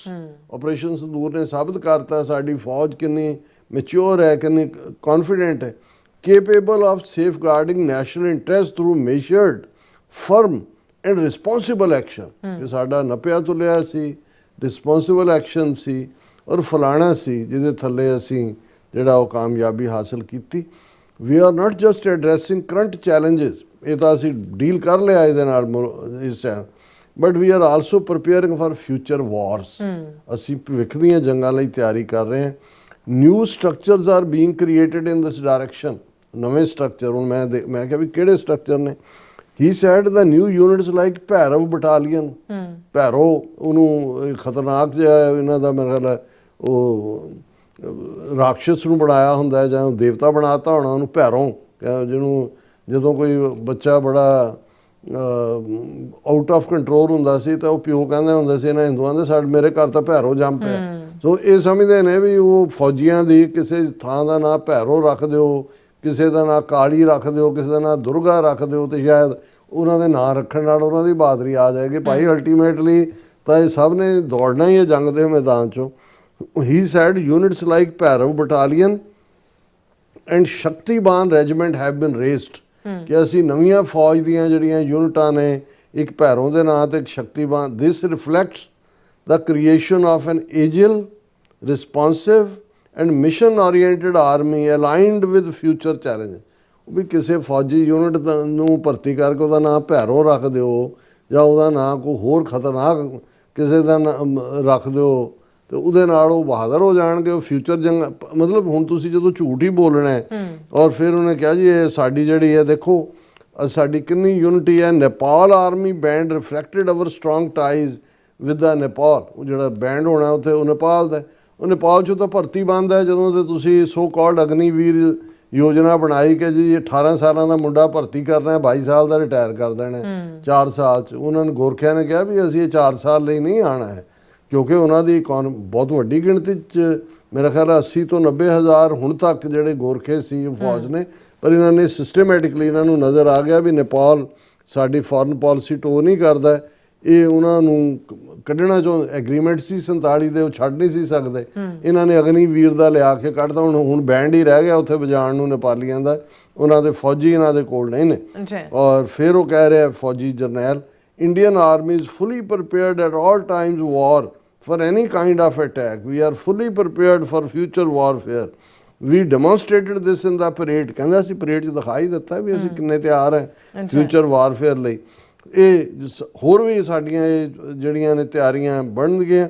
ਨਾਲ ਦੇ ਨਾਲ ਇਹ ਕਹਿੰਦੇ he said with the display of made in India equipment the parade reflected that the foundation of transformation self. ਬਿਲਕੁਲ ਜਦੋਂ ਤੁਸੀਂ ਝੂਠ ਔਰ ਨੌਨਸੈਂਸ ਇਹਨਾਂ ਦਾ ਦੇਖਦੇ ਹੋ, ਹੁਣ ਬੰਦਾ ਇਹ ਪੁੱਛ ਸਕਦਾ ਹੈ ਕਿ ਚੀਨ ਦੇ ਸਾਹਮਣੇ ਤਾਂ ਤੁਸੀਂ ਗੋਡੇ ਟੇਕ ਦਿੱਤੇ ਹੋਏ ਨੇ, ਉੱਥੇ ਤਾਂ ਉਹਨਾਂ ਨੇ ਸ਼ੰਕਰਾ ਵੈਲੀ ਦੇ ਉੱਤੇ ਵੀ ਕਿਹਾ ਵੀ ਸਾਡੀ ਉਦੋਂ ਤੁਸੀਂ ਨਹੀਂ ਬੋਲੇ। ਚਾਈਨੀਜ਼ ਡੈਲੀਗੇਸ਼ਨ RSS ਦੇ ਦਫ਼ਤਰ 'ਚ ਔਰ BJP ਦੇ ਦਫ਼ਤਰ 'ਚ ਉਹਨਾਂ ਨੂੰ ਤੁਸੀਂ ਰੈੱਡ ਕਾਰਪੇਟ ਵੈਲਕਮ ਦੇ ਰਹੇ ਹੋ। ਚਾਈਨਾ ਦੇ ਸਾਹਮਣੇ ਤੁਹਾਡਾ ਫੋਰਨ ਮਿਨਿਸਟਰ ਵੀ ਕਹਿ ਚੁੱਕਾ ਜੀ ਉਹ ਬਹੁਤ ਵੱਡੀ ਇਕੋਨਮੀ ਮੁਲਕ ਹੈ, ਅਸੀਂ ਉੱਥੇ ਲੜ ਨਹੀਂ ਸਕਦੇ। ਆਲਰੇਡੀ 4000 ਸਕੁਅਰ ਕਿਲੋਮੀਟਰ ਤੁਸੀਂ ਇਹਨਾਂ 4 ਸਾਲਾਂ 'ਚ ਉਹਨਾਂ ਦੇ ਹਵਾਲੇ ਕੀਤਾ। ਇੰਡੀਆ ਦੇ 38,000 ਸਕੁਅਰ ਕਿਲੋਮੀਟਰ ਅਕਸਾਈ ਚਿੰਨ ਦਾ 1962 'ਚ ਉਹਨਾਂ ਦੇ ਹਵਾਲੇ ਕੀਤਾ ਹੈ। ਚਾਈਨਾ ਨਾਲ ਤੁਸੀਂ ਲੜ ਨਹੀਂ ਸਕਦੇ। ਪਾਕਿਸਤਾਨ ਤੋਂ ਤੁਸੀਂ ਤਾਜ਼ਾ ਜੁੱਤੀਆਂ ਖਾ ਕੇ ਹਟੇ ਹੋ, ਤੇ ਫਿਊਚਰ ਵਾਰਸ ਕਿਹਦੇ ਨਾਲ ਲੜਨੀਆਂ ਨੇ? ਅਮਰੀਕਾ ਨਾਲ ਜਾਂ ਕਿਹਦੇ ਨਾਲ? ਸੋ ਮਤਲਬ ਇਹ ਹੈ ਕਿ ਵੀ ਇਹ ਜਦੋਂ ਇਹਨਾਂ ਦੀ ਜਿਹੜੀ ਇਹ ਕ੍ਰਸ਼ਿੰਗ ਡਿਫੀਟ ਹੈ ਔਰ ਇਹਨਾਂ ਨੂੰ ਸਮਝ ਨਹੀਂ ਆ ਰਹੀ ਵੀ ਆਪਣੇ ਲੋਕਾਂ ਨੂੰ ਜਿਹੜਾ ਲਗਾਤਾਰ ਉੱਲੂ ਤੋਂ ਬਣਾਈ ਜਾ ਰਹੇ ਨੇ, ਕਹਿ ਰਹੇ ਨੇ, ਪਰ ਹੁਣ ਲੋਕ ਵੀ ਸਵਾਲ ਕਰਨ ਲੱਗ ਗਏ ਨੇ। ਹੁਣ ਤੁਸੀਂ ਕਹੋ ਜੀ ਮੌਜੂਦਾ ਨਹੀਂ, ਅਸੀਂ ਫਿਊਚਰ ਵਾਰਸ ਦੇ ਲਈ ਦੇਖੋ ਅਸੀਂ ਭੈਰੋਂ ਦੀ ਯੂਨਿਟ ਖੜੀ ਕਰਤੀ, ਅਸੀਂ ਸ਼ਕਤੀਬਾਨ ਖੜੀ ਕਰਤੀ। ਇਹ ਹੈ ਕਿ ਜਿਸ ਨੂੰ ਤੁਸੀਂ ਕਹਿੰਦੇ ਹੋ ਕਿ ਭਾਈ ਇਹ ਬਿਲਕੁਲ ਝੂਠ ਦੇ ਉੱਤੇ ਮਬਨੀ ਇਹਨਾਂ ਦਾ ਸਾਰਾ ਸਿਸਟਮ ਹੈ ਔਰ ਇਹ ਜਾ ਰਿਹਾ ਔਰ ਇਹਨਾਂ ਨੂੰ ਪਤਾ ਨਹੀਂ ਲੱਗ ਰਿਹਾ ਕਿ ਭਾਈ ਕੀ ਕਹੀਏ, ਤੇ ਉਹੀ ਫਿਰ ਵਕਤੋਂ ਖੁੰਜੀ ਡੂਮਣੀ ਬੋਲੇ ਆਲ ਪਤਾਲ। ਜੀ ਰਾਜ ਸਾਹਿਬ ਤੁਹਾਡਾ ਬਹੁਤ ਬਹੁਤ ਧੰਨਵਾਦ। ਸੋ ਥਲੇ ਨੇ ਬ੍ਰੇਕ ਵਿਊਅਰਸ, ਤੁਸੀਂ ਕਿਤੇ ਨਹੀਂ ਜਾਣਾ, ਮਿਲਦੇ ਹਾਂ ਆਫਟਰ ਦਿਸ ਸ਼ਾਰਟ ਬ੍ਰੇਕ।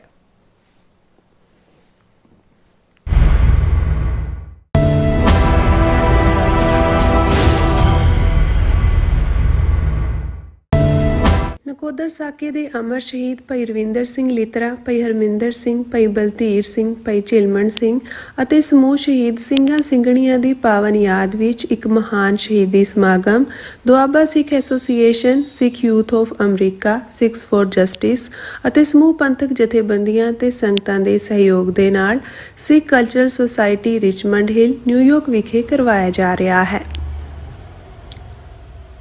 ਸ਼ੁੱਕਰਵਾਰ 6 ਫਰਵਰੀ ਸਵੇਰੇ 10 ਵਜੇ ਸ਼੍ਰੀ ਅਖੰਡ ਪਾਠ ਸਾਹਿਬ ਆਰੰਭ ਹੋਣਗੇ। ਐਤਵਾਰ 8 ਫਰਵਰੀ ਸਵੇਰੇ 9:30 ਵਜੇ ਸ਼੍ਰੀ ਅਖੰਡ ਪਾਠ ਸਾਹਿਬ ਦੇ ਭੋਗ ਪਾਏ ਜਾਣਗੇ। ਐਤਵਾਰ ਨੂੰ ਨਕੋਦਰ ਸਾਕੇ ਦੇ ਸ਼ਹੀਦਾਂ ਦੀ ਯਾਦ ਵਿੱਚ ਵਿਸ਼ੇਸ਼ ਦੀਵਾਨ ਸਜਾਇਆ ਜਾਵੇਗਾ, ਜਿਸ ਵਿੱਚ ਪੰਥ ਪ੍ਰਸਿੱਧ ਰਾਗੀ, ਢਾਡੀ, ਕਥਾਵਾਚਕ ਅਤੇ ਪੰਥਕ ਵਿਦਵਾਨ ਹਾਜ਼ਰੀਆਂ ਭਰਨਗੇ। ਮੁੱਖ ਬੁਲਾਰੇ ਦੇ ਤੌਰ ਤੇ ਸਿੱਖ ਡਾਕਟਰ ਅਮਰਜੀਤ ਸਿੰਘ ਜੀ ਵਿਚਾਰਾਂ ਦੀ ਸਾਂਝ ਪਾਉਣਗੇ। ਸਮੂਹ ਸੰਗਤਾਂ ਨੂੰ ਇਸ ਮਹਾਨ ਸ਼ਹੀਦੀ ਸਮਾਗਮ ਵਿੱਚ ਪਰਿਵਾਰ ਸਮੇਤ ਸ਼ਾਮਿਲ ਹੋਣ ਦੀ ਨਿਮਰ ਬੇਨਤੀ ਕੀਤੀ ਜਾਂਦੀ ਹੈ। ਵਧੇਰੇ ਜਾਣਕਾਰੀ ਲਈ ਸਕਰੀਨ ਤੇ ਦਿੱਤੇ ਨੰਬਰਾਂ ਤੇ ਸੰਪਰਕ ਕਰੋ ਜੀ। ਆਓ ਸ਼ਹੀਦਾਂ ਦੀ ਯਾਦ ਨੂੰ ਨਮਨ ਕਰੀਏ ਅਤੇ ਪੰਥਕ ਏਕਤਾ ਦਾ ਸਬੂਤ ਦਈਏ ਜੀ। ਧੰਨਵਾਦ।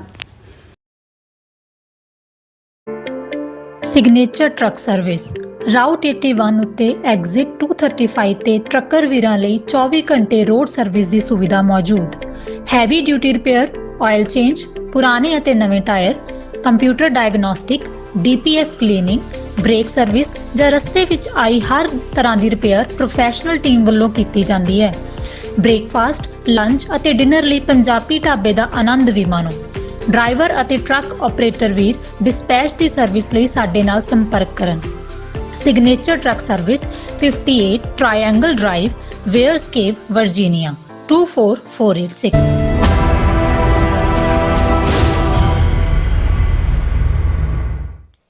Viewers welcome back to programme. So viewers underworld ਇਸ ਸੈਕਸ਼ਨ 'ਚ ਆਪਾਂ ਗੱਲਬਾਤ ਕਰਨ ਜਾ ਰਹੇ ਹਾਂ ਕਿ ਆਸਕਰ ਇਨਾਮ ਜੇਤੂ ਪ੍ਰਸਿੱਧ ਸੰਗੀਤਕਾਰ AR ਰਹਿਮਾਨ ਦਾ ਕਹਿਣਾ ਹੈ ਕਿ ਪਿਛਲੇ 8 ਸਾਲਾਂ ਵਿੱਚ ਹਿੰਦੀ ਫਿਲਮ ਇੰਡਸਟਰੀ ਪੂਰੀ ਤਰ੍ਹਾਂ ਜਿਹੜਾ ਜਿਹੜਾ ਉਹਦਾ ਹੋ ਗਿਆ ਹੈ। ਸੋ ਯਾਦ ਰਹੇ ਇਸ ਵੇਲੇ AR ਰਹਿਮਾਨ ਵਰਗੇ ਸ਼ਖਸੀਅਤ ਨੂੰ ਵੀ ਮੁੰਬਈ ਫਿਲਮ ਇੰਡਸਟਰੀ ਵਿੱਚ ਕੰਮ ਨਹੀਂ ਦਿੱਤਾ ਜਾ ਰਿਹਾ। ਇਸ ਦਾ ਕਾਰਨ AR ਰਹਿਮਾਨ ਦਾ ਮੁਸਲਮਾਨ ਹੋਣਾ ਹੈ। ਸੋ ਇਸ ਬਾਰੇ ਆਪਾਂ ਗੱਲਬਾਤ ਕਰਨ ਜਾ ਰਹੇ ਹਾਂ। ਨਾਲ ਜਿਹੜੇ ਤੁਹਾਡੇ ਲਾਈਵ ਮੈਸੇਜ ਨੇ ਉਹ ਵੀ ਆਪਾਂ ਸ਼ੇਅਰ ਕਰਾਂਗੇ। ਸੋ ਅਸੀਂ ਚਾਹਾਂਗੇ ਕਿ ਤੁਸੀਂ ਇਸੇ ਤਰ੍ਹਾਂ ਬਣੇ ਰਹਿਣਾ।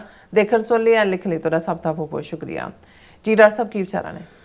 ਦੇਖੋ 47 ਦੀ ਮੁਲਕ ਵੰਡ ਨੇ ਜਿੱਥੇ ਆਬਾਦੀਆਂ ਨੂੰ ਇੱਕ ਥਾਂ ਤੋਂ ਦੂਜੀ ਥਾਂ ਜਾਣ ਤੇ ਮਜਬੂਰ ਕੀਤਾ, ਸਿਵਲ ਵਾਰ ਹੋਈ, ਉੱਥੇ ਮੁੰਬਈਆ ਫਿਲਮ ਇੰਡਸਟਰੀ ਜਿਸ ਨੂੰ ਬਾਲੀਵੁੱਡ ਦਾ ਨਾਮ ਹੁਣ ਦਿੱਤਾ ਗਿਆ, ਉਸ ਦੇ ਵਿੱਚ ਵੱਡੀ ਗਿਣਤੀ 'ਚ ਜਿਹੜੇ ਮੁਸਲਮਾਨ ਕਲਾਕਾਰ ਜਾਂ ਸੰਗੀਤਕਾਰ ਜਾਂ ਸ਼ਾਇਰ ਔਰ ਐਕਟਰ ਜਾਂ ਦੂਸਰੇ ਸੀ, ਉਹ ਬੰਬਈ 'ਚ ਟਿਕੇ ਰਹੇ। ਕੁਛ ਨੇ ਪਾਕਿਸਤਾਨ ਨੂੰ ਚੁਣਿਆ, ਜਿਵੇਂ ਨੂਰ ਜਹਾਂ ਜਿਹੜੀ ਪਹਿਲਾਂ ਹੀ ਫੇਮਸ ਸੀ ਉਹ ਆਈ, ਲੇਕਿਨ ਸੁਰਈਆ ਜਿਹੜੀ ਦੂਸਰੀ ਪ੍ਰੋਮੀਨੈਂਟ ਸੀ ਉੱਥੇ ਰਹੀ। ਔਰ ਵੱਡੀ ਗਿਣਤੀ 'ਚ ਔਰ ਜੇ ਤੁਸੀਂ ਪਿਛਲੇ ਜਦੋਂ ਤੱਕ ਇਹ ਹਿੰਦੂਤਵਾ ਦਾ ਦੌਰਾ ਨਹੀਂ ਸ਼ੁਰੂ ਹੋਇਆ, ਤੁਸੀਂ ਬੰਬਈ ਫਿਲਮ ਇੰਡਸਟਰੀ ਦੇਖੋਗੇ, ਉਹਨਾਂ ਦੇ ਵਿੱਚ ਬੇਸ਼ੱਕ ਧਾਰਮਿਕ ਫਿਲਮਾਂ ਦਾ ਜਾਂ ਹਿੰਦੂ ਮਾਈਥੋਲੋਜੀ ਦੇ ਉੱਤੇ ਬੇਸਡ ਫਿਲਮਾਂ ਦਾ ਰੁਝਾਨ 50s ਦੇ ਵਿੱਚ ਹੀ ਸੀ। ਹਾਲਾਂ ਉਸ 30s 40s ਦੀ ਨਫ਼ਰਤ ਦਾ ਕਾਰਨ ਸੀ ਕਿ ਈਵਨ ਨਾਂ ਬਦਲ ਕੇ ਜਿਹੜਾ ਐਕਟ ਕਰਨਾ, ਹੁਣ ਦਲੀਪ ਕੁਮਾਰ ਮੁਸਲਮਾਨ ਸਨ, ਯੂਸਫ ਉਹਨਾਂ ਦਾ ਨਾਂ ਸੀ, ਪਰ ਜੇ ਉਹਨਾਂ ਨੂੰ ਨਾਂ ਦਿੱਤਾ ਹੈ, ਹੋ ਸਕਦਾ ਉਸ ਵੇਲੇ ਉਹਨਾਂ ਨੇ ਸੋਚਿਆ ਹੋਏ ਜਿਹੜੇ ਵੀ ਫਿਲਮ ਪ੍ਰੋਡਿਊਸਰ ਜਾਂ ਦੂਸਰੇ ਸੀ ਕਿ ਵੀ ਯੂਸਫ ਦੇ ਨਾਂ ਥੱਲੇ ਪੋਪੂਲਰ ਨਹੀਂ ਹੋਏਗਾ। ਇਸੇ ਤਰ੍ਹਾਂ ਮੀਨਾ ਕੁਮਾਰੀ, ਇਹ ਵੀ ਇੱਕ ਮੁਸਲਮਾਨ ਲੇਡੀ ਦੇ ਥੱਲੇ। ਲੇਕਿਨ ਈਵਨ ਵਿਦਨ ਪੋਸਟ 47 ਪੀਰੀਅਡਸ ਵੀ ਇਹ ਰੁਝਾਨ ਬਦਲਿਆ ਜਦੋਂ ਵਹੀਦਾ ਰਹਿਮਾਨ ਜਿਹੜੀ ਫਿਲਮ ਐਕਟਰੈਸ ਦੇ ਤੌਰ ਤੇ ਬੜੀ ਯੰਗ ਉਮਰ ਦੇ ਵਿੱਚ ਉਹਨੂੰ ਕਾਸਟ ਕੀਤਾ, ਉਹਨੂੰ ਕਿਹਾ ਗਿਆ ਡਾਇਰੈਕਟਰ ਵੱਲੋਂ ਵੀ ਤੇਰਾ ਨਾਂ ਬਦਲਣਾ। ਉਹ ਕਹਿੰਦੇ ਵੀ ਕਿਉਂ, ਨਾਂ ਕਿਉਂ ਬਦਲਣਾ ਮੇਰਾ? ਮੇਰੇ ਮਾਪਿਓ ਨੇ ਰੱਖਿਆ, ਬਹੁਤ ਵਧੀਆ ਨਾਂ ਹੈ ਮੇਰਾ। ਔਰ ਵਹੀਦਾ ਰਹਿਮਾਨ ਆਪਣੇ ਉਸ ਨਾਂ ਓਰੀਜਨਲ ਦੇ ਥੱਲੇ। ਔਰ ਫਿਰ ਉਹ ਵੀ ਆਇਆ ਬਾਲੀਵੁੱਡ ਦਾ ਪੀਰੀਅਡ ਜਿਹਦੇ 'ਚ ਕਿ ਆਮਿਰ ਖਾਨ, ਸ਼ਾਹਰੁਖ ਖਾਨ, ਦੂਜੇ ਖਾਨ ਲਫ਼ਜ਼ਾਂ ਵਾਲੇ ਡੋਮੀਨੇਟ ਕਰਨ ਲੱਗੇ। ਔਰ ਇਕੱਲਾ ਇਹ ਨਹੀਂ ਹੈ, ਇਹ ਤਾਂ ਆਊਟਵਰਡਲੀ ਐਕਟਿੰਗ ਦਾ ਮਿਊਜ਼ਿਕ ਔਰ ਜਿਹੜੀਆਂ ਬੈਸਟ ਉਹਨਾਂ ਦੇ ਹੁਣ ਨਸ਼ਾਦ ਵਰਗੇ ਲੋਕ ਜਿਹਨੇ ਮੁਗਲ ਆਜ਼ਮ ਦਾ ਮਿਊਜ਼ਿਕ ਦਿੱਤਾ, ਜਾਂ ਜਿਨ੍ਹਾਂ ਨੇ ਈਵਨ ਜੇ ਦਲੀਪ ਕੁਮਾਰ ਔਰ ਉਹਨਾਂ ਦੇ ਉਸ ਦੌਰ ਨੂੰ ਦੇਖੋ, ਜਿਨ੍ਹਾਂ ਨੇ ਪਰਫੈਕਟ ਜਿਹੜੇ ਹਿੰਦੂ ਕਿਰਦਾਰ ਨੇ ਉਹ ਭਾਵੇਂ ਮੰਦਰਾਂ 'ਚ ਨੇ ਕਿ ਉਹਨਾਂ ਨੂੰ ਪਰਫਾਰਮ ਕੀਤਾ। ਸੋ ਇਹਦੇ 'ਚ ਕੋਈ ਸ਼ੱਕ ਨਹੀਂ ਹੈ ਕਿ ਇੰਡੀਆ ਜਿਹੜਾ ਇੱਕ ਆਰਟੀਫਿਸ਼ੀਅਲ ਕੰਟਰੀ ਦੇ ਤੌਰ ਤੇ 47 'ਚ ਅੰਗਰੇਜ਼ ਇਹਨਾਂ ਦੇ ਹਵਾਲੇ ਕਰ ਗਏ, ਇਹਨਾਂ ਦੀ ਕੋਈ ਬਾਈਂਡਿੰਗ ਲਾਈਨ ਨਹੀਂ ਸੀ। ਅੱਡ ਬੋਲੀਆਂ, ਅੱਡ ਪਹਿਰਾਵੇ, ਸਾਊਥ ਇੰਡੀਆ ਨਾਲ ਕੀ ਮਿਲਦਾ ਹੈ ਨਾਰਥ ਇੰਡੀਆ ਦਾ, ਨਾਰਥ ਈਸਟ ਨਾਲ ਕੀ ਮਿਲਦਾ ਹੈ ਨਾਰਥ ਇੰਡੀਆ ਦਾ, ਪੰਜਾਬ ਨਾਲ ਕੀ ਮਿਲਦਾ ਹੈ ਤਮਿਲਨਾਡੂ ਦਾ, ਜਾਂ ਕੀ ਮਿਲਦਾ ਹੈ ਗੰਗਾ ਜਮਨੀ ਤਹਿਜ਼ੀਬ ਦਾ। ਲੇਕਿਨ ਜੇ ਮੈਂ ਇਹ ਕਹਾਂ ਕਿ ਸਭ ਤੋਂ ਜ਼ਿਆਦਾ ਕੰਟਰੀਬਿਊਟ ਜੇ ਇਸ ਨੂੰ ਇੱਕ ਇੰਡੀਆ ਦੀ ਯੂਨਿਟ ਦੇ ਤੌਰ ਤੇ ਤੋਰਨ ਤੱਕ ਕਿਸੇ ਦਾ ਹੈ ਤੇ ਉਹ ਮੁੰਬਈਆ ਫਿਲਮ ਇੰਡਸਟਰੀ ਦਾ ਹੈ ਕਿ ਉਹਨਾਂ ਨੇ ਆਪਣੀਆਂ ਸੋ ਕਾਲਡ ਦੇਸ਼ ਭਗਤੀ ਦੇ ਨਾਂ ਥੱਲੇ ਜੋ ਫਿਲਮਾਂ ਕ੍ਰੀਏਟ ਕੀਤੀਆਂ, ਜੋ ਦੂਜਾ ਮਦਰ ਇੰਡੀਆ ਵਰਗੇ ਕਿਰਦਾਰ ਜਿਸ ਦੇ ਵਿੱਚ ਨਰਗਿਸ ਔਰ ਉਹ ਸਾਰਿਆਂ ਦਾ ਰੋਲ, ਔਰ ਉਹਨੂੰ ਧਰਤੀ ਦੇ ਨਾਲ ਜੋੜਨਾ। ਔਰ ਇਸ ਸਾਰੇ ਦੇ ਚੱਲਦਿਆਂ ਹਿੰਦੂ ਤਵੀਆਂ ਨੇ ਜਦੋਂ ਟੇਕ ਓਵਰ ਕੀਤਾ, ਜ਼ਾਹਰ ਹੈ ਕਿ ਉਹਨਾਂ ਨੇ ਉਹ ਸਾਰਿਆਂ ਨੂੰ ਹੌਲੀ ਹੌਲੀ ਉਹਨਾਂ ਦੇ ਲਈ ਤਾਂ ਜਿਹੜਾ ਕੋਈ ਵੀ ਜਿਹੜਾ ਭਾਵੇਂ ਜਿੰਨੇ ਇਹ ਮੁੰਬਈਆ ਫਿਲਮ ਇੰਡਸਟਰੀ ਵਾਲੇ ਮੁਸਲਮਾਨ ਕਿਰਦਾਰ ਵਾਲੇ ਵੀ ਨੇ, ਸਭ ਦੇ ਘਰਾਂ 'ਚ ਹਿੰਦੂ ਔਰਤਾਂ ਪੂਜਾ ਵੀ ਹੁੰਦੀ ਹੈ, ਇਹ ਵੀ ਫਿਲਮਾਂ ਦੇ ਵਿੱਚ ਪੂਜਾ ਵੀ। ਇਹ ਕਿਹੜੇ ਪਾਸਿਓਂ ਪ੍ਰੈਕਟਿਸਿੰਗ ਕੋਈ ਮੁਸਲਮਾਨ ਹੈ ਜਾਂ ਕੋਈ ਸਿੱਖ ਵੀ ਹੈ ਜਿਸ ਕਿਸਮ ਦਾ, ਹੁਣ ਭਾਵੇਂ ਕਹਿਣ ਨੂੰ ਅਸੀਂ ਕਹੀ ਜਾਈਏ, ਜੇ ਮੈਂ ਹੁਣ ਕਹਾਂਗਾ ਨਾ ਕਿਸੇ ਦਾ ਲਵਾਂਗਾ ਕਈਆਂ ਨੂੰ ਤਕਲੀਫ ਹੋਏਗੀ, ਉਹਨਾਂ ਨੂੰ ਤੁਸੀਂ ਕਿਹੜੇ ਸਿੱਖ, ਉਹ ਕਹਿੰਦੇ ਨੇ ਜੀ ਅਸੀਂ ਕਲਾਕਾਰ ਹਾਂ, ਕਲਾਕਾਰ ਦਾ ਕੋਈ ਮਜ਼ਹਬ ਨਹੀਂ ਹੁੰਦਾ, ਉਹ ਤਾਂ ਖੁਦ ਕਹਿੰਦੇ ਨੇ। ਤੇ ਅਸੀਂ ਉਹਨਾਂ 'ਚੋਂ ਮੁਸਲਮਾਨ ਲੱਭੀਏ ਜਾਂ ਸਿੱਖ ਲੱਭੀਏ, ਪਰ ਗੱਲ ਅਸੀਂ ਹਿੰਦੂ ਤੋਂ ਵੀ ਨਫ਼ਰਤ ਦੀ ਕਰ ਰਹੇ ਹਾਂ। ਉਹ ਤਾਂ ਜੋ ਕਰ ਰਹੇ ਸੀ, ਯੂਸਫ ਦਲੀਪ ਕੁਮਾਰ ਬਣਿਆ ਜਾਂ ਕੋਈ ਮੀਨਾ ਕੁਮਾਰੀ ਬਣੀ ਜਾਂ ਕੋਈ ਦੂਜਾ, ਉਹਨਾਂ 'ਤੇ ਹੈ। ਪਰ ਈਵਨ ਉਹਨਾਂ ਦੇ ਇਸ ਪਾਰਟ ਨਾਲ ਵੀ ਕਿਸ ਹੱਦ ਤੱਕ ਨਫ਼ਰਤ ਚਲੀ ਗਈ, ਔਰ ਮੋਦੀ ਦੇ ਆਉਣ ਤੋਂ ਬਾਅਦ ਕਿਵੇਂ ਸਿਸਟੇਮੈਟਿਕਲੀ ਇਹਨਾਂ ਨੇ ਨਾ ਸਿਰਫ ਜਿਹੜੇ ਮੁਸਲਮਾਨ ਕ੍ਰੀਏਟਿਵ ਦੁਨੀਆ ਦੇ ਵਿੱਚ ਜਿਨ੍ਹਾਂ ਨੇ ਬਹੁਤ ਕੁਝ ਦਿੱਤਾ, ਉਹਨਾਂ ਨੂੰ ਗੁੱਠੇ ਲਾਈਨ ਲਾਇਆ ਇਹਨਾਂ ਨੇ ਕਿਵੇਂ ਸਿਸਟੇਮੈਟਿਕਲੀ ਡਿਵਾਈਸਿਵ ਏਜੰਡੇ ਵਾਲੀਆਂ ਫਿਲਮਾਂ, ਉਹ ਕਸ਼ਮੀਰ ਫਾਈਲਸ ਹੋਏ, ਉਹ ਕੇਰਲਾ ਫਾਈਲਸ ਦੇ ਥੱਲੇ ਕ੍ਰੀਏਟ ਕਰ ਲਈਆਂ, ਕੋਈ ਬਾਹੂਬਲੀ ਦੇ ਨਾਂ ਥੱਲੇ ਕ੍ਰੀਏਟ ਕੀਤਾ। ਹੁਣ ਇੱਕ ਫਿਲਮ ਜਿਹੜੀ ਹੋ ਗਿਆ ਜੀ, ਉਹਨੇ ਇੰਨੇ 1000 ਕਰੋੜ ਬਣਾ ਲਿਆ, ਧੁਰੰਧਰ ਨਾਂ ਦੀ, ਜਿਹਦੇ ਥੱਲੇ ਜਿਹੜਾ ਕਰਾਚੀ ਦੇ ਮਾਫੀਆ ਨੂੰ ਇਸਤੇਮਾਲ ਕਰਕੇ ਪਾਕਿਸਤਾਨ, ਇਹ ਅਜੇ ਧੁਰੰਧਰ 1 ਬਣੀ ਹੈ, ਇਹਦੇ ਇੱਕ ਧੁਰੰਧਰ 2 ਬਣਾਉਣੀ ਹੈ ਫਰਦਰ ਨਫ਼ਰਤ ਪੈਦਾ ਕਰਨ ਦੇ ਲਈ। ਉਸ ਤੋਂ ਪਹਿਲਾਂ ਇਹ ਉਹ ਆਰੀਆ ਸਮਾਜੀ ਧਰਮਿੰਦਰ ਦੇ ਮੁੰਡਿਆਂ ਨੂੰ ਵਰਤ ਕੇ ਬਾਰਡਰ ਫਿਲਮ ਤੇ ਸੋ ਮਤਲਬ ਇਹਨਾਂ ਨੇ ਟੂ ਦਾ ਹਿਲਟ ਯੂਜ਼ ਕੀਤਾ। ਹੁਣ ਇਸ ਸਾਰੇ ਪੀਰੀਅਡ 'ਚ ਜਿਹੜਾ ਉਸ ਧਰਤੀ ਦੇ ਮਿਊਜ਼ਿਕ ਨੂੰ ਇੰਟਰਨੈਸ਼ਨਲ ਰੈਕਗਨੀਸ਼ਨ ਦਿਵਾਉਣ ਵਾਲਾ ਬੰਦਾ ਉਹ AR ਰਹਿਮਾਨ ਹੈ। ਤਮਿਲਨਾਡ, ਤਮਿਲ ਸਪੀਕਿੰਗ ਹਿੰਦੂ, ਪਰ ਆਪਣੀ ਕਨਵਿਕਸ਼ਨ ਨਾਲ, ਜਾਂ ਉਹਨੇ ਆਪਣੀ ਕਹਾਣੀ ਵੀ ਸੁਣਾਈ ਵੀ ਉਹ ਕਿਉਂ ਜਾਂ ਕਿਵੇਂ ਇਸਲਾਮ ਵੱਲ ਮੁੜਿਆ, ਪਰ ਪੱਕਾ ਮੁਸਲਮਾਨ, 5 ਨਮਾਜ਼ੀ। ਔਰ ਉਸ ਰਾਹੀਂ ਜੋ ਮਿਊਜ਼ਿਕ ਨਿਕਲਿਆ AR ਰਹਿਮਾਨ ਰਾਹੀਂ, ਜਿਸ ਨੇ, ਕਿਉਂਕਿ ਸਾਊਥ ਦਾ ਅਸੀਂ ਪਹਿਲੀ ਵਾਰ ਨਾਰਥ ਇੰਡੀਅਨ ਫਿਲਮਾਂ ਦੇ ਵਿੱਚ ਜਿਹੜਾ ਇਸ ਨੇ ਉਸ ਮਿਊਜ਼ਿਕ ਨੂੰ ਕਿਸ ਹੱਦ ਤੱਕ ਪਹੁੰਚਾਇਆ ਕਿ ਭਾਈ AR ਰਹਿਮਾਨ ਨੂੰ ਆਸਕਰ ਅਵਾਰਡ ਮਿਲਿਆ ਹੋਇਆ ਦੁਨੀਆ 'ਚ। AR ਰਹਿਮਾਨ ਦਾ ਨਾਂ ਸਿਰਫ ਇੰਡੀਆ ਤੱਕ ਮਹਿਦੂਦ ਨਹੀਂ ਹੈ, ਗਲੋਬਲ ਹੈ, ਕਿਉਂਕਿ ਆਸਕਰ ਹਾਈਐਸਟ ਪਾਰਟ ਹੈ ਔਰ ਉਸ ਦੀਆਂ ਧੁਨਾਂ ਔਰ ਉਸ ਦਾ ਕਿਆ ਕਹਿਣਾ, ਔਰ ਬਿਲਕੁਲ ਨਾਨ ਪੋਲੀਟੀਕਲ ਬੰਦਾ, ਸਿਰਫ ਮਿਊਜ਼ਿਕ ਨੂੰ ਸਮਰਪਿਤ, ਔਰ ਉਹ ਸਾਰਿਆਂ ਨੂੰ। ਹੁਣ ਉਹਦਾ ਇੱਕ ਇੰਟਰਵਿਊ ਜਿਹੜਾ PTI ਨੇ ਇਹਨੂੰ ਨਿਊਜ਼ ਬਣਾਇਆ, AR Rahman says Hindi film industry has changed over past 8 years, it could be a communal thing। ਕਿਉਂਕਿ ਇਸ ਤੋਂ ਪਹਿਲਾਂ ਇੱਕ ਦਿਨ ਮੈਂ ਖਬਰ ਵੀ ਦੇਖੀ ਕਿ ਈਵਨ AR ਰਹਿਮਾਨ ਨੂੰ ਵੀ ਮੁੰਬਈਆ ਫਿਲਮ ਇੰਡਸਟਰੀ ਦੇ ਵਿੱਚ, ਬਾਲੀਵੁੱਡ ਦੇ ਵਿੱਚ ਹੁਣ ਕੰਮ ਨਹੀਂ ਦਿੱਤਾ ਜਾ ਰਿਹਾ। ਹੁਣ ਜਿਹਦੇ ਥੱਲੇ ਮਤਲਬ ਦੁਨੀਆ ਨੇ ਜਿਸ ਦੇ ਟੈਲੈਂਟ ਨੂੰ ਰੈਕਗਨਾਈਜ਼ ਕੀਤਾ, ਔਰ ਇਹ ਜਦੋਂ ਮੈਂ, ਕਿਉਂਕਿ ਉਹ ਖਬਰ ਮੇਰੇ ਮਾਈਂਡ 'ਚ ਘੁੰਮ ਰਹੀ ਸੀ, ਜਦੋਂ ਮੈਂ ਇਹ ਦੇਖਿਆ ਮੈਂ ਕਿਹਾ ਵੀ ਇਸ ਨੂੰ ਦੇਖੀਏ ਵੀ ਇਹ ਕਹਿੰਦਾ ਕੀ ਹੈ। ਉਹਨੇ ਕਿਹਾ ਜੀ ਵੀ ਬੇਸ਼ੱਕ ਮੈਂ ਕੰਮ ਦੀ ਭਾਲ 'ਚ ਨਹੀਂ ਹੈ, ਮੈਂ ਤਾਂ ਇਹ ਹਮੇਸ਼ਾ ਮੇਰਾ ਰਿਹਾ ਵੀ ਕੰਮ ਮੇਰੇ ਕੋਲ ਆਉਣਾ ਚਾਹੀਦਾ ਹੈ, ਮੇਰੇ ਕੰਮ ਦੀ ਸਿੰਸੈਰਿਟੀ ਦੀ ਇਹ ਕੀਮਤ ਹੈ। I feel it's a jinx when I go in search of things, ਕਿ ਵੀ ਹੁਣ ਜੇ ਮੈਨੂੰ ਵੀ ਕੰਮ ਲੱਭਣਾ ਪੈਂਦਾ, ਲੱਭਣ ਦਾ ਵੀ ਨਾ ਮਿਲੇ, ਤਾਂ ਮੈਂ ਉਹ ਇਹਨੂੰ ਕੀ ਕਹਿ ਸਕਦਾ। ਫਿਰ ਉਹਨੇ ਕਿਹਾ ਕਿ ਵੀ ਪਹਿਲਾਂ ਮੈਨੂੰ ਇਸ ਗੱਲ ਦੀ ਸਮਝ ਨਹੀਂ ਸੀ, ਉਹਨੇ ਟਰਮ ਯੂਜ਼ ਕੀਤੀ ਚਾਈਨੀਜ਼ ਵਿਸਪਰਸ। ਚਾਈਨੀਜ਼ ਵਿਸਪਰਸ ਦੇ asked if he faced any prejudice in the Hindi film industry when he started out in the 1990s. Rahman said, maybe I didn't get to know all this stuff, maybe God concealed all this stuff, but for me I never felt any of these, but for the past 8 years maybe because the power shift has happened, ਕਿ ਦਿੱਲੀ ਦਾ ਰਾਜ ਤਖਤ ਬਦਲ ਗਿਆ ਔਰ ਹੁਣ ਜਿਹੜਾ ਹੈ ਉਹ ਫਿਰਕੂਪਣੇ ਨੇ take over ਕਰ ਰਿਹਾ। People who are not creative have the power now to decide things, ਕਿ ਜਿਨ੍ਹਾਂ ਦੇ ਕੋਲ ਕੋਈ ਟੈਲੈਂਟ ਨਹੀਂ ਹੈ ਉਹ ਹੁਣ ਉਸ ਪਾਵਰ 'ਚ ਆ ਗਏ ਨੇ ਵੀ ਉਹਨਾਂ ਨੇ ਕੀ, ਉਹੀ ਡਿਸਾਈਡਿੰਗ ਫੈਕਟਰ ਨੇ। And this might have been A communal thing also, but not in my face. ਮੇਰੇ ਮੂੰਹ ਤੇ ਤਾਂ ਕੋਈ ਨਹੀਂ ਕਹਿੰਦਾ, ਪਰ ਮੈਂ ਮਹਿਸੂਸ ਕਰ ਸਕਦਾ ਕਿ ਭਾਈ ਅਲਟੀਮੇਟਲੀ ਫੈਸਲੇ ਉਸ ਕਮਿਊਨਲ ਫੇਸ ਰਾਹੀਂ ਹੋ ਰਹੇ ਨੇ। It comes to me as a Chinese whispers that they booked you, but the music company went ahead and hired their 5 composers। ਵੀ ਇੱਕ ਆ ਕੇ ਮੈਨੂੰ ਕਹੇਗਾ ਜੀ ਅਸੀਂ ਤੁਹਾਨੂੰ ਬੁੱਕ ਕਰ ਰਹੇ ਹਾਂ, ਪਰ ਉਹ ਕਹਿਣਗੇ ਜੀ ਨਹੀਂ ਅਸੀਂ ਤਾਂ ਕਰ ਲਿਆ ਸੀ, ਪਰ ਜਿਹੜਾ ਮਿਊਜ਼ਿਕ ਕੰਪਨੀ ਹੈ ਉਹਨਾਂ ਨੇ 5 ਹੋਰ ਕੰਪੋਜ਼ਰ ਜਿਹੜੇ ਨੇ ਉਹ ਹਾਇਰ ਕਰ ਲਏ ਨੇ। I said, oh that is great, rest for me, I can chill out with my family। ਇਹਦਾ ਮਤਲਬ ਹੈ ਵੀ ਅਨਇੰਪਲੋਇਡ ਹੈ। ਹੁਣ ਜੇ AR ਰਹਿਮਾਨ ਵਰਗਾ ਬੰਦਾ ਫਿਰ ਥੱਲੇ ਆ ਵੀ ਉਹਨੇ ਕੀ ਉਹਦੀ ਦੇਣ ਹੈ। ਇਹ ਮੈਂ ਇਸ ਲਈ ਕਹਿ ਰਿਹਾ ਕਿ ਬਹੁਤ ਵਾਰ ਜਿਹੜੇ ਸਾਡੇ ਉਸ ਲੈਵਲ ਦੇ ਲੋਕ ਜਿਹੜੇ ਗੁਲਾਮੀ ਦੇ ਸਿੰਪਟਮਸ ਨੂੰ ਸਮਝਦੇ ਨਹੀਂ ਨੇ, ਉਹਨਾਂ ਨੂੰ ਲੱਗ ਰਿਹਾ ਹੁੰਦਾ ਦੇਖੋ ਜੀ ਇਹ ਵੀ ਪ੍ਰੋਸਪਰ, ਉਹ ਵੀ ਇਹ ਜੇ AR ਰਹਿਮਾਨ ਇਹ ਛੋਟਾ, ਹਾਲਾਂ ਮੇਰਾ ਕੋਈ ਬਾਲੀਵੁੱਡ ਜਾਂ ਇਹਨਾਂ 'ਚ ਕੋਈ ਦਿਲਚਸਪੀ ਨਹੀਂ ਹੈ, ਪਰ ਕਿਉਂਕਿ ਆਰਟ ਨੂੰ ਮੈਂ ਐਡਮਾਇਰ ਕਰਦਾ, ਮੈਂ AR ਰਹਿਮਾਨ ਨੂੰ ਐਡਮਾਇਰ ਕਰਦਾ, ਉਹਦੇ ਮਿਊਜ਼ਿਕ ਨੂੰ। ਜਿਵੇਂ ਨੌਸ਼ਾਦ ਦਾ ਜੋ ਪਾਰਟ ਹੈ ਉਹ ਹਾਈਲੀ ਐਡਮਾਇਰੇਬਲ ਹੈ, ਕਿਸ ਲੈਵਲ ਦੇ ਉੱਤੇ ਜਾ ਕੇ ਉਸ ਨੇ ਜਿਹੜਾ ਹੈ ਉਹ ਉਸ ਨੂੰ ਪਹੁੰਚਾਇਆ ਮਿਊਜ਼ਿਕ ਨੂੰ। ਔਰ ਇਹੀ ਨਹੀਂ, ਮੁਸਲਮਾਨ ਹੁੰਦਿਆਂ ਹੋਇਆਂ ਉਹਨਾਂ ਨੇ ਉਹ ਮਿਊਜ਼ਿਕ ਤੋਂ ਨਾ ਉਹ ਗੀਤ, ਹੁਣ ਸਾਹਿਰ ਲੁਧਿਆਣਵੀ ਹੋਏ ਜਾਂ ਜਿਹੜਾ ਮੁਰਾਦਾਬਾਦੀ ਹੋਏ ਜਾਂ ਕੋਈ ਹੋਰ ਹੋਏ। ਹੁਣ ਮਨ ਤੜਪਤ ਹਰੀ ਦਰਸ਼ਨ ਕੋ ਆਜ ਇੱਕ ਕਲਾਸਿਕ ਬੈਜੂ ਬਾਵਰਾ ਫਿਲਮ ਦਾ ਪਾਰਟ ਤੁਸੀਂ ਉਹ ਦੇਖੋਗੇ ਵੀ ਕਈ ਵਾਰੀ ਹੈਰਾਨੀ ਹੁੰਦੀ ਹੈ ਵੀ ਇੱਕ ਮੁਸਲਮਾਨ ਔਰ ਗਾਣ ਵਾਲੇ ਵੀ ਮੁਹੰਮਦ ਰਫੀ ਵਰਗੇ ਜਿਹੜਾ ਖੁਦ ਹੁਣ ਉਹ ਜਿਹੜੇ ਨੇ ਕੰਪੋਜ਼ਰ ਵੀ ਮੁਸਲਮਾਨ, ਸ਼ਾਇਰ ਵੀ ਮੁਸਲਮਾਨ, ਲਿਖਣ ਵਾਲੇ ਸਾਹਿਰ ਲੁਧਿਆਣਵੀ ਵਰਗੇ, ਗਾਣ ਵਾਲੇ ਵੀ ਮੁਹੰਮਦ ਰਫੀ ਵਰਗੇ।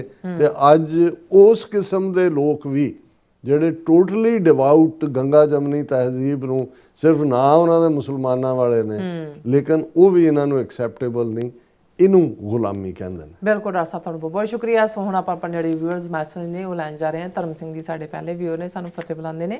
ਵਾਹਿਗੁਰੂ ਜੀ ਕਾ ਖਾਲਸਾ, ਵਾਹਿਗੁਰੂ ਜੀ ਕੀ ਫਤਿਹ। ਬਸਰਾ ਜੀ ਔਰ ਖਾਲਸਾ ਦੇਸ਼ ਪੰਜਾਬ ਜੀ, ਇਹ ਚੜ੍ਹਦੀ ਕਲਾ ਸਾਡੇ ਪੰਜਾਬ ਦੀ ਔਰ ਸਿੱਖ ਕੌਮ ਦੀ, ਔਰ ਫਤਿਹ ਵੀ ਬੁਲਾਉਂਦੇ ਨੇ।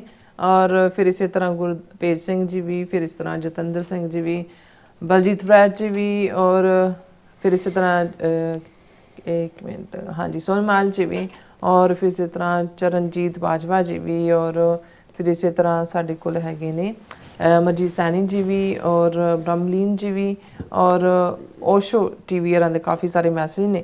ਇਹ ਸਤਿ ਸ਼੍ਰੀ ਅਕਾਲ ਵੀ ਬੁਲਾਉਂਦੇ ਨੇ, ਖਾਲਸਾ ਜ਼ਿੰਦਾਬਾਦ ਵੀ ਕਹਿੰਦੇ ਨੇ। ਜ਼ਿੰਦਾਬਾਦ ਜ਼ਿੰਦਾਬਾਦ।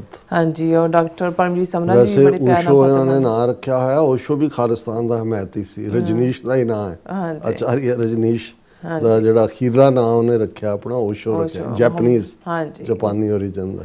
और मोहम्मद याकूब जी भी खालसा जिंदाबाद कहते हैं, पाकिस्तान जिंदाबाद। और इनका करो फिर इस तरह फिर साडे कोल हैगे ने ओशो, फिर कहते मैं खालिस्तानी अपने सारे खालिस्तानी योद्धियां नूं सत श्री अकाल बुलांदा ते वाहिगुरू जी का खालसा वाहिगुरू जी की फतेह। फिर कहते खालिस्तान जिंदाबाद। और फिर इस तरह जसविंदर सिंह जी भी, और फिर इस तरह ओशो जी भी कहते राज करेगा खालसा, राम सिंह जी भी, और फिर इसी तरह मिश्रा सिंह जी भी, ओपो जी भी, और ऑल अबाउट टूथ सिखिज्म जी भी, और फिर इस तरह घुसके जी भी, और फिर इसी तरह सारे को सखजीवन बच्चू जी भी, जगपाल जी भी, और फिर ओशो जी कहते ने Satluj television and TV 4 are my first and last choice. और फिर इसी तरह साडू हौसला हुंदा है तुहाडे इस तारीफ दे लफ्ज़ां नाल। और कहते ने Khalsa will be created soon and I will take a selfie with doctor Amarjit Singh ji under the flag of Khalistan. हमेशा वेलकम ऑलवेज। और इंद्रजीत सिंह संधू जी भी, फिर इस तरह ओशो जी कहते हैं खालसा जिंदाबाद। फिर इस तरह अवतार सिंह जी भी गुरफतेह बुलाते हैं। ओशो जी कहते हैं कि हिंदू राष्ट्रवादी अब अपनी बहु बेटियों को ट्रंप को पेश करें। और टीजे वाइफ जी कहते हैं कि डॉक्टर साहब एंड नीलम कौर जी फतेह बुलाते हैं सानू, और हरप्रीत सिंह जी भी। और फिर इस तरह साढ़े कोल हरमन पन्नू जी भी, मोहम्मद याकूब जी भी, खालिस्तान बहुत जल्दी बन जाएगा, फिर मैं और डॉक्टर साहब खालिस्तान के फ्लैग के साथ सेल्फी लेंगे इंशाअल्लाह कहते हैं। और फिर इस तरह ओशो जी कहते हैं पन्नू वीर जी जिंदाबाद, और बिक्रमजीत सिंह जी भी। और फिर इस तरह साढ़े कोल हैगे ने हाँ जी ओशो जी, काफ़ी उन्होंने खालिस्तान जिंदाबाद लिखा है काफ़ी दफ़ा। और फिर इस तरह सुखविंदर सिंह जी भी, और फिर इसी तरह राणा जी भी, और लॉन्ग लाइफ कहते ईरान, लॉन्ग लाइफ अतुल्ला क्या नहीं कहते खमीनी सॉरी।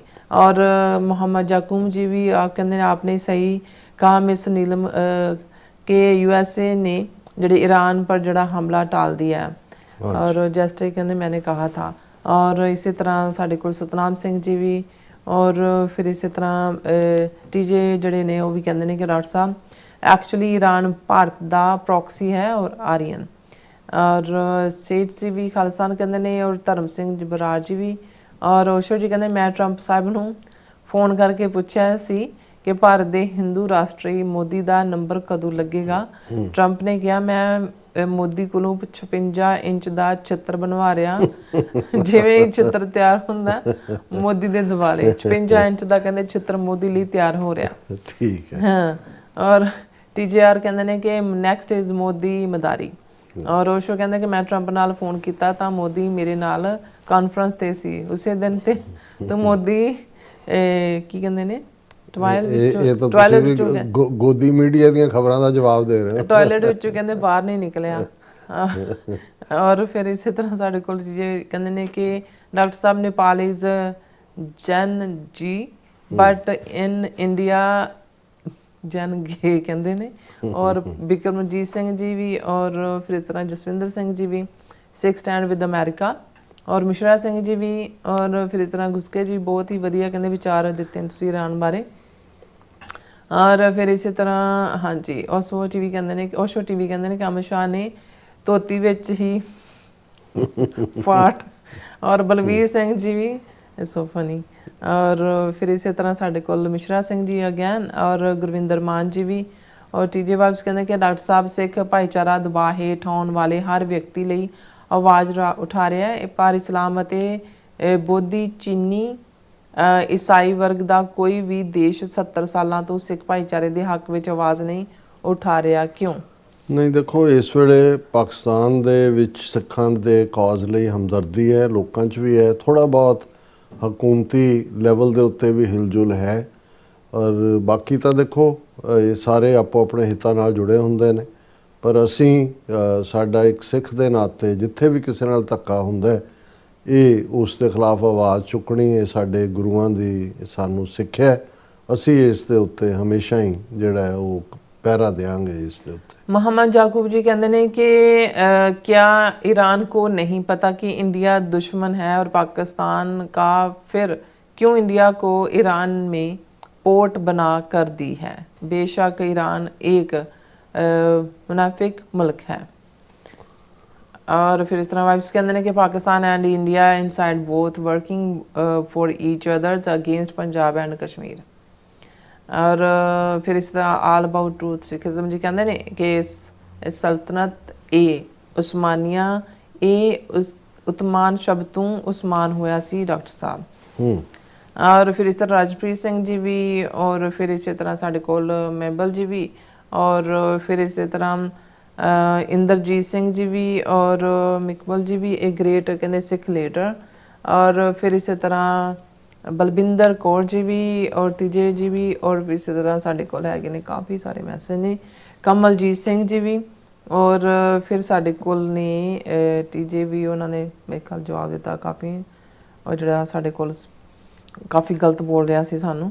और फिर इसी तरह जयदीप सिंह इन्हां दे भी ब्रेड बटर इत्थों निकलदी है, ये भी वेलकम ने, कोई गिनती तो वधाउंदे ने ना। हाँ जी।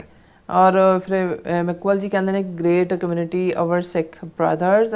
मोहम्मद याकूब जी कहते ईरान जवाब दे दुश्मन इंडिया को कि क्यों पोर्ट बना कर दी है, और चाबहार पोर्ट मुतलिफ ईरान को नहीं पता कि इंडिया इस्लाम और पाकिस्तान का दुश्मन है। देखो ये कई चीज़ां ने, इनू फिर किसी वेले असीं डिस्कस करांगे, पर चाबहार कोई फंक्शनल हो ही नहीं है पोर्ट इन्हां दी, क्योंकि अमेरिका ने भी सैंक्शनस लाइया हुई हैं और वो फंक्शनल नहीं है। पविंदर सिंह जी भी, मिश्रा सिंह जी भी, और फिर इस तरह साढ़े कोल ने मिकबल जी कहते we are very lucky and happy neighbour community like our Sikh brothers. और फिर इस तरह साढ़े कोल जी नीचे जाती है क्यों खुसके जी भी खालसा जिंदाबाद कहते हैं। और TJR वाइब्स कहते हैं कि in present India Hindu army is fit for Bollywood movies actions. उन्होंने काफ़ी दफ़ा इसे नहीं रिपीट किया। और बलविंदर सिंह ने nice analysis of current events followed कहते बाय ए फ्रूटफुल डिस्कशन। बहुत शुक्रिया भाई साहब। और फिर इसी तरह TJ वाइब्स कहते हैं कि they never know one steel battle strings from 5 km than one arrow. It's new warfare. Bollywood army never deserved that. और फिर इस तरह कहते हैं गोबर स्ट्रक्चर। और फिर इस तरह शिंदा गिल जी भी, और TJ वाइब्स कहते हैं कि Indian population is living in Mahabharat period movie sets. Kuldeep Kaur ji भी, और इस तरह मोहम्मद याकूब जी शुक्रिया कहते हैं तुहानू ते मैनू भी। और फिर इस तरह TJ कहते Agniveer just like Hanuman with fire flame on their tails. पूछ नु अग लाई हुई। दे आर कहते living in illusion Mahabharat series action movies है। और फिर इसी तरह अपने झूठ से खुद यकीन कर देने। बिल्कुल। बसरा जी भी, कुलदीप कौर जी भी, मोहम्मद याकूब जी भी कहते मोहम्मद रफ़ी लाहौर का रहने वाला था और मेरे ही मोहल्ले में कहते रहता था, मोहनी रोड लाहौर। और ਅੰਮ੍ਰਿਤਸਰ ਨਾਲ ਉਹਦਾ ਸਬੰਧ ਸੀ। ਬਾਅਦ ਚੋਂ ਕੰਮ ਦੇ ਸਿਲਸਿਲੇ 'ਚ ਉਹਦਾ ਰਿਸ਼ਤੇਦਾਰ ਲਾਹੌਰ ਸੀ, ਔਰ ਫਿਰ ਲਾਹੌਰ 'ਚ ਉਹਨੇ ਕਾਫੀ ਵਕਤ ਗੁਜ਼ਾਰਿਆ ਬਿਫੋਰ ਬੰਬੇ ਜਾਣ 'ਤੇ। ਖਾਲਿਸਤਾਨ ਦਾ ਸਰਪੰਚ ਔਰ ਇਸੇ ਤਰ੍ਹਾਂ ਮੁਹੰਮਦ ਯੂਨਸ ਜੀ ਵੀ ਸਾਨੂੰ ਅਸਲਾਮ ਵਾਲੇਕਮ ਕਹਿੰਦੇ ਨੇ ਔਰ ਸਤਿ ਸ਼੍ਰੀ ਅਕਾਲ ਕਹਿੰਦੇ ਨੇ, ਵਾਲੇਕਮ ਸਲਾਮ ਜੀ ਔਰ ਖਾਲਿਸਤਾਨ ਜ਼ਿੰਦਾਬਾਦ ਕਹਿੰਦੇ ਨੇ। और ਇਹਨਾਂ ਦਾ मैसेज है कि डॉक्टर साहब जैसे पाक एयर फोर्स का खौफ बढ़ते बढ़ेगा खालिस्तान तहरीक का कहने को भी राहत कहने मिलेगी और अच्छी बात है खालिस्तान के लिए। और सिंह मालवे कहते 26 जनवरी ਨੂੰ श्री ਅੰਮ੍ਰਿਤਸਰ ਸਮੁੱਚੇ ਅੰਮ੍ਰਿਤਸਰ ਸਾਹਿਬ ਪਹੁੰਚੋ 1986 ਦੇ ਸਰਬੱਤ ਖਾਲਸਾ ਦੇ 40ਵੇਂ ਸਾਲ ਦੀ ਯਾਦ ਵਿੱਚ। ਬਿਲਕੁਲ ਔਰ ਸਭ ਦਾ ਗਿਣਤੀ 'ਚ। ਹਾਂਜੀ ਬਹੁਤ ਬਹੁਤ ਸ਼ੁਕਰੀਆ। ਸੋ ਇਸ ਤਰ੍ਹਾਂ ਆਪਣੇ ਵਿਊਜ਼ ਕੋਲ ਨੇ ਇਜਾਜ਼ਤ। ਵਿਊਅਰਸ ਸਾਡੇ ਪ੍ਰੋਗਰਾਮ ਦਾ ਸਮਾਂ ਇੱਥੇ ਮੁੱਕਦਾ। ਤੁਸੀਂ ਆਪਣੀ ਰਾਏ ਤੇ ਸੁਝਾਅ ਸਾਨੂੰ ਭੇਜਣਾ ਭੁੱਲਣਾ ਸਾਡੇ ਇਸ ਪਤੇ ਤੇ sos@tv4.tv ਤੇ ਅਸੀਂ ਆਪਣਾ ਪ੍ਰੋਗਰਾਮ ਲੈ ਕੇ ਫਿਰ ਦੁਬਾਰਾ ਤੁਹਾਡੇ ਸਾਹਮਣੇ ਹੋਵਾਂਗੇ। ਤਦ ਤੱਕ ਲਈ ਮੈਨੂੰ ਤੇ ਆਪਣਾ ਸੁਣਾ ਗਿਆ ਦੋ ਦੇਖਦੇ ਰਹੋ TV4 ਬੁਲਾ ਦਿਓ ਫਤਿਹ। ਵਾਹਿਗੁਰੂ ਜੀ ਕਾ ਖਾਲਸਾ ਵਾਹਿਗੁਰੂ ਜੀ ਕੀ ਫਤਿਹ। ਰੱਬ ਰਾਖਾ।